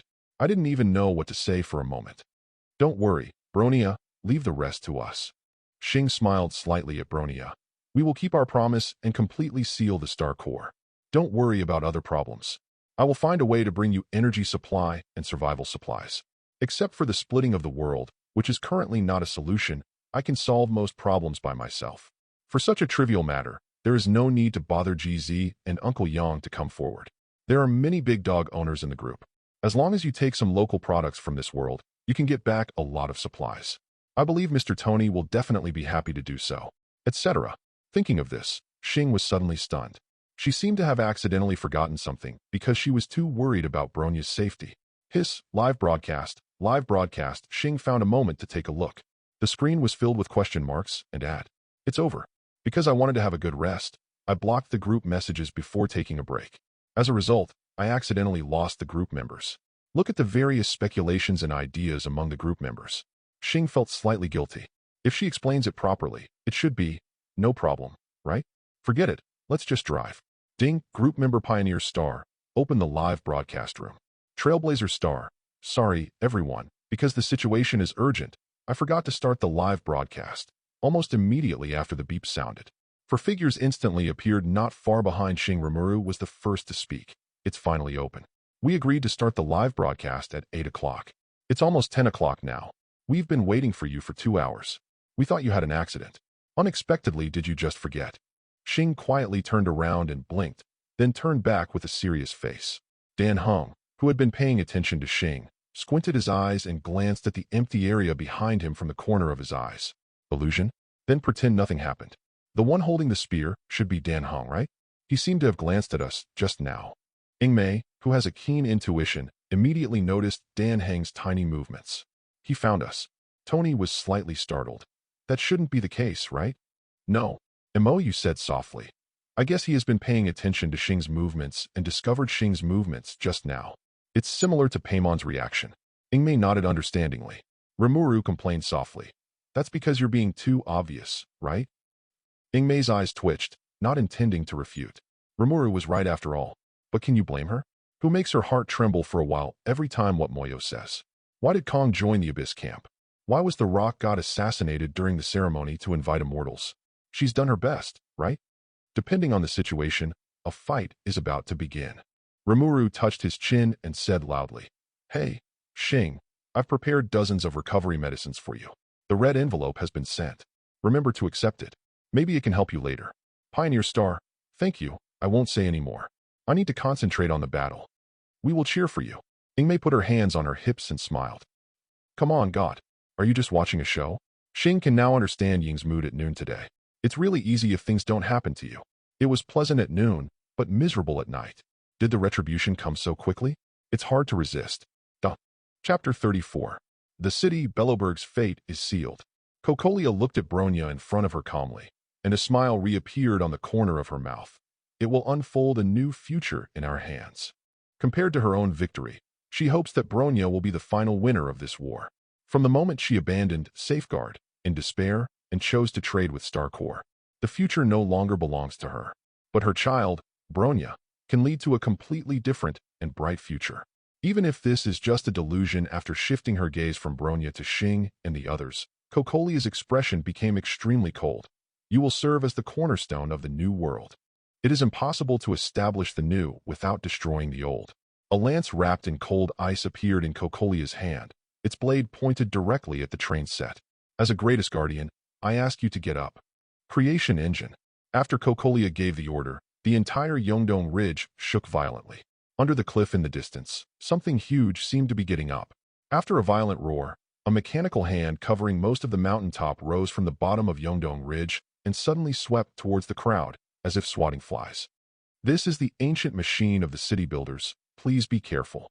Bronya immediately issued a warning. Everyone who was already on alert stepped out of the attack range of the giant mechanical hand. When they stopped walking, everyone looked back. The owner of the giant mechanical hand was slowly revealed in front of everyone. The towering Yongdong Ridge can only reach half of the opponent's waist. One can imagine just how huge this behemoth is. So big, a robot 10,000 times bigger than Suero? March 7th let out an incredible exclamation. Dan Heng just frowned. This thing is so big, how can I hit it? Xing's scalp also felt numb for a while. That body was taller than the mountain peak, and one slap could probably shatter the entire mountaintop. How are these little carrots like them any different from flightless flies in front of this creation engine? Cocolia floated onto the shoulders of the creation engine and controlled the creation engine to crush the star core restraint device. The restrained star core was liberated and fell into the hands of Cocolia.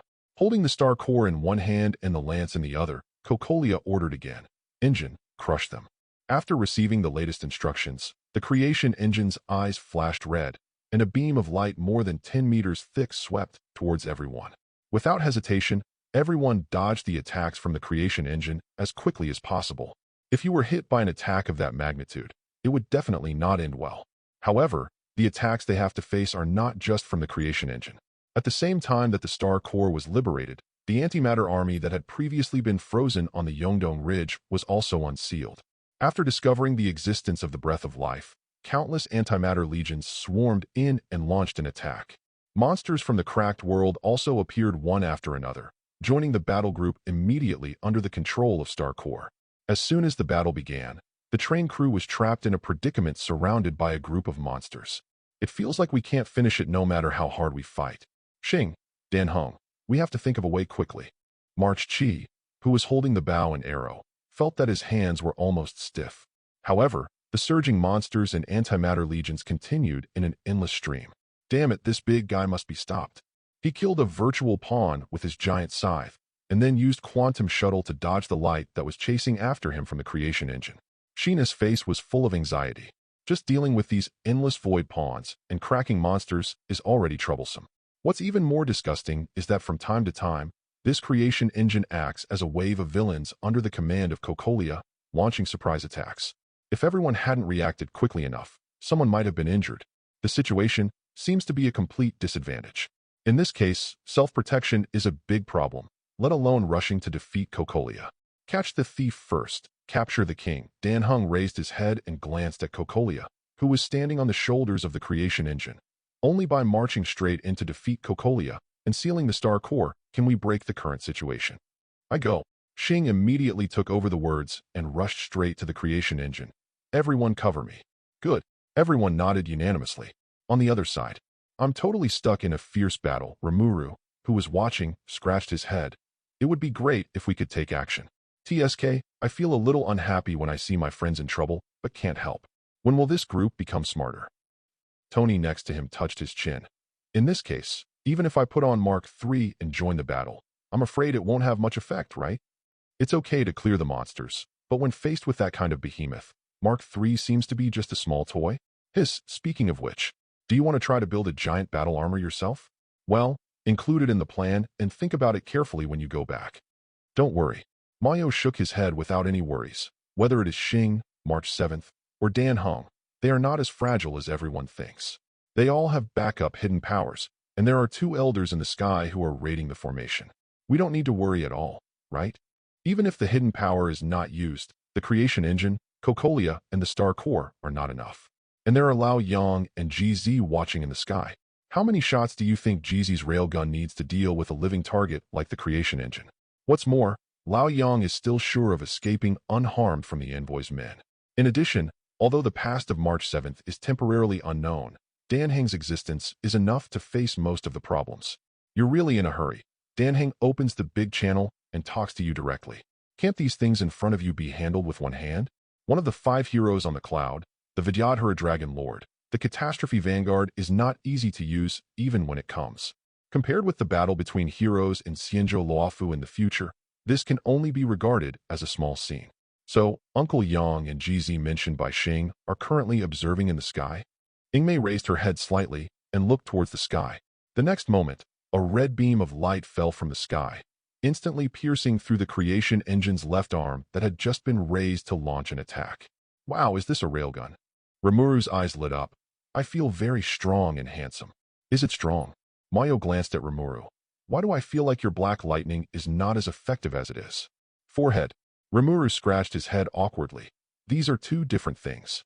Although the power of this railgun, it really doesn't look as good as black lightning. Chapter 35. With the help of everyone, Xing finally broke through the siege and rushed to the platform, where Cocolia was located along the mechanical arm that was paralyzed by GZ's railgun shot. Come yet. Seeing Xing break through the siege, Cocolia did not stop him at all and allowed Xing to break through the siege and come to him. Facing the star in front of her, Cocolia just looked down at the star core and whispered, "Then, as a witness, come and witness the power of it." Before Xing could react, Cocolia pinched Xing's core and stuffed it into her chest. Staring at this scene, Xing Zhen was stunned.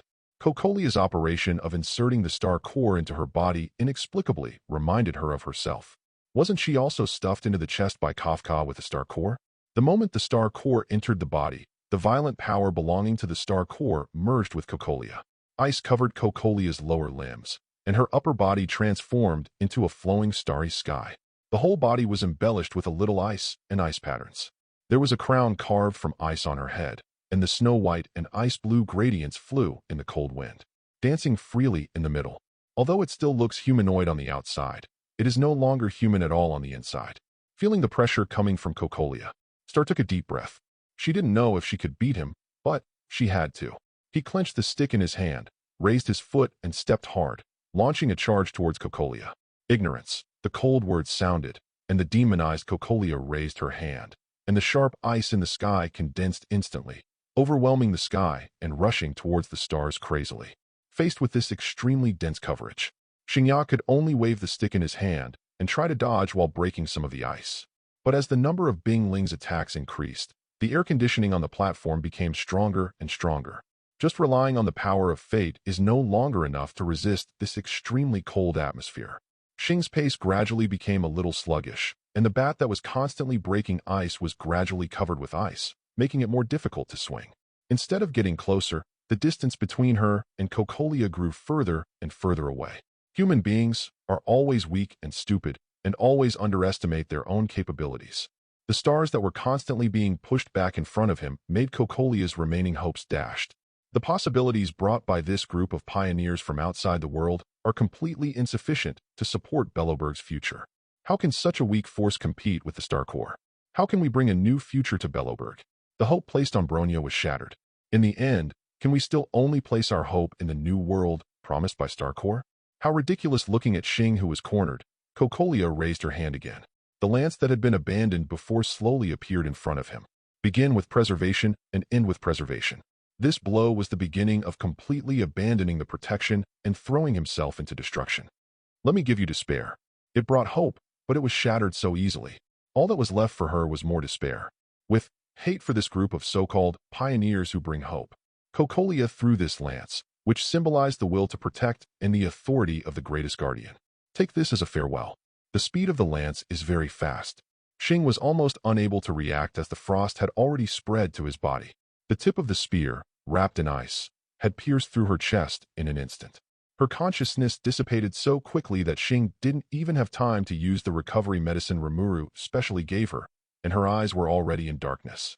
After the kinetic energy of the lance penetrated Xing's body, she fell from the creation engine with her body. Seeing this scene, the people who were still fighting below widened their eyes and exclaimed in disbelief.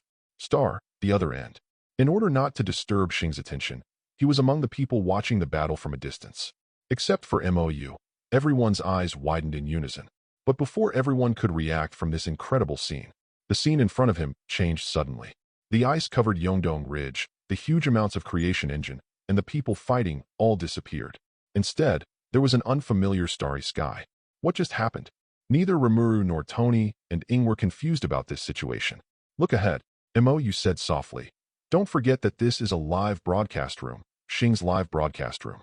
All the projections we see are from the absolute perspective of Xing. Xing is now in a state of near death, so it's not difficult to determine what caused the scene I saw right now. Everyone raised their heads and looked forward, and Xing's figure was clearly visible. Sure enough, Ingmei came back to her senses immediately. So we are seeing all this from the perspective of the star's consciousness now. Can you still see images in people's subconscious? There is something about this live broadcast room. The human subconscious is a very magical thing. In a short moment on the outside, a whole life can be reviewed from beginning to end in the subconscious mind. The time span is called a long one. Is everyone here too? At the moment, Xing also noticed the people behind him, and his face was also a little confused. Did I remember that I was penetrated by Cocolia's lance? Where's this place? Am I dead or not? With a lance pierced through the chest, no matter how you think about it, you are dead, right? But if he died, what would happen now? Not dead, or not completely dead. Moreover, this place always feels familiar. Oh, I remembered it. It seemed that this was where I saw Nanook, the star god of destruction, when I faced the doomsday beast last time. Who are you going to see this time? Xing, didn't you use the recovery medicine I gave you? Rimuru asked with some confusion.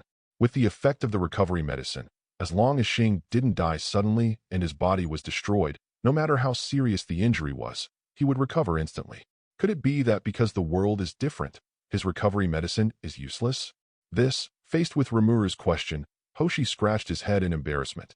Sorry, my consciousness dissipated too quickly, and I didn't have time to use it.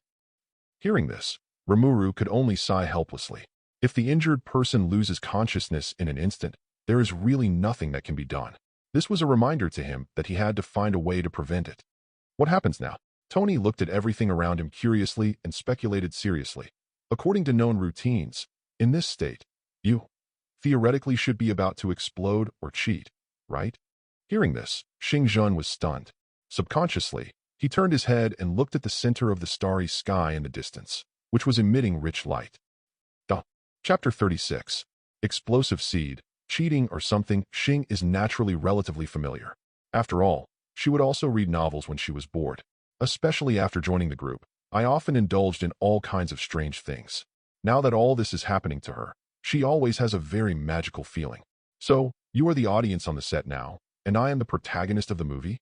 Xing couldn't help but complained, and said with a red face, what kind of shameful play is this? Cheating in front of everyone. Can you step back for a while and come back when I'm done? When you make fun of others and watch others, you feel full of joy. When the protagonist becomes himself, he feels full of shame. Why is she doing a live broadcast today? If you forget it at first, wouldn't it be better to keep forgetting it? The worst I can do is apologize after the war. Can you turn it off now? Hey, are you giving up now? Ingmei raised her eyebrows and said, you have a beautiful idea. During the immortal invitation ceremony, who was the first to take out his cell phone and take random pictures? Now that it's your turn, you want to drive us away? There's no door. Having said this, Ingmei deliberately raised her finger and pointed at Tony next to her. Oh, I forgot to tell you, the glasses hanging on Mr. Tony's face have built-in camera function, and they are full frequency, ultra clear. Besides, even though Rimuru didn't bring anything, His great sage has been recording. I don't know much about Mayo, but it's obvious that he is unlikely to miss it. I'm probably the only one here who is relatively innocent. I didn't bring any equipment. Well, actually there is no need for it. Anyway, just ask Tony or Rimuru for one when the time comes. Yeah, Tony and Rimuru looked at each other, with smiles on their faces. At the same time, he raised his hand in a victory gesture. Shing took a breath of cold air, then decisively turned his head, out of sight. He said self-deprecatingly, "Okay, I don't care if you are cruel. Just watch it. It's up to you. Anyway, as long as I'm not embarrassed, I won't be the one who is embarrassed." Even so, she remembered this grudge. Write it down in a notebook, and wait for me next time you have a live broadcast. Taking a deep breath, I suppressed the unnecessary thoughts and the shame that kept pouring out of my heart. Shing stepped forward, heading towards the vague guidance, and embarked on the road to the starry sky. Her battle is not over yet. The promise to Bronya has not been completed yet, so we cannot stop here. The four of them had their own thoughts, but they also became quiet and waited silently behind, watching the stars pass through the afterimages of the past, heading towards that ray of light. Seeing Shing roaring, he pulled out the amber lance burning with red flames. Even if it's just a projection, an inexplicable feeling rippled in the hearts of the four of them involuntarily. That seems to be the will called preservation. At the same time that Shing pulled out the amber, a majestic figure flashed in everyone's minds. Even if you have never seen it, the name of that existence appeared in everyone's minds invariably. Star God Custodian Clipper. In a daze, everyone had returned to the ice-covered Yeongdong Ridge. After recovering from the shock, Tony pushed up his glasses involuntarily and murmured, "So, is this the Star God?" "Yeah." Rimuru nodded silently. "Probably so." Ing remained silent and did not speak. In this silent atmosphere, Mayo just looked down at the palm of his right hand. If he wasn't delusional. Just now, when I caught a glimpse of the guardian Star God Creeper, the Power Stone seemed to beat briefly. This feeling is like meeting a strong person who wants to fight with him. Excited, fanatical, and a little ready to move. Are you responding to my emotions? I didn't expect you to be quite militant. Gently clenching his right hand, Mayo looked at Shing holding amber. It's a pity that infinite gems will become an ordinary gem with no power after leaving the home universe. Otherwise, maybe he can still let this power gem that is willing to respond to his emotions try its best to fight. However, if there is a chance, I will let you be a witness. Star God is very strong.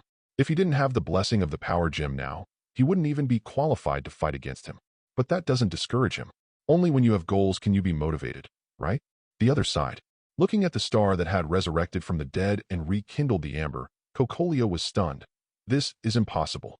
When will the will to protect have the ability to bring people back to life? Shing said he didn't want to answer, but slowly raised amber. She can't tell Cocolia that she is the protagonist, so it's normal to explode on the spot, cheat, or even come back from the dead, right? How can you have the nerve to say this? Shing is fine. That's great.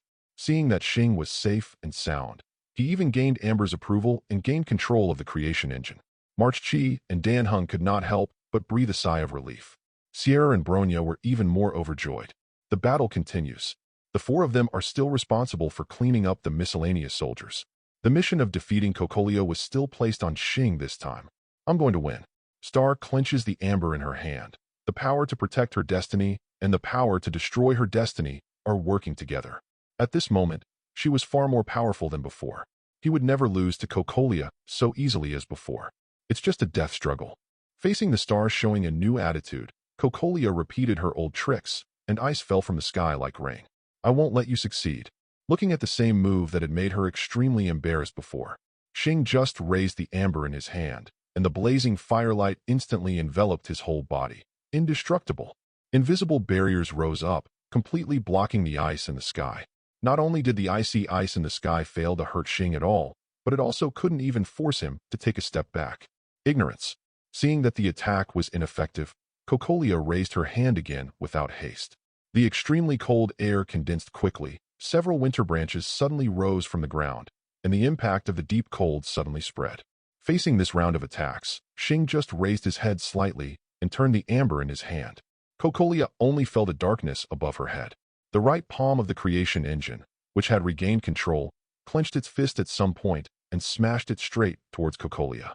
The attack is close at hand. Defense seems to be too late. Cocolia only had time to raise her hand and wave upward, and the newly condensed winter fist rose into the sky and crashed into the huge iron fist that kept falling. Boom. Chapter 37. Winter's vine collides with the engine of creation. A loud noise suddenly spread. The entire Yongdong Ridge seemed to be shaken by this powerful impact. The right arm of the creation engine was knocked back by the shock, and the condensed winter energy in Cocolia also shattered. This round of confrontation between the two was evenly matched. Cocolia, who blocked the attack from the creation engine, turned her head. A flash of fire suddenly lit up in front of his eyes. Star, whose whole body was wrapped in red flames, already raised his lance high and suddenly thrust it towards the ground. Flame spear burn it all. The blazing flames melted the ice and snow and scorched the earth. Fire like lava rose from the earth and instantly enveloped Cocolia. Ignorance. The extremely high-temperature flames caused Cocolia to fight back immediately. The cold air surged again. The air pressure dropped rapidly, and the cold wind mixed with ice and snow suddenly raged, extinguishing the flames that had already formed an encirclement. When the flames dissipated, Cocolia took a closer look and saw that there was still a star in front of her. "Where are you looking?" A cold shout came from above his head. The star that had leapt high into the sky at some point was swooping down, holding on to the burning amber. The tip of the spear was already approaching, and Cocolia could even clearly feel the heat of the flame pavement. Facing this blow, Cocolia didn't even bother to move. She just raised her arms and clenched her hands into claws. Imaginary energy spurted out. An imaginary energy ball shaped like a black hole collided head-on with the swooping flame spear. The two collided with terrifying power, and huge amounts of countershock force pushed the swooping star out, and Cocolia was also forced back a considerable distance. Xing stabilized his center of gravity in midair and landed safely with amber in hand. Holding the amber, he frowned, thinking about the next attack pattern. None of her attacks in this round were successful, and they were all blocked by Cocolia in various ways. I have to say, it's very tricky. This guy is much harder to beat than any empty pawn. Among the various monsters Xing had fought against, Cocolia ranked second. The first one was of course the doomsday beast I encountered at the Black Tower space station. The farce ends here. Looking coldly at the stars in the distance, the power of the star core was mobilized again. An extremely huge imaginary energy began to gather. The power of the star core is with me. You are just the dying struggle before the collapse of the old world. Forged with my own hands, a great new world. With the blessing of the star core power, the imaginary energy gradually gathers into the entity. Under the gaze of the star, an imaginary meteorite covered with sharp spikes gathered and took shape in the sky. This is the salvation of dawn. Cocolia's right hand suddenly waved.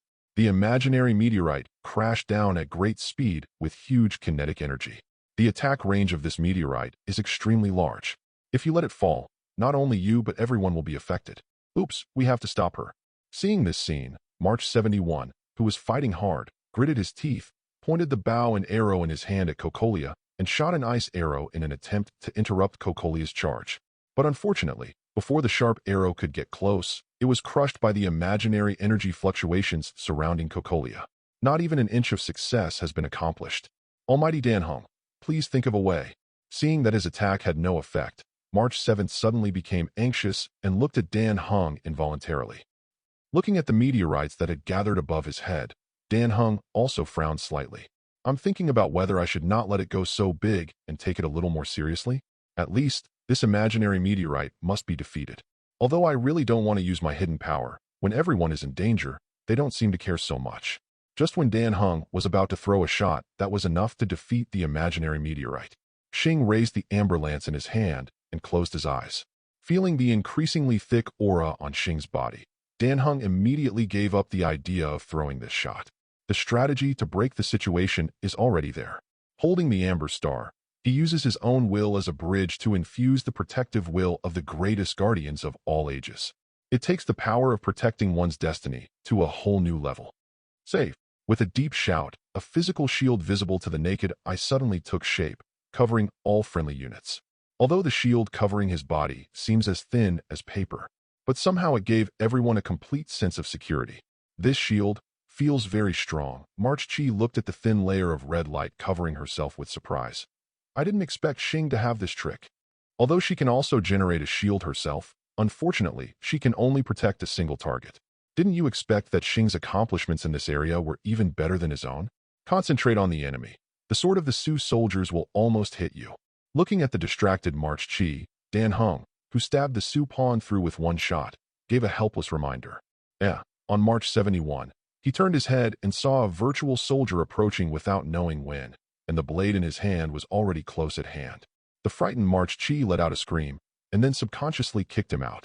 With the support of the shield, with this kick, the virtual pawn in front of him was kicked backwards, knocking over several virtual pawns one after another, and rolled into a ball in the snow.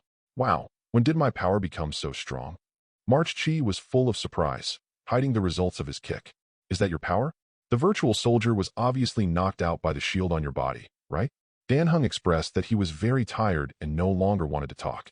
With the blessing of the shields on their bodies, everyone seemed to be getting more and more brave and killing, but they had completely forgotten about the imaginary meteorites falling from the sky. The imaginary meteorite fell as scheduled. The world fell silent, followed by the deafening roar. Yeongdong Ridge was constantly trembling under the impact of this imaginary meteorite. A storm swept across, and the thick ice and snow covering the top of the mountain was blown away.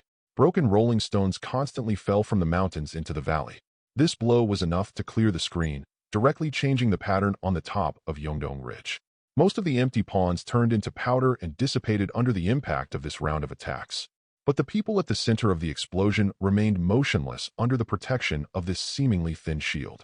Is this a friendly force? Looking at the almost empty pawns, March was overjoyed. Cut, Sheer snorted disdainfully. If it weren't for Yoshing's shield, friendly forces? March scratched her head in embarrassment. That's all I said. Bronya was silent. Even though her sight was blocked by the thick snow and smoke, she still looked in the direction where Cocolia was before. No matter what mistakes Cocolia made, the other person is her adoptive mother, and this will never change. While she was worried about Xing, why didn't she care about Cocolia? Chapter 38. This is impossible. Looking at the star that was intact under the attack, Cocolia expressed some disbelief. Will to protect, can he block her strongest blow with the power of the star core so easily? Nothing is impossible. Xing held Amber in his hand with a faint smile on his face. People's will is indeed very fragile sometimes, but you forget one fact. That is, human will, while most fragile, is also the most tenacious existence. It is an indelible and eternal thing. The most tenacious will cannot be defeated by any means. Not even the cruelest time can kill it. Never compromise, never give up. Even if you are in a desperate situation, you can still face everything with a smile. The body can be destroyed and the soul can be broken, but only the most tenacious will last forever. Accept defeat, Cocolia.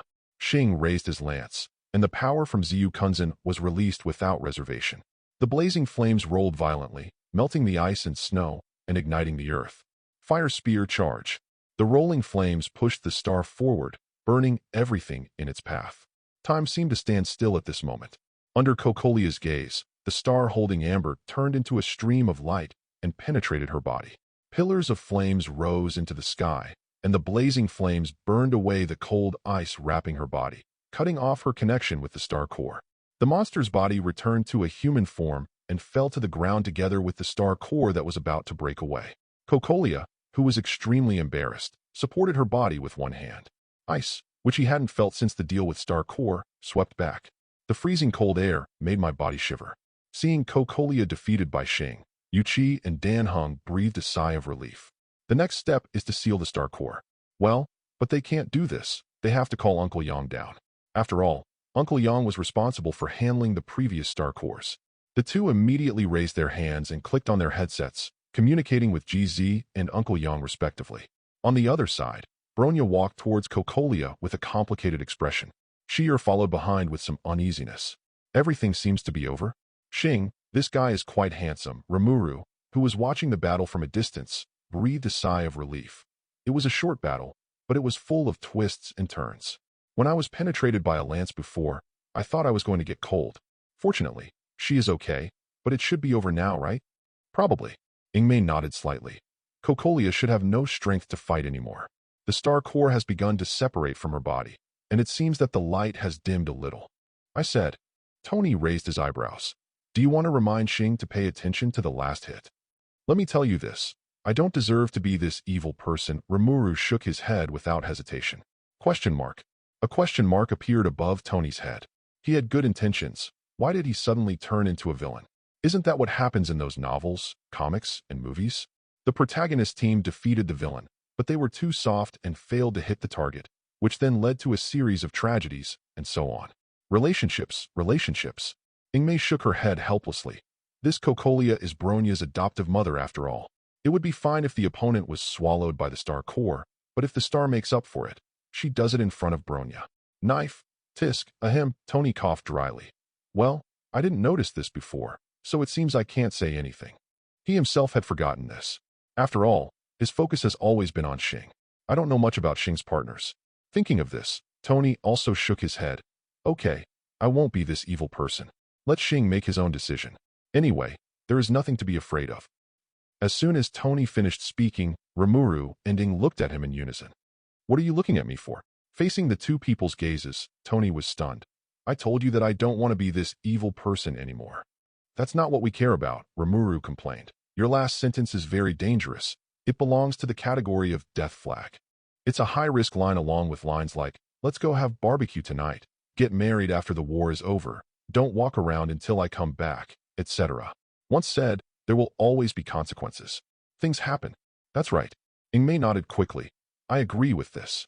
That's it. Tony shook his head in amusement. I'm not a crow's mouth, so it shouldn't be possible, right? Even if it does, it will only happen in your own world. You can't just say something at home, and then something will go wrong in Xing's world, right? If true, what does this mean? The crow's mouth of the level universe? Impossible. Absolutely impossible. Stark, the genius he is definitely not a crow's mouth. Absolute. Maybe it's because the world we live in is different. Tony's death flag did not affect the world of Star Rail. The only episode was probably the demise of Cocolia. After all, Star Core is not a good thing. Being called the cancer of all worlds by many civilizations must be justified. Those who came into contact with the Star Core and even used the power of the Star Core to still be alive. At present, there is only one extremely special case of Xing Cocolia was completely swallowed up by the Star Core without exception. Her demise also completely declared the end of this war. The only one who felt sad was Bronya. Everyone has different moods. The problem of the Star Core has been solved, and it's time to be happy. But looking at Bronya's condition, everyone was not very happy.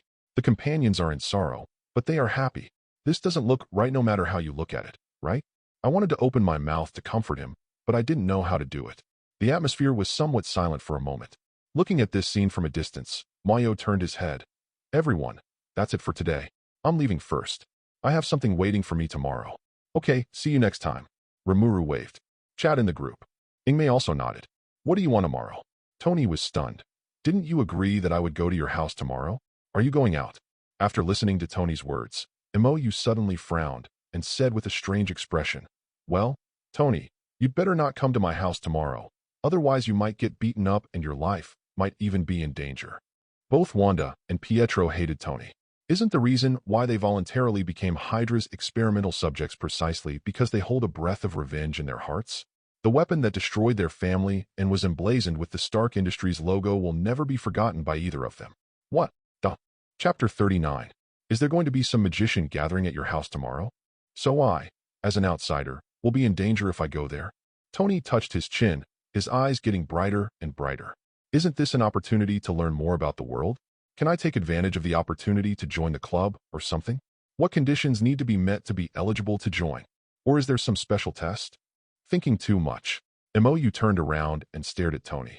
There is no magician gathering. There are only two poor people whose families were destroyed by your company's missiles. If you go, you will probably be skinned and boned. Although Wanda and Pietro are not bad in nature, but when facing enemies, hatred may defeat the two people's reason. With Wanda's ability now, once she loses her mind, there will only be words of hatred in her heart. The probability rewriting initiated by the subconscious mind is definitely not something Tony can handle. These things may not happen, so it's best not to go. Listening to Mayo's description, the smile on Tony's face gradually disappeared. Obviously, he understood what Moyo wanted to express. It's my fault again, Tony sighed. I know this may be a little late, but is there anything I can do to make up for it? I don't mean anything else. I just want to make me feel better. Although he was the controller of the company before, his company did not represent him. Whose hands the weapons he makes will fall into is not up to him. However, after all, the weapons were developed by him, manufactured by his company, and sold by his company. Things have happened, and Tony will not choose to excuse himself. I just feel a little uncomfortable. Obviously, his original intention of developing and manufacturing these weapons was to protect more people. But it always backfires, often hurting more innocent people. Compensation or something. Mayo spread his hands and said, I don't think they will accept your kindness. Compensate? Maybe Tony meant well. But in the eyes of Wanda and Pietro, this is most likely a humiliation. It is the charity of hypocrites. Instead of being grateful, you will become angry. This is probably human nature. As for whether Tony can resolve their hatred for him, it depends on Tony himself. Moyo will not choose to intervene. After all, no matter which side he stood on, it didn't look good. Don't encourage others to do good unless they have suffered. He hates those guys who stand on the highest moral level and point fingers with an arrogant attitude, and he doesn't want to be that kind of person. When he meets that kind of person, he prefers to use his hands rather than his mouth. Is there a need for debate? Just kill him, and that's it. As for whether he will be misunderstood, whether he will be punished, etc., do you think he seems to care? He has his own code of conduct. If they are friends, then entertain them with good wine and meat. If they are enemies, then kill them all without leaving any further trouble. Whether it's the Holy Mother or the devil, it all depends on your mood. So simple and clear. Okay. Tony nodded with a dark expression. Then it seems I'd better not go now, so as not to irritate them later. Why don't you come to my villa when you are free? Mayo thought for a moment and then nodded. Okay, let's do it tomorrow night. It just so happens that there is nothing to do tomorrow night. I also need your help with something. There was something he needed Tony's bright mind for. The super gene of fighting gods and Buddhas can arm all theoretical knowledge and transform it into fighting instincts. This is the biggest advantage of this super gene. As the monkey said, I don't understand science and technology, but I can do it. After getting this super gene, Mayo naturally also possessed this instinct. Therefore, as long as the theory is not wrong, Mayo can transform it into his own fighting instinct as quickly as possible. This is also his greatest asset in building a series of combat engines. Other aspects can be studied slowly, but on one aspect, Mayo is not even a beginner. That is, life technology and genetic technology. And it just so happens that Tony has unimaginable ability in this regard. Among his research results in life science and technology are technologies such as extremis, bionano, etc. Asking Tony for help was a very good choice, and more importantly, there was no one else who could help him. Maybe Haida and Ruan Mei in Star Iron World can do it, but MOU has no friendship with them, and Star's face is probably not enough. Then I'd be very happy. Hearing that Mayo needed help from him, Tony immediately became happy. As long as I can, I will definitely help, but as a reward, you have to introduce me to this world that is familiar yet unfamiliar to me. Also, what do you like to eat and drink? I can't guarantee anything else, but the dinner will definitely be sumptuous. I'm not picky. Moyo nodded slightly. Just order whatever you want. Now, even if he never eats or drinks, there will be no problem. But he didn't want to end his lust for words. See you tonight. See you tonight. As soon as the words fell, Mayo and Tony's figures disappeared at the same time. Looking at this scene, Rimuru sighed. It's great to be in the same world, and we can all hang out together soon. You just want to play. Ingmei smiled and said, Okay, it's late enough. I have to run for a living tomorrow, so I'll get off first. With a foodie as big as Paimon, she hasn't overcome the financial crisis yet. I feel like no matter how much more I save, it's not enough to spend. This emergency food is somewhat substandard. Not only cannot it be used for emergencies, it may even harm the landlord's food reserves. That's what I say, but can you soften the curve of the corners of your mouth a little? Really? Looking at the empty surroundings, Rimulu spread his hands. Busy. Everyone is busy. It's better to be busy. Hey, Xing, we've all withdrawn. Let's chat in the group. He waved his hand in the direction of the star, and Rimuru's figure disappeared. Star looked back and blinked. Everyone has withdrawn, then the live broadcast will be turned off. I don't know when I can introduce everyone to GZ, Uncle Yang, Dan Hung, and March. I always felt like Dan Hung had been looking at her a little strangely these past 2 days. But that's right. He didn't do much to hide it at all, let alone come up with so much information. It's impossible not to be curious. It's better to find a time to talk to everyone, so that you don't have to hide it.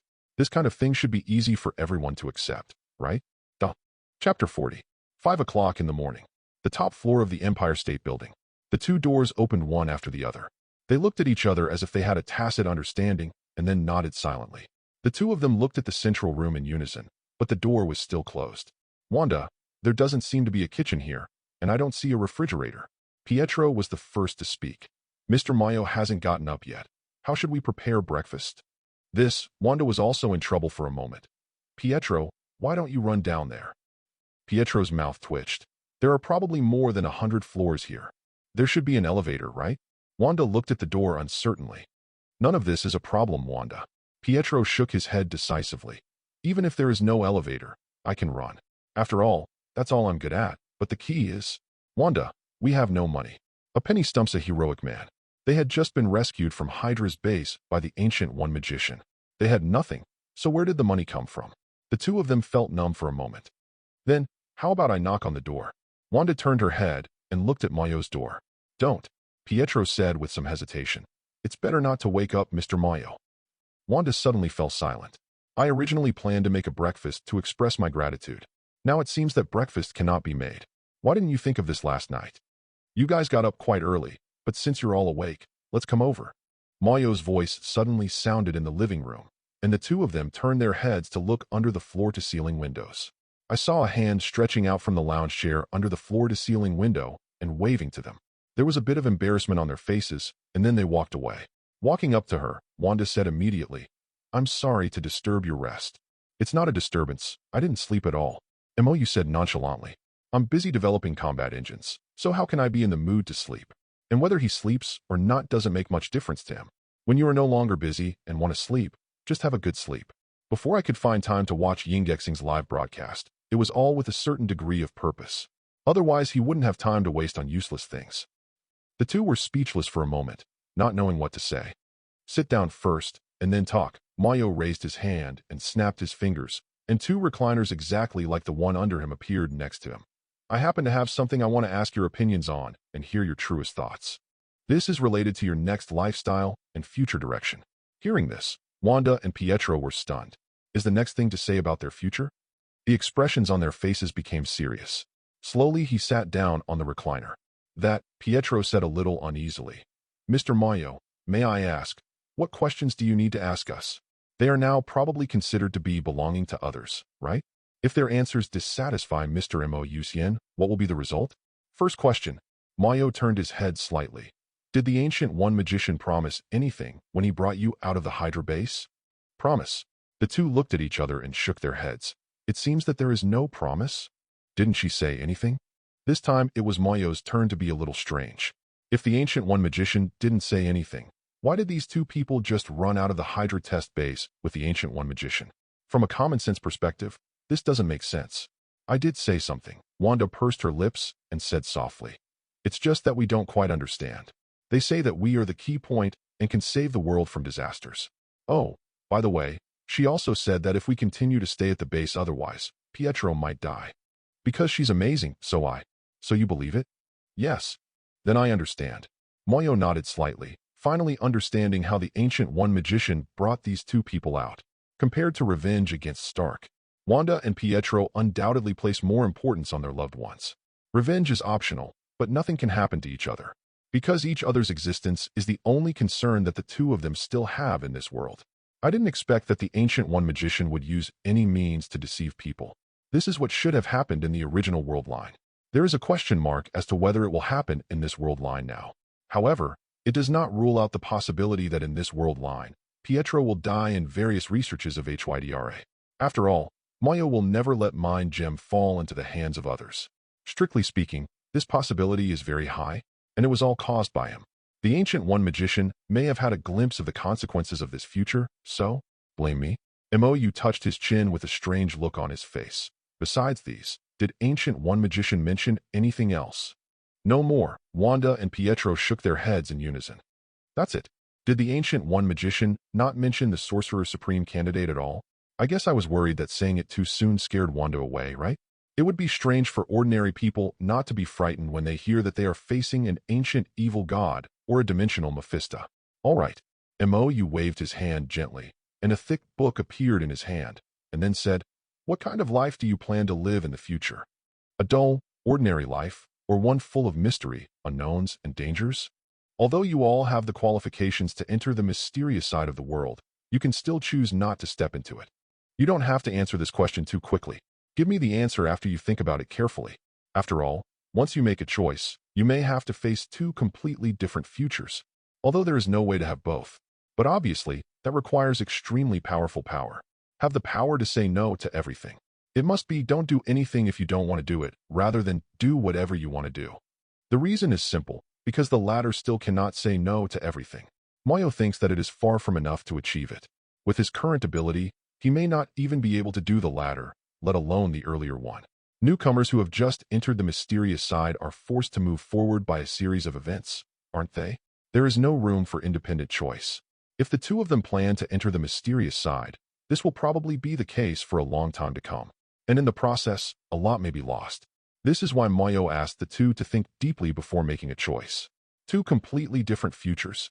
Wanda and Pietro looked at each other and said with almost no hesitation, "We choose the latter." Chapter 41. We choose the latter. Wanda and Pietro chose mystery and danger almost without hesitation, rather than ordinary people's lives. It's not that Moyo can't understand this. A series of previous experiences between the two have shaped their current behavioral principles. Life is so precarious that even ensuring one's own safety can be considered a luxury. After all, their hometown, Sokovia, is a small, mountainous and barren country. It has been in turmoil for the past 100 years, and wars can be seen everywhere. It is not difficult to imagine how miserable the people there are. At a time when life and personal safety cannot be guaranteed, Wanda and Pietro naturally long for the power to control their own lives. This is also the most critical reason why the two voluntarily became Hydra test subjects. I want power. I want to take charge of my life. But this just shows that the two of them prefer to live a stable and ordinary life. If you can live a stable and happy life, who wants to rebel? Isn't it all because we have no choice and can't live anymore? Wanda and Pietro are not the kind of ambitious people who want to use their power to bring trouble to the world. The original intention of seeking strength is just to live a more stable life. Well, maybe there's a little bit of wanting to get revenge on Stark, but that's not the main part. Choose the latter? When the two of them gave the answer so easily, Moyo just raised his hand slightly. Maybe you don't understand what kind of mystery and danger I talk about, but it doesn't matter. Just take a look. The space rippled with waves, and then suddenly shattered like broken glass, and the mirror space was already opened. The scene tumbled, and after coming back to consciousness, the location where the three of them were was already in the vast and boundless universe. The next moment, the universe flickers and flips like a mirror. The projection of the multidimensional universe slowly appears. Broken, twisted, chaotic. The immersive senses made the two of them shake their bodies. He was obviously stimulated by these images. However, this is not over yet. These things can only be regarded as appetizers. As Moyo's thoughts turned, suddenly, a strange and terrifying evil god's shadow flickered in front of the two of them. Those are the various evil gods who were driven out of the cholera-ridden earth. In addition, terrifying projections also appeared, including but not limited to Hell Dimension, Mephitis, Dream Dimension, Nightmare, Dark Dimension, Dormammu, Chaos Dimension, Beholder, etc. Lords of various dimensions. The unparalleled, terrifying impact caused their bodies to freeze. He was obviously very frightened. However, this frozen state did not last long. Maybe it was because the picture was too scary and it stimulated Wanda's nerves. The ability to modify probability was activated silently, causing all the projections in front of him to dissipate. The disappearance of the scene made the two people's tense nerves relax. Breathing heavily, more intense cold sweat appeared on his forehead. Seeing this, Moyo raised his hand and waved. The mirror space dispersed, and everything returned to normal. I have to say that the ability to modify probability is a bit abnormal. In just an instant, he bypassed the sovereign and directly settled all illusions and projections in the mirror space. If this ability works on him, although I can bear it, it will be a little uncomfortable. After all, he can only resist the rewriting of concepts below high level. The probability modification initiated by Wanda's subconscious is very close to the rewriting of high-level concepts.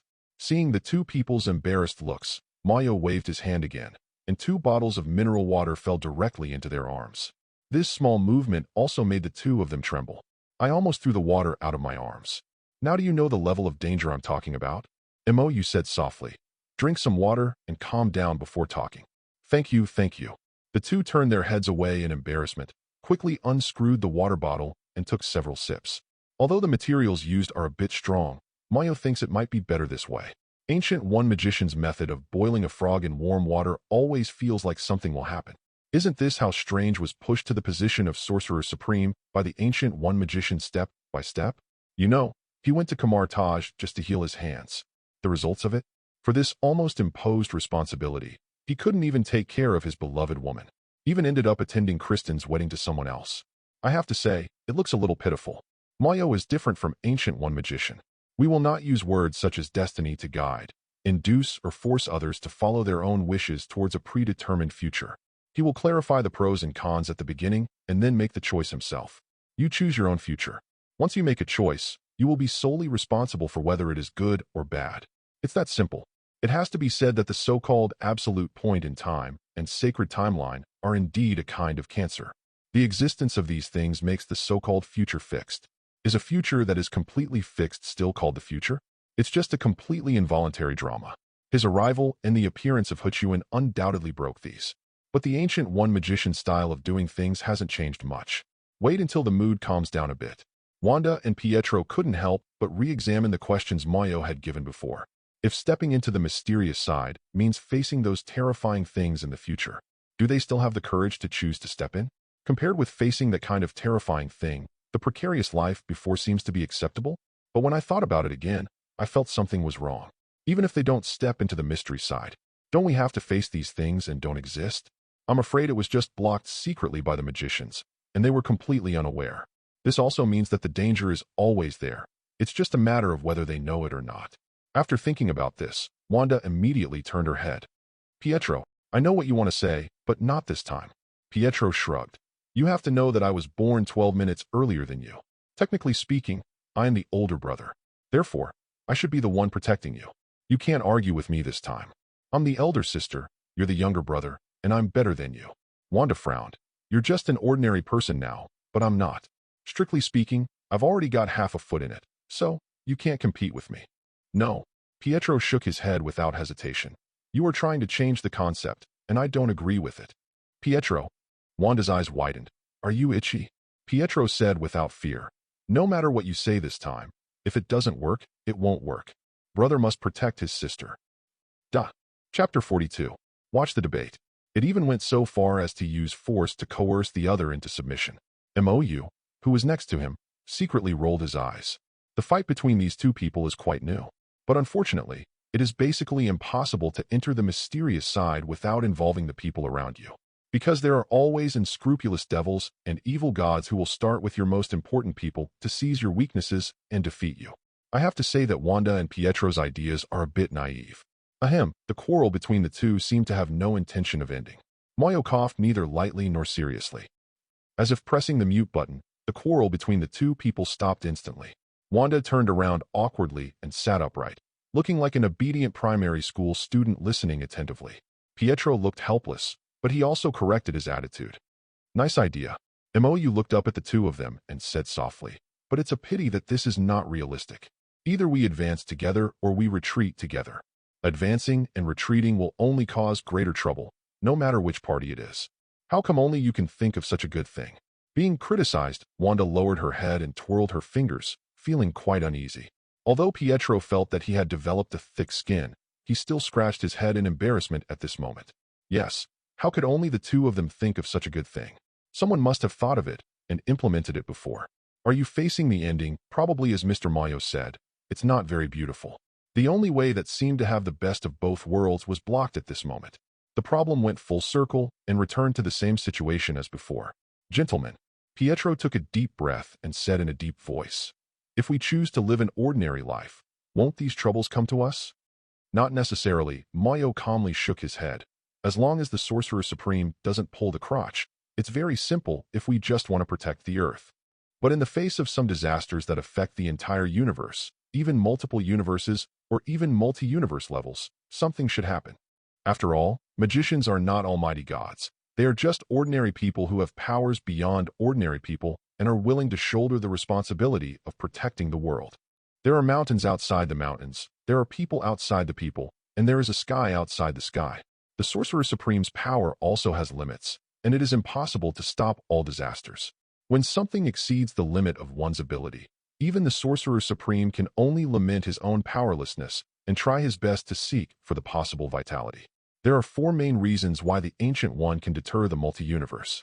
The first one relies on one's own ability, the second one relies on Time Gem, the third one relies on the prestige of the Trinity Waishan Emperor, and the last one comes from the Eternal God, one of the five gods followed by the Ancient One. The top masters may look down on a small MCU at all. There are so many spicy multi-universes, and the MCU is just a new baby, which is not enough to fill the gap between teeth. At the next level, because Ancient One's background is too hard, the 3 supreme magic circles guarding the Earth are not vegetarian, and you have to weigh it a little before you want to make a move. Those at a lower level, such as the Dimension Lords like Dormammu, either cannot defeat the Ancient One or are tricked by Time Gem. There is no chance of invasion. As for the lower level ones, as long as the Ancient One is still alive, they simply don't dare to come to the Earth to cause trouble. I was deeply afraid that I would be killed by the Ancient One accidentally. It is these various reasons that create the temporary peace of this world. Once word gets out that the Ancient One is stepping down as Sorcerer Supreme, all kinds of trouble will ensue. After all, the newly appointed Sorcerer Supreme's network of contacts is not as broad as that of the Ancient One. There is no backstage like Ancient One magician that is so hard that people don't even dare to mess around. Although it is not a sure thing, at least the probability of successful invasion is much higher than that of Ancient One. In short, in one sentence, the safety level of the Earth with the Ancient One and the Earth without the Ancient One is not the same. Listening to Mayo's explanation, the two fell into silence at first.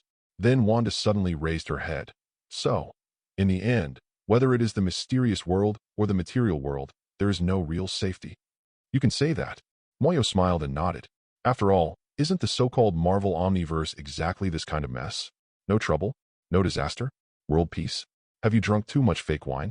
That is absolutely impossible. Understood, Pietro took a deep breath. No matter whether we choose to step into the mysterious side or not, the danger still exists, but we don't have to face it for the time being, or more directly, we are kept in the dark. In that case, at this point, Pietro and Wanda looked at each other. We choose to enter a world of mystery. It's better to face your fear than not knowing what happened and dying in an unknown way, no matter how bad the outcome is. Although both Wanda and Pietro long for a stable and comfortable pastoral life. But obviously, this option is probably not an option. Now that you know so much, can you really pretend that you don't know anything? I'm afraid you won't be able to sleep well at night, right? I was afraid that one day I would fall asleep and be affected by AoE inexplicably, and then never wake up again. Rather than doing this, it would be better to face your fears head on. Anyone who dies early or dies late is going to die anyway. Why not just be easier? Confirmed. Sure. You won't change. To not fix. Okay, Mayo stood up slightly, raised his hand gently, and 2 sling rings and 2 introductory books fell directly into their arms. Although you two are not following the same path, the introductory course is still inevitable.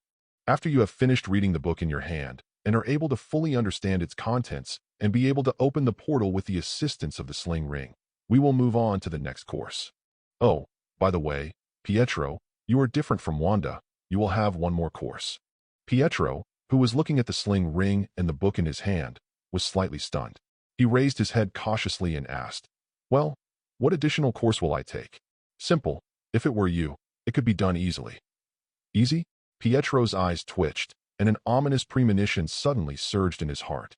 Can you give me some hints? Hint. You said with a smile. Isn't the Empire State Building at your feet beautiful? Then you just need to run back and forth every morning and evening by climbing the stairs. Just let me die? Duh. Chapter 43. Night, Coast Villa. Tony, who had been busy all afternoon, returned to his workbench. He lifted up his t-shirt and replaced the palladium element plate of the sexual reactor. Sir, I'm sorry, the deduction of the new element combination failed. We can't find a new element to replace the palladium element. It doesn't matter. If you fail, just fail. Tony's expression was a little depressed, but he didn't seem much anxiety. Anyway, I still have many opportunities. It's just that the elements we discovered are not enough. I will find new elements that can be used. Sir, this possibility is almost zero. Almost zero? Tony heard the sound and laughed. Then you must underestimate me. JRVS. I have made some very special friends. I like them very much. By the way, the data model I asked you to calculate last time has results. Yet. Sir, if you want to find new elements with this data model, IMHO, this is not realistic. Although it is estimated that only 60% of the project has been carried out, it can be roughly concluded that the final product of this type of model has extremely high conclusion of great harm. Tisk, Tony smacked his lips. JRVS, can you stop worrying about new elements? Sir, this is about your life and safety. I think you should be more careful. Hearing this, Tony's hand movements paused slightly. With thousands of thoughts running through his mind, He gently raised his head to look at the computer screen in front of him and said with a smile, JRVS. I'm here, sir. How long do you think I can live without finding new elements to replace it? If Sir gives up using the Mark series armor. Don't. Tony shook his head and laughed. Let's continue to use it. I'm sorry, sir. According to the current rate of accumulation of toxins, you have less than 5 years left, and the last year will be very painful. Less than 5 years. Tony looked down at the purple lines spreading on his chest and next to the reactor and said with a smile, JRVS, how about I make you a bet? I don't think I'll fall down on this. Sir, judging from the current conditions, you have no possibility of winning.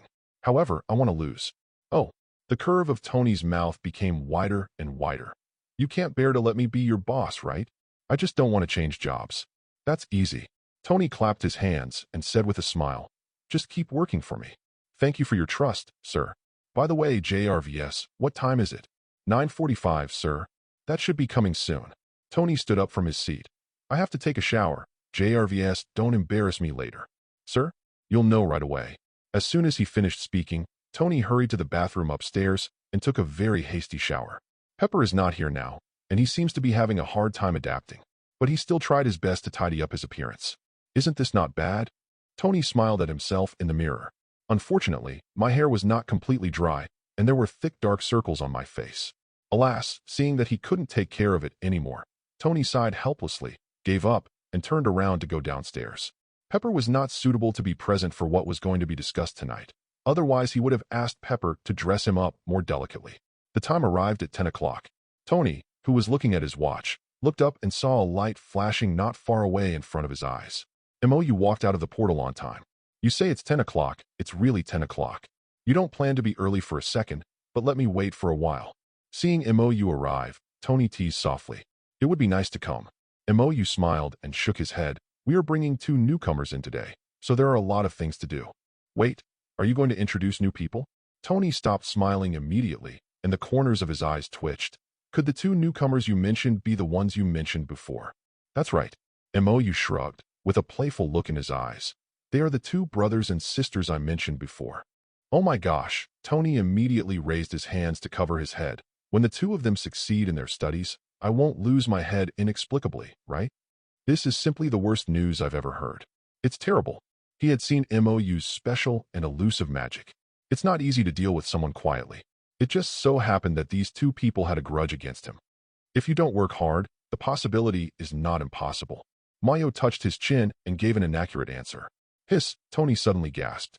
Are you going to taste the consequences of the sins you have made? Although it would not be so easy to lose his life while wearing a battle armor, he couldn't wear the battle armor every second, right? Tony expressed his helplessness. He didn't think MOU did it on purpose. If the other party wanted to harm him, he would have died a long time ago, and he could do it quietly, so why bother using others to do it? The palladium issue has not been resolved yet, but now there is another life-threatening incident? I can only say that I am unlucky. But it's not his style to just surrender. Ahem, Tony coughed lightly and rubbed his hands expectantly. Is it possible to let me in or something? I just plan to use it to protect myself, at least to leave open the possibility of reaching a settlement with them. Anyone who can be taken note of by MOU and taken to teach him is definitely a good talent with good talent. If he doesn't hurry up, his good days may not be long. Although he does not solve the problem of palladium, he will not have many good days ahead. But the problem is clearly solvable. The worst-case scenario was to ask Rimulu to exchange a few bottles of unscientific recovery medicine as a safeguard, and then perform surgery to remove the shrapnel. In this way, the problem of palladium poisoning can also be solved. This isn't even a problem anymore. Right now, these 2 twins who have a grudge against him and want his life are the greatest danger. Well, MOU touched his chin. If that's what you think, then I guess you won't be able to survive that time. Think about Wanda's terrifying growth rate and potential. Tony wants to fight Wanda during her growth spurt or something. It's probably unrealistic. So, Tony's brows twitched. Am I dead? It depends on yourself. Chapter 44. I hate the Riddler. Tony sighed helplessly. But I understand the meaning. Give me some time to prepare mentally, okay? You can figure it out best. Mayo smiled and nodded, then raised his hand and waved lightly, and a sealing box with the SHIELD logo fell next to Tony. This is the most important part of the inheritance your father left you. It contains the most precious gift your father left you, a new element that can replace the palladium element. Find some time to take a look. What? Tony squinted his eyes and looked at the storage box next to him, his expression a little complicated. I know. I will take a look when I have time. Although it seemed a bit unlikely, Imoyu didn't need to lie to himself. He said there is, so there is a high probability that it is. But how did his father discover new elements in that backward industrial era that even he couldn't discover now? This undoubtedly refreshed Tony's understanding of Howard. And a gift? How did he know that he was facing this kind of dilemma and gave him a solution in advance? Could it be that his father also has the ability to predict the future? No, that's unlikely. Perhaps he was too forward-thinking, but due to the backwardness of industry at that time, he could only leave it to him as an inheritance, right? He has been dead for almost 20 years and still wants to teach himself a lesson? Should I say thank you? Or should I say thank you? Forget it. Tony shook his head and threw away all other things. Tony looked at Imoyu. Let's talk about what's going on between us. I'm curious about what you want me to do for you. After all, you are outstanding in all aspects. I really can't think of anything that can be difficult for you. It's life technology, genetic technology. Mayo didn't hide anything and directly stated the biggest problem that troubled him. I have no achievements in this area, and I can even be called a layman who has not yet started. So I came to find you. Hearing this, Tony did not respond immediately, but frowned quietly, obviously thinking or worrying about something. After a while, Tony said in a deep voice, Mayo, let me ask in advance, does the life technology you are talking about involve human experiments? No, Imoyu shook his head for a while. I only need theoretical knowledge, not so-called human experiments. Human experiments? What low-level operation is that? Even if it is the same mutant spider, it may not turn into Spider-Man if it bites different people. Not everyone who is exposed to gamma radiation can turn into the Hulk. Everyone's genetic sequence is different to some extent. As long as there is a little difference, the results obtained from different individuals must be absolutely different. He only needs to obtain theoretical knowledge, and through the screening of dark plane gene sequences, he can transform it into the one that is most suitable for him, and then apply it in weapons. There is no need for human experiments or anything like that. I can rest assured that. After receiving Mayo's affirmative reply, Tony relaxed slightly. To be honest, I haven't done much in-depth research on this aspect. You have to give me some time, probably a day or two to a week. Besides, you have to tell me what project you want to research, right? You have to give me some templates, otherwise I won't be able to start. This is simple. Mayo raised his hand and snapped his fingers, and a test tube containing blue blood and a test tube containing red blood appeared in front of Tony's eyes. You should study this first. This is what Mayo got. No, borrowed from the SHILD secret laboratory. What is this? Tony frowned and looked at the test tubes in his hands, then picked up the blue blood test tube and asked, I can understand the red one, but the blue? Alien blood? Yes.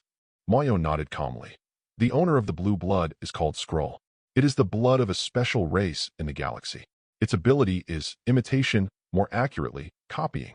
It can completely copy the other party's physiological characteristics and short-term memory, and even the DNA sequence can be perfectly reproduced. Although it's not unlimited, it can still be called terrifying. The Skrull's copying ability is indeed very powerful, but it also has its limitations. First, they need to see the target to be copied with the naked eye, and the copied target must be alive. In addition, they cannot completely replicate genes that are too powerful. Other abilities that are not based on genes cannot be replicated. In addition, there are also locked and shielded ones, which they cannot sexually copy. So MOU is not worried that the Skrulls can copy him. If you want to copy his super gene, you must first pass the Dark Plane certification. Obviously, the Skrulls couldn't make it. On shit, listening to Mayo's description, Tony immediately started swearing. He understood immediately how dangerous this race was. After a moment of silence, Tony asked worriedly, Mayo, let me ask first, are there any Skrulls on the Earth now? The kind with malicious intent? Definitely. MOU nodded slightly. Not only are there are many. They are in SHILD, Hydra, the U.S. military, and their members are also members of the Congress. The United States is just a hodgepodge now. What? There are bedbugs. Huh, oh my god. Tony slapped his forehead heavily. Please let me take it easy first. This news is a bit explosive, so I have to take it slow. How many minutes has it been? The information that came out of Mayo's mouth was so shocking that he didn't know what to say. Sure enough, this world was as strange as he thought. Is this still the world he knew? Shit, after coming back to his senses, Tony suddenly raised his head. JRVS, you didn't hear anything just now, right? Yes, sir, I did not hear the chat between you and Mr. Mayo. Do you need to turn on the meeting record memo? You know, JRVS. Understood, sir. Tony was still a little worried and turned to look at MOU. Make sure no one else knows about our conversation today, right? If this news gets out, there will definitely be a big earthquake. Tony had to guard. Aliens are almost taking over the United States. It's absolutely terrifying. Definitely. Mayo gave a guarantee. At least no one in the material world can hear the content of our chat. As for the mysterious side, Mayo can't guarantee this. There are so many weird abilities. How to prevent it? Tisk, Tony smacked his lips. If I had known that what you said today would be so exciting, I should have prepared more. Chapter 45. Skrulls. Aliens. It has penetrated into all aspects of the United States and has almost replaced the locals as the masters. Moreover, the Nazi HYDRA organization that was wiped out still exists. The so-called SHIELD that he had contacted before was actually Snake and Shield? Superboy? No, the Avengers Project. Could it be Hydra's plan to rule the Earth? Shit, I almost fell for it and became a member of HYDRA. This B*************** D is really insidious. After a long silence, Tony sorted out the complicated thoughts in his mind. The current situation was far more complicated than he had imagined before. It can be said that one move affects the whole body. Moreover, even if he came forward to expose this, would anyone really believe what he said? I'm afraid that before he takes any action, his villa will be directly destroyed by Tomahawk missiles, right? It's a bit difficult. Tony touched his chin and asked softly, Mayo, what do you think I should do next to break this situation? No matter what Hydra and the Skrulls are up to, it's definitely not a good thing. Tony said he couldn't sit still a little. Sure enough, the more you know, the more problems you have, and the more troubles come one after another. It would be much easier if he didn't care about these things. But he couldn't care less. He couldn't help but watch all this happen after knowing the inside story. It seems that there is a source of motivation driving him. It's simple. MOU's lips curled up slightly. I do have a way, but you can't do it now. Easy? I can't do it. Tony expressed his disbelief. Tell me what you can do first. Kill them all. Mayo said 2 words lightly. The simplest way to solve a birth problem is to eliminate it at the root. Kill all Hydra members and kill all Skrulls with evil intentions. Pretty simple, right? Tony's expression suddenly froze, and he decisively admitted defeat. Okay, you're right. I really can't do it. Let's not talk about the fact that he doesn't know the other party's detailed information. Just where they were now made Tony feel helpless. Please, those are generals and congressmen. Can they be killed if they want to? Enemy the entire United States government? Even if he has the ability to expose, he dares to take action. But, can he fight? Although the strength of the Mark armor is high enough, it is still useless in the face of missiles equipped with tactical nuclear warheads. He has many scruples, but will the other party have such scruples? It's numb. What kind of simplicity is this? Oh, by the way, this is a simple answer, probably based on Mayo's own answer. If this guy takes action, yes, it will probably be done in less than an hour. And it doesn't leave any clues.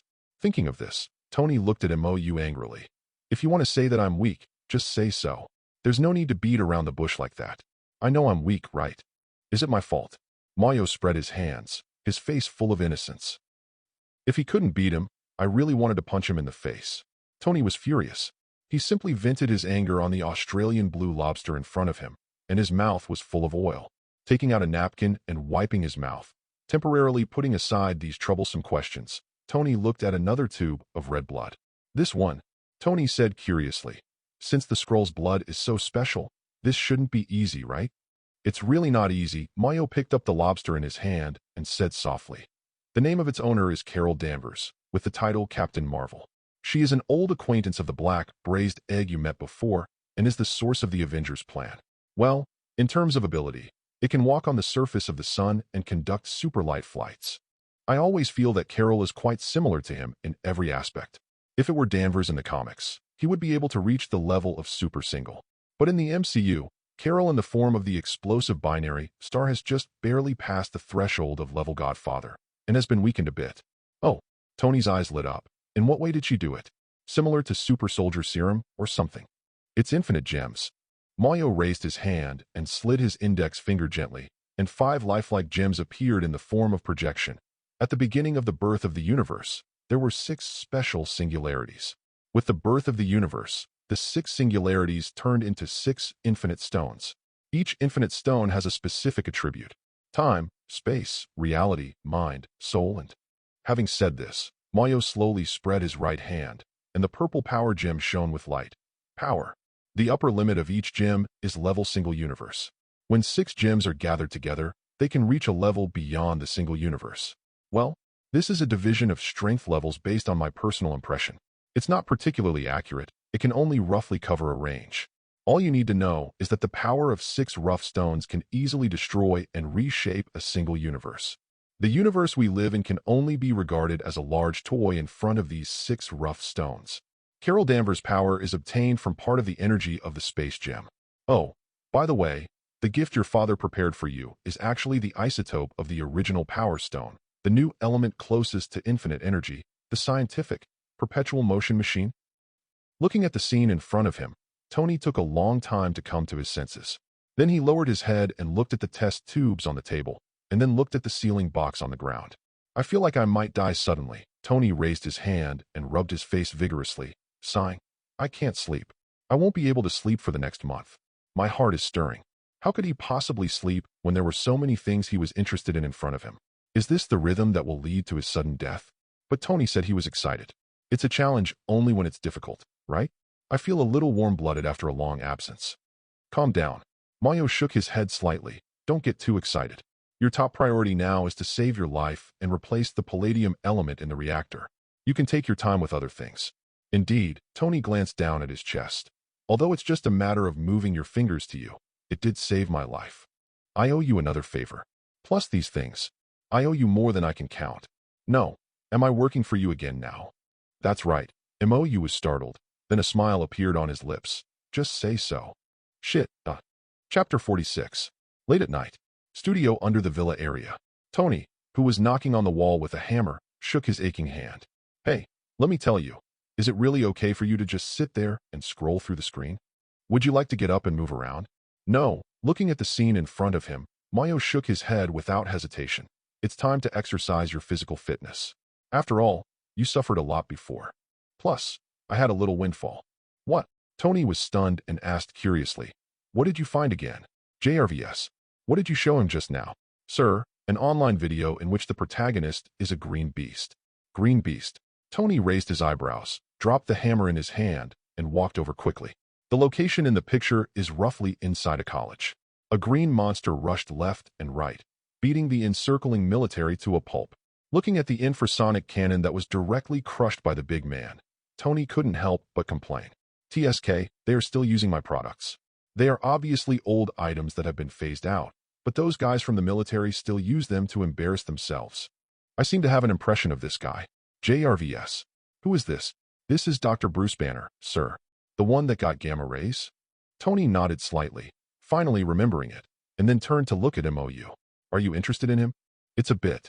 MOU nodded. But it's not necessary. It's just that my hands are itchy suddenly. I have been in this world for more than half a year, and the number of times I have taken action is limited to the one at the terrorist base in Afghanistan. The rest of the time, there was almost no action. Yesterday, I watched a battle that went through many twists and turns in the live broadcast room. With the power gem in hand, it was inevitable that he would have a fight with someone to stretch his muscles. Definitely, the most important thing is to verify the actual combat performance of the 2 combat engines. The progress of the space-time engine is relatively slow. After all, it involves more complex space and time. The creation of the elemental combat engine was already halfway through, much faster than he expected. Among them, the role of power gems is indispensable. Unfortunately, the genetic engine's analysis progress of power gems is as slow as a turtle crawling, and it also takes up more than half of the genetic engine's computing power. Without the support of celestial supercomputing, it would still be difficult to rely on oneself alone. I remember the reason why this happened was because the military was researching the super soldier serum. Tony touched his chin with a strange expression. Strictly speaking, this is a mess made by the military themselves. I don't want to clean it up for them. Besides, this guy is very good at hiding. The military has been looking for him for so long, but they still haven't caught him. However, this big green guy is indeed very strong. The force of each punch is at least 30 tons, and this is not the limit of his strength. Facing this kind of monster with strange strength, extremely terrifying physical fitness, and ignoring most thermal weapon attacks, Tony subconsciously simulated the scene of Mark III fighting Hulk. Preliminary calculations indicate that he may be dismantled to pieces and cannot be put back together. The best outcome can only be to escape in embarrassment with the help of flight. This guy seems to be totally unbeatable right now, right? Thinking of this, Tony subconsciously looked at Mayo next to him. This guy is also a monster. Putting aside the perverted infinite stone in his hand, could Mo Yuqian beat the big green guy in the picture? Probably. After all, didn't this guy focus on this big guy because his hands were itchy? If you can't beat him and still keep an eye on him, he can't be a masochist, right? It doesn't look like it. Can you take down this big guy without using that abnormal rough stone? Tony finally asked this question, because he does have a little bit of curiosity. In addition, I would like to know some details about Mayo. There are many ways to take it down. Mo lowered his head and thought for a moment, but a duel of pure physical strength. I haven't tried it yet. It's probably about the same. If it were the comic book version of the Invincible Hulk, he wouldn't be able to fight through pure strength. After all, this guy has the setting that the angrier he gets, the stronger he becomes. But the Hulk in front of him also inherited this setting, but he has an upper limit. Not only does his strength have an upper limit, but his physique is not too abnormal. Hatred can break through its defenses. Not only can Thanos break through its defenses with his bare hands, but he can also use a set of military punches to make Hulk a little autistic. Although he was in a weak state when his defense was broken by hatred, but that was not the case when I was beaten to the point of autism by Thanos. This version of Hulk's performance is somewhat unsatisfactory. Without using the Power Stone, there is no problem in fighting him. As for whether you can win, you have to play to know. They are all perverts. How can a human body possess the power of a monster? Tony complained secretly in his heart, and then said, "Want me to help you find him?" "No need." Mo raised his hand and waved, and the projection of the streets of Harlem, New York, suddenly appeared in front of their eyes. They're here. Looking at the scene in front of him, Tony suddenly stopped thinking. The military has already entered the scene. If you go to cause trouble at this time, I feel that there is a high probability that they will find various reasons to want you, and they want to imprison you in the laboratory team for research. Then let's see if they have the courage. Mayo shrugged nonchalantly. Besides, even if you have the courage, you have to be able to do it. I don't mind killing a general or directly destroying a military region. What kind of devil is this? Tony took a deep breath and observed a second of silence for the military. Then he said, "You don't mind if I watch the show, right?" "Okay." Mayo nodded, lightly snapped his fingers, and a bag of serum suddenly appeared on the table. This is the fair. Although it may not be used, there are two different concepts, not using it and not having it. Do you really think of me as a coolie? Looking at the extra bag of serum on the table, Tony glanced at Mayo evilly. Does this guy regard this as his private research laboratory? Although he was indeed a little interested. But with Zhu Yu in front, the amount of this serum seems to be a little insufficient. He would rather study Carol and the scrolls as soon as possible. After all, a kaleidoscopic shapeshift, one involving the space gem. Chapter 47. New York, Harlem. Bruce injected the antidote with the help of Mr. Blue and his girlfriend Betty. He successfully suppressed the appearance of Hulk, and the excited Bruce even gave himself a few slaps to celebrate. Facts have proved that Mr. Land's antidote is effective.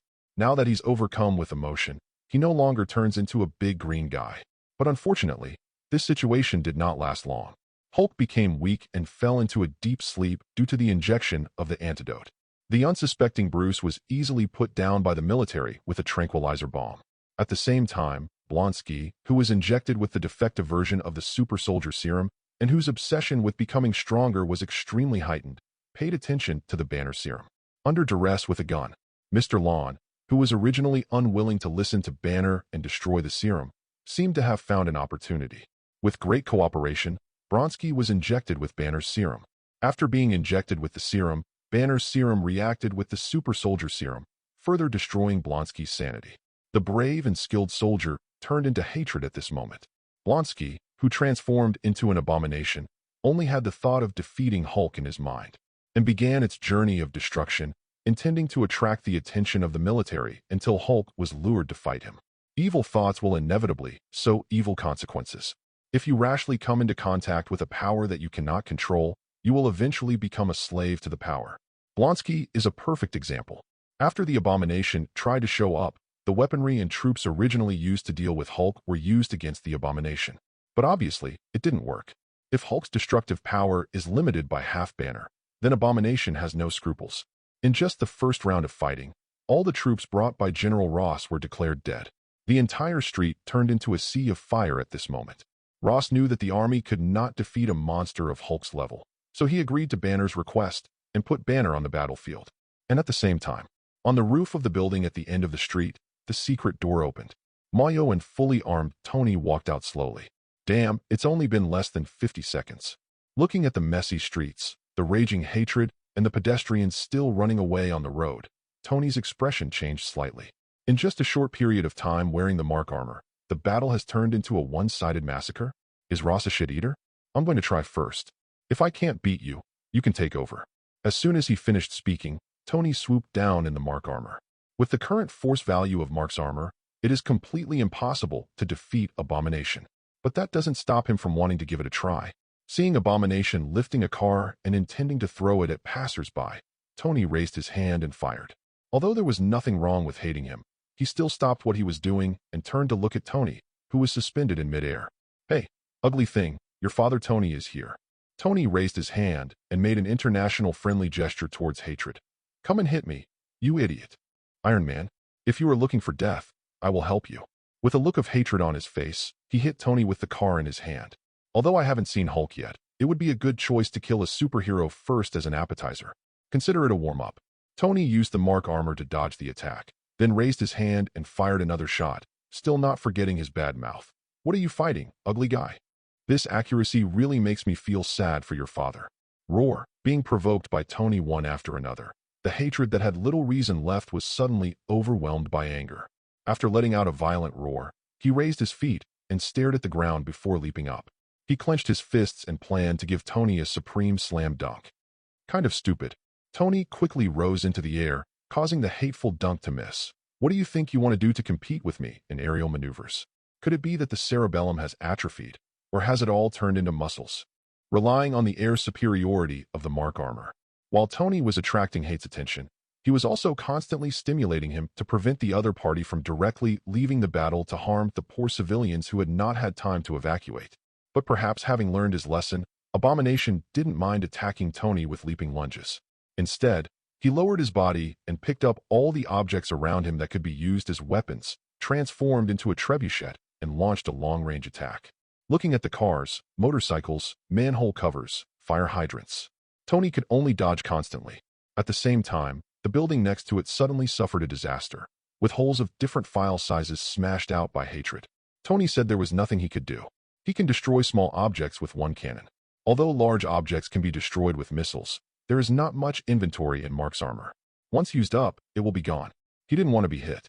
Even if Mark's armor could eliminate part of the power contained in it, the rest would definitely be enough for him to bear. If you keep it for a long time, you will lose it. Tony had scruples, but not hatred. After just 11 seconds of confrontation, Tony was hit in the abdomen by a fire hydrant. Huge amounts of force hit him, and he flew backwards, directly embedded in the building next to him. Really handsome for no more than 10 seconds. Oh hiss, Tony took a breath and said, damn it, you really can't get hit. I feel like I'm going to vomit out the dinner I just ate. Sir, the monitoring shows that there are many contusions. I know. He struggled to climb out of the pit and barely escaped the attack of the hateful evil spirit.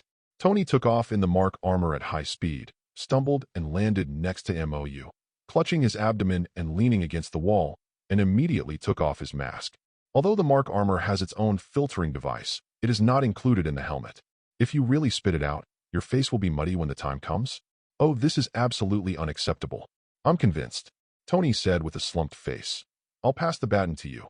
I have to rest, or I'm really going to vomit. The power of this thing is really outrageous. I almost suffered internal injuries. The anti-shock system of the Mark armor needs to be upgraded. Roar before MOU could respond. The hateful roars came from far away, and the hideous and ugly body jumped high and rushed towards the two of them. Why are you yelling so loudly? It's so noisy. MOU took out his ears. The dark alloy rod appeared in his hand and extended quickly. The other end suddenly became thicker and heavier. He aimed it at the abomination that had just jumped up and struck it in the head. Dang, boom, the hatred in front of him was directly smashed into the ground by this terrifying force. The higher you jump, the harder you hit. The sound is quite crisp. It's a good head.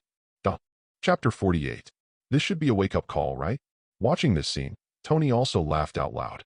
Most of the depression in his heart was instantly relieved, and he also held a second of silence for hatred. Now it's your turn to be embarrassed. Ugly guy, he didn't think that MOU would be able to kill this ugly thing at all. Although he didn't know the depth of MOU, the power gem he held in his hand was completely beyond the power of the hatred in front of him. Tony expressed that he was relieved. Now it was his turn to watch the show. The probe looked forward. A rather dramatic scene immediately unfolded.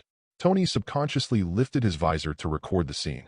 Banner, who was smashed down by a transport plane from the sky, had transformed into Hulk and emerged from the ground. And the hatred that had just been hit into the ground by MOU's stick also emerged. The two prominent guys looked at each other confusedly and let out an angry roar in unison. Roar, *2. I thought that when the two big guys met, they might have a fight first. But what happened next was beyond Tony's expectation. Hulk crawled out of the ground and glanced at Hatred, rolling his eyes in disgust, but he had no intention of doing anything. He and Banner are of the same mind, and Hulk knows how Banner feels about him. But this time, Banner completely broke Hulk's heart. So even though Banner had no choice but to transform at the moment when his life was in danger, he had no intention of solving the trouble Banner caused. The always belligerent Hulk, for the first time, didn't want to fight.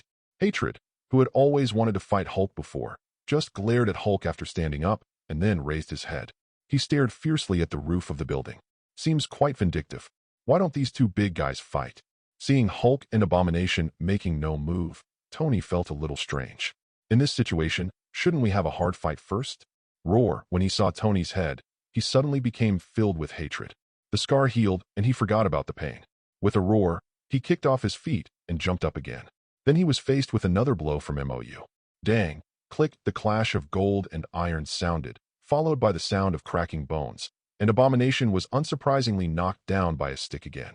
It's just that this stick seemed to accidentally break the opponent's skull. TSK, what a pitiful little thing. Seeing this, Tony couldn't help but shake his head and turned to look at MOU. Why do you beat it like a whack-a-mole? When it fought me, it was obviously not hopelessly stupid. It knew how to hit me with things. I don't know. MOU, who was holding the dark alloy rod, shook his head. You think it was an accident just now? Or maybe you didn't see me. Tisk, Tony smacked his lips and complained. I feel like I was knocked stupid by your first stick. It's possible, MOU nodded lightly, then jumped down from the roof.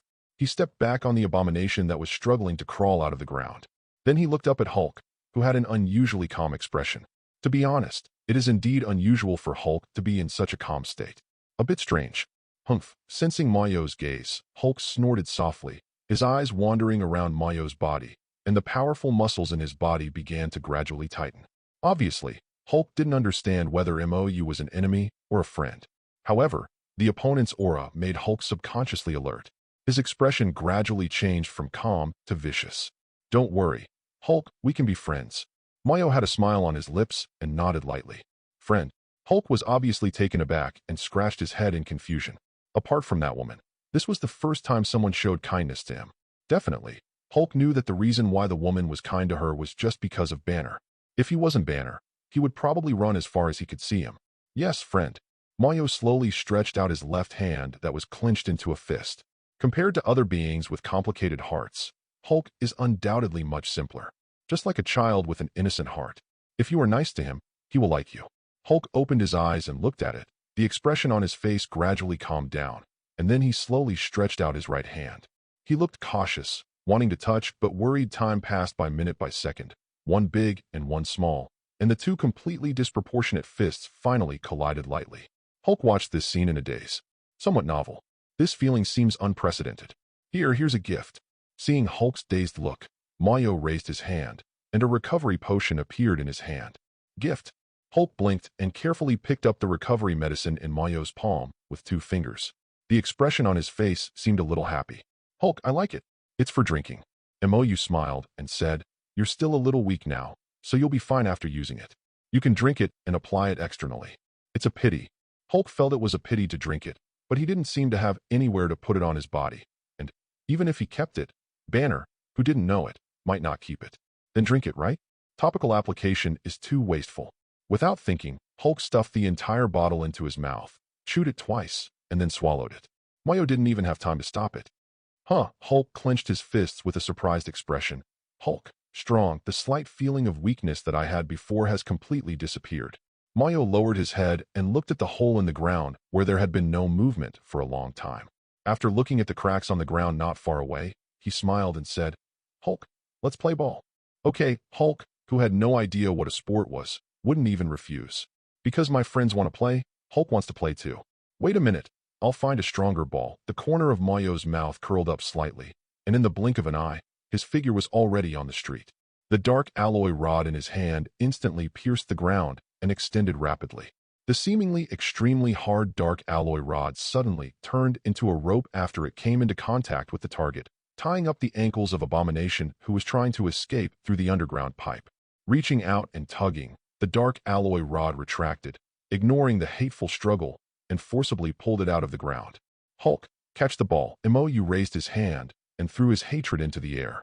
Before landing, the dark alloy rod in his hand swept out and hit the Abomination directly in the abdomen, sending it flying towards Hulk's location. Seeing this scene, Hulk's eyes lit up and he became more playful. The moment when hatred fell. Hulk took a step forward, raised his foot, and kicked Hate's face. Bang! There was a muffled sound, and the hatred that had not yet landed flew towards Mou's direction again. Tony couldn't bear to look at this scene. Cruel. Chapter 49. Roar, shouts of excitement echoed constantly in Harlem. Two figures, one large and one small, stood at two ends. One was punching and kicking, and the other was holding a long stick, specially designed for pumping. However, there was a faint light emerging from the long stick from time to time. During the play between the two, a rather burly figure was constantly flying from the street to the end of the street, and then from the end of the street to the street. Poor Abomination was completely unable to fight back under the combined efforts of the two, and was swatted around like a badminton. Many people watched this dramatic scene from a distance, including General Ross in the gunship in the sky, Tony on the top floor, and the people who should have run, but now suddenly stopped to watch the show. It has to be said that human curiosity is endless. The person who eats melons has been engraved in my genetic instinct. Even when such a disaster occurs, there are still people watching from a distance. Neither Mayo nor Hulk care about the reactions of outsiders. Mou had a lot of fun playing it, and he was very comfortable with the basic use of the elemental engine. Each attack had different elemental changes. As for Hulk, he seems to be extremely happy. He has never had so much fun before. Moreover, in the process of playing around, the power of Hulk's every blow actually increased unknowingly. This made Mou feel a little strange. In other words, as long as Hulk's emotions fluctuate, Original's power will increase to varying degrees. Doesn't it have to be an emotion of anger? In this case, when the powers of Hulk and Mayo are gradually increasing, a certain limit is gradually exceeded. Abomination's recovery ability could no longer keep up with the two's destruction speed. Under Hulk's excited fist, Abomination's already limp body suddenly exploded. Hulk's excited expression froze as he looked at the hatred that was shattered by his fist. He looked at the hatred that was shattered on the ground with a blank look on his face, and scratched his head in confusion. Toy, was it broken by myself? The fat is in the fire.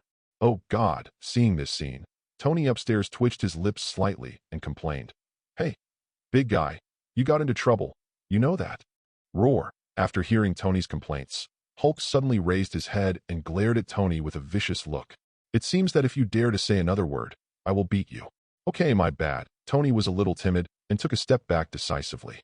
He couldn't even deal with the Abomination, let alone the big green guy who was even more powerful than the Abomination. If he had been punched by this guy, he would probably have died young. Can't afford to offend, at least until he finds a way to deal with the big guy.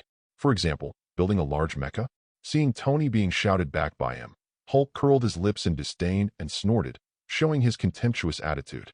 Seeing that he was despised by Hulk, Tony's face was not only depressed, but also secretly angry in his heart. Just wait for me. Sooner or later, I will want you to look good. Ignoring Tony on the top floor, Hulk lowered his head and walked in the direction of Mou with small steps like a child who had done something wrong. Sir, what should we do now? On the armed helicopter, the flight attendant looked blankly at General Ross beside him. Are all our people here? Where are the weapons? General Ross said with a darkened face. Already armed and on standby outside the block. Wait for my order and be ready to attack at any time. Understood, sir. The troops are on standby. Rose's somewhat gloomy eyes stared directly at Hulk on the block. As a 3-star general, he was completely embarrassed today. What if we don't get the place back? Hulk must be arrested, and so must the man who appeared out of nowhere. Although Bronsky has also turned into a monster, he is still a colonel of the American Army. This is a fact. Those who participated in the killing of a U.S. military colonel must face trial. If he couldn't catch anyone, how would he explain why he made such a big fuss? Civilians can fool around, but those political opponents are not vegetarians. As long as Hulk can be captured, none of this will be a problem. As for whether the arrest can be successful, This time he went out of his way to mobilize a total of more than 5,000 troops. A tank battalion, an artillery battalion, and an armed helicopter battalion. Isn't it possible to win this? When the deployment of troops is completed, Hulk will not be able to fly out even if he grows wings. Tony, who vaguely realized something was wrong through JRVS, frowned and immediately sent a private message to Mayo. Rose is going to be serious. Don't worry. It's best to take Hulk and leave as soon as possible, on the street. Mayo, who was having a simple conversation with Hulk, raised his eyebrows. Dark Eyes glanced over and easily understood the surrounding situation. Hey, Hulk. Mou raised his head slightly and said, that's almost it for today. Some bad guys are here. Let's play again when we have a chance. Hulk, whose senses were relatively sharp, looked around and bared his teeth. Hulk, smash. The meaning is obvious. If there are bad guys, just smash them all. Mayo shook his head slightly and looked up at the armed helicopter that had been floating in the sky. There's a woman up there who will stop you. Hulk was stunned for a moment, then raised his head, his expression becoming a little complicated for a moment. That human woman is the woman who cares about Banner, and the woman who Banner cares about. If she were around, it would really be hard to smash it. Banner will stop him. Women, disgusting. Banner, annoying. Hulk muttered somewhat glumly. Okay. Mou shook his head dumbfounded, turned around and raised his hand, and the 3-meter-high portal suddenly opened. Let's go. It's not like we'll never see each other again. If Hulk wants to come, I'll welcome you to my house anytime. Hulk, as a guest. After hearing this, Hulk's frustrated expression calmed down a little. He followed Mou step by step and disappeared on the street in an instant under General Ross's eyes wide open expression. Where's the human? Where's Hulk? Sir, they disappeared. Look, find them for me. Find them quickly. Ross roared like crazy. 2 living targets disappeared right under his nose. How could he accept this kind of thing? Chapter 50. The farce in New York's Harlem began to unfold the next day. The posts can't be banned and the videos can't be deleted. It wasn't originally so popular. But who let Iron Man, who has been in the limelight during this period, also appear in the scene? The more people follow, the better. The excited people were rioting for half a month. Finally, under the influence of some mysterious force, General Ross's deputy went to the military court for trial, and then gradually faded out of people's sight. And Banner, the initiator of all this, disappeared without a trace. The military can no longer keep track of Hulk or even Banner's movements. But Mou and Tony, who were involved halfway, had nothing wrong with them. He was even once regarded as a superhero by the public. After all, they were the ones who stopped the monster from raging and saved the people of Harlem. Under public opinion, at least on the surface it was fine. As for how many people privately include him on what list, it is unknown. Some people have a hard time. But Tony and Mou lived a very fulfilling life. While Mou was giving out many good things, Tony had not been in the laboratory every day for the past half-month. Study the advanced series of Mark Armor in the morning and noon. In the evening, I concentrated on studying the 2 serums. In order not to let those messy things interfere with him, Tony even handed over the position of CEO of Stark Company to Pepper. Facts have proved that letting Pepper be the CEO has indeed saved Tony a lot of trouble. Such a big company, under Pepper's management, can be said to be in good order. The market capitalization is growing in a steady trend every day. Tony, on the other hand, conducts research work alone with the assistance of JRVS the other side. Moya was not idle either. Just a week ago, Wanda and Pietro had completed their introductory homework. With the help of Sling Ring, they both mastered the opening of the secret door and officially entered the door of the magician group. And within a week after that, Moyo successfully verified his conjecture based on the raw Power Stone. Using the Power Stone as a substitute, he successfully helped Wanda and Pietro complete the activation procedures of their respective abilities. The initial forms of Scarlet Witch Wanda and Speedster Quicksilver have taken shape. After that, the two took completely different paths. Wanda continued to study magic and was exposed to systematic learning plans. Pietro's focus shifted to training his own body. Although when using super ability, it will form a super stance to protect itself, so that the user will not be torn apart by the extreme speed. But when launching an attack, the interaction force cannot be completely offset by the super stance. Moreover, using super ability consumes Pietro's own physical strength and energy. Without a powerful body, even with super ability, it cannot reach its true limit. So, there was a very strange picture. Wanda sat quietly reading a book, flipping through it from time to time, and then fell into deep thought. She held a scarlet energy body in her right hand, which constantly produced some special changes with her thoughts. And Pietro, was running as fast as he could in that infinitely extended space, under the high pressure of the gravity field. One is elegant and dignified, the other is sweaty. Polarized belongs to yes. Under night. In the backyard kitchen, Wanda was holding a spatula and humming an unknown tune, cooking today's dinner with great care. Well, it was Wanda's idea to build a kitchen. Mayo didn't have any objections to this, especially after trying the Huxiao food that Wanda specially learned. After Mayo nodded in agreement, Wanda and Pietro finished the entire kitchen in just half a day. Pietro is responsible for moving a wide variety of materials and equipment with super ability.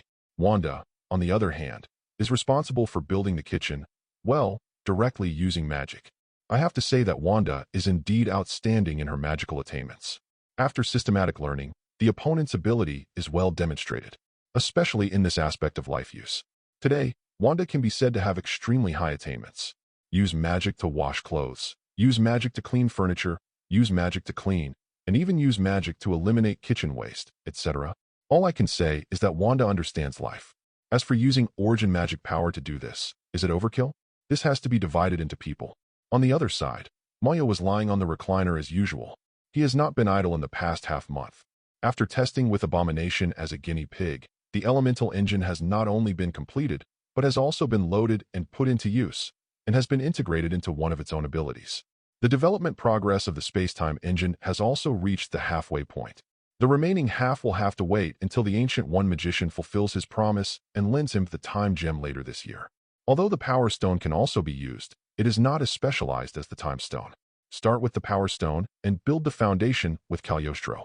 But if you want to completely complete the construction of the space-time engine, the Time Rough Stone is indispensable. In addition, after this half-month, Wanda's serious cooperation, Mayo came up with the idea of building a concept rewriter again, and started directly rewriting high-level concepts. But so far, it has only built an empty framework. Retrieve on status. Searching completed. Name, Mayo biological age, 20 biological S*X, male current genetic version, fighting the victorious Buddha and Kamigawa beast body. Kamigawa beast body, completely immune to ordinary thermal weapon attacks, ignores nuclear weapon strikes, immune to advanced concept rewrites, resistant to large solar flare bombings, unable to withstand supernova explosions, invulnerable to god-killing weapons that are not specialized in decomposing supergenes. Equipped with the Dark Plane combat engine, duplication, immobilization, energy burst, fiery eyes, 3 heads and 6 arms, law of heaven and earth, star movement, etc. Newly added Dark Plane combat engines, elemental engine, space-time engine, not completed, current progress is 69%. New high-level concept rewriter, not completed, current progress is 5%. Current equipment, Dark Alloy Rod, Dark Alloy Armor, Somersault Cloud. New equipment, Infinite Rough Stone. Power, Analysis Progress, 10%. New timing item, Progress Bar, current progress is 45%. Looking at the information given by the Gene Engine, Mayo fell into silence. There are changes, but not much. Sure enough, compared to cheating, the speed of self-growth is really slower.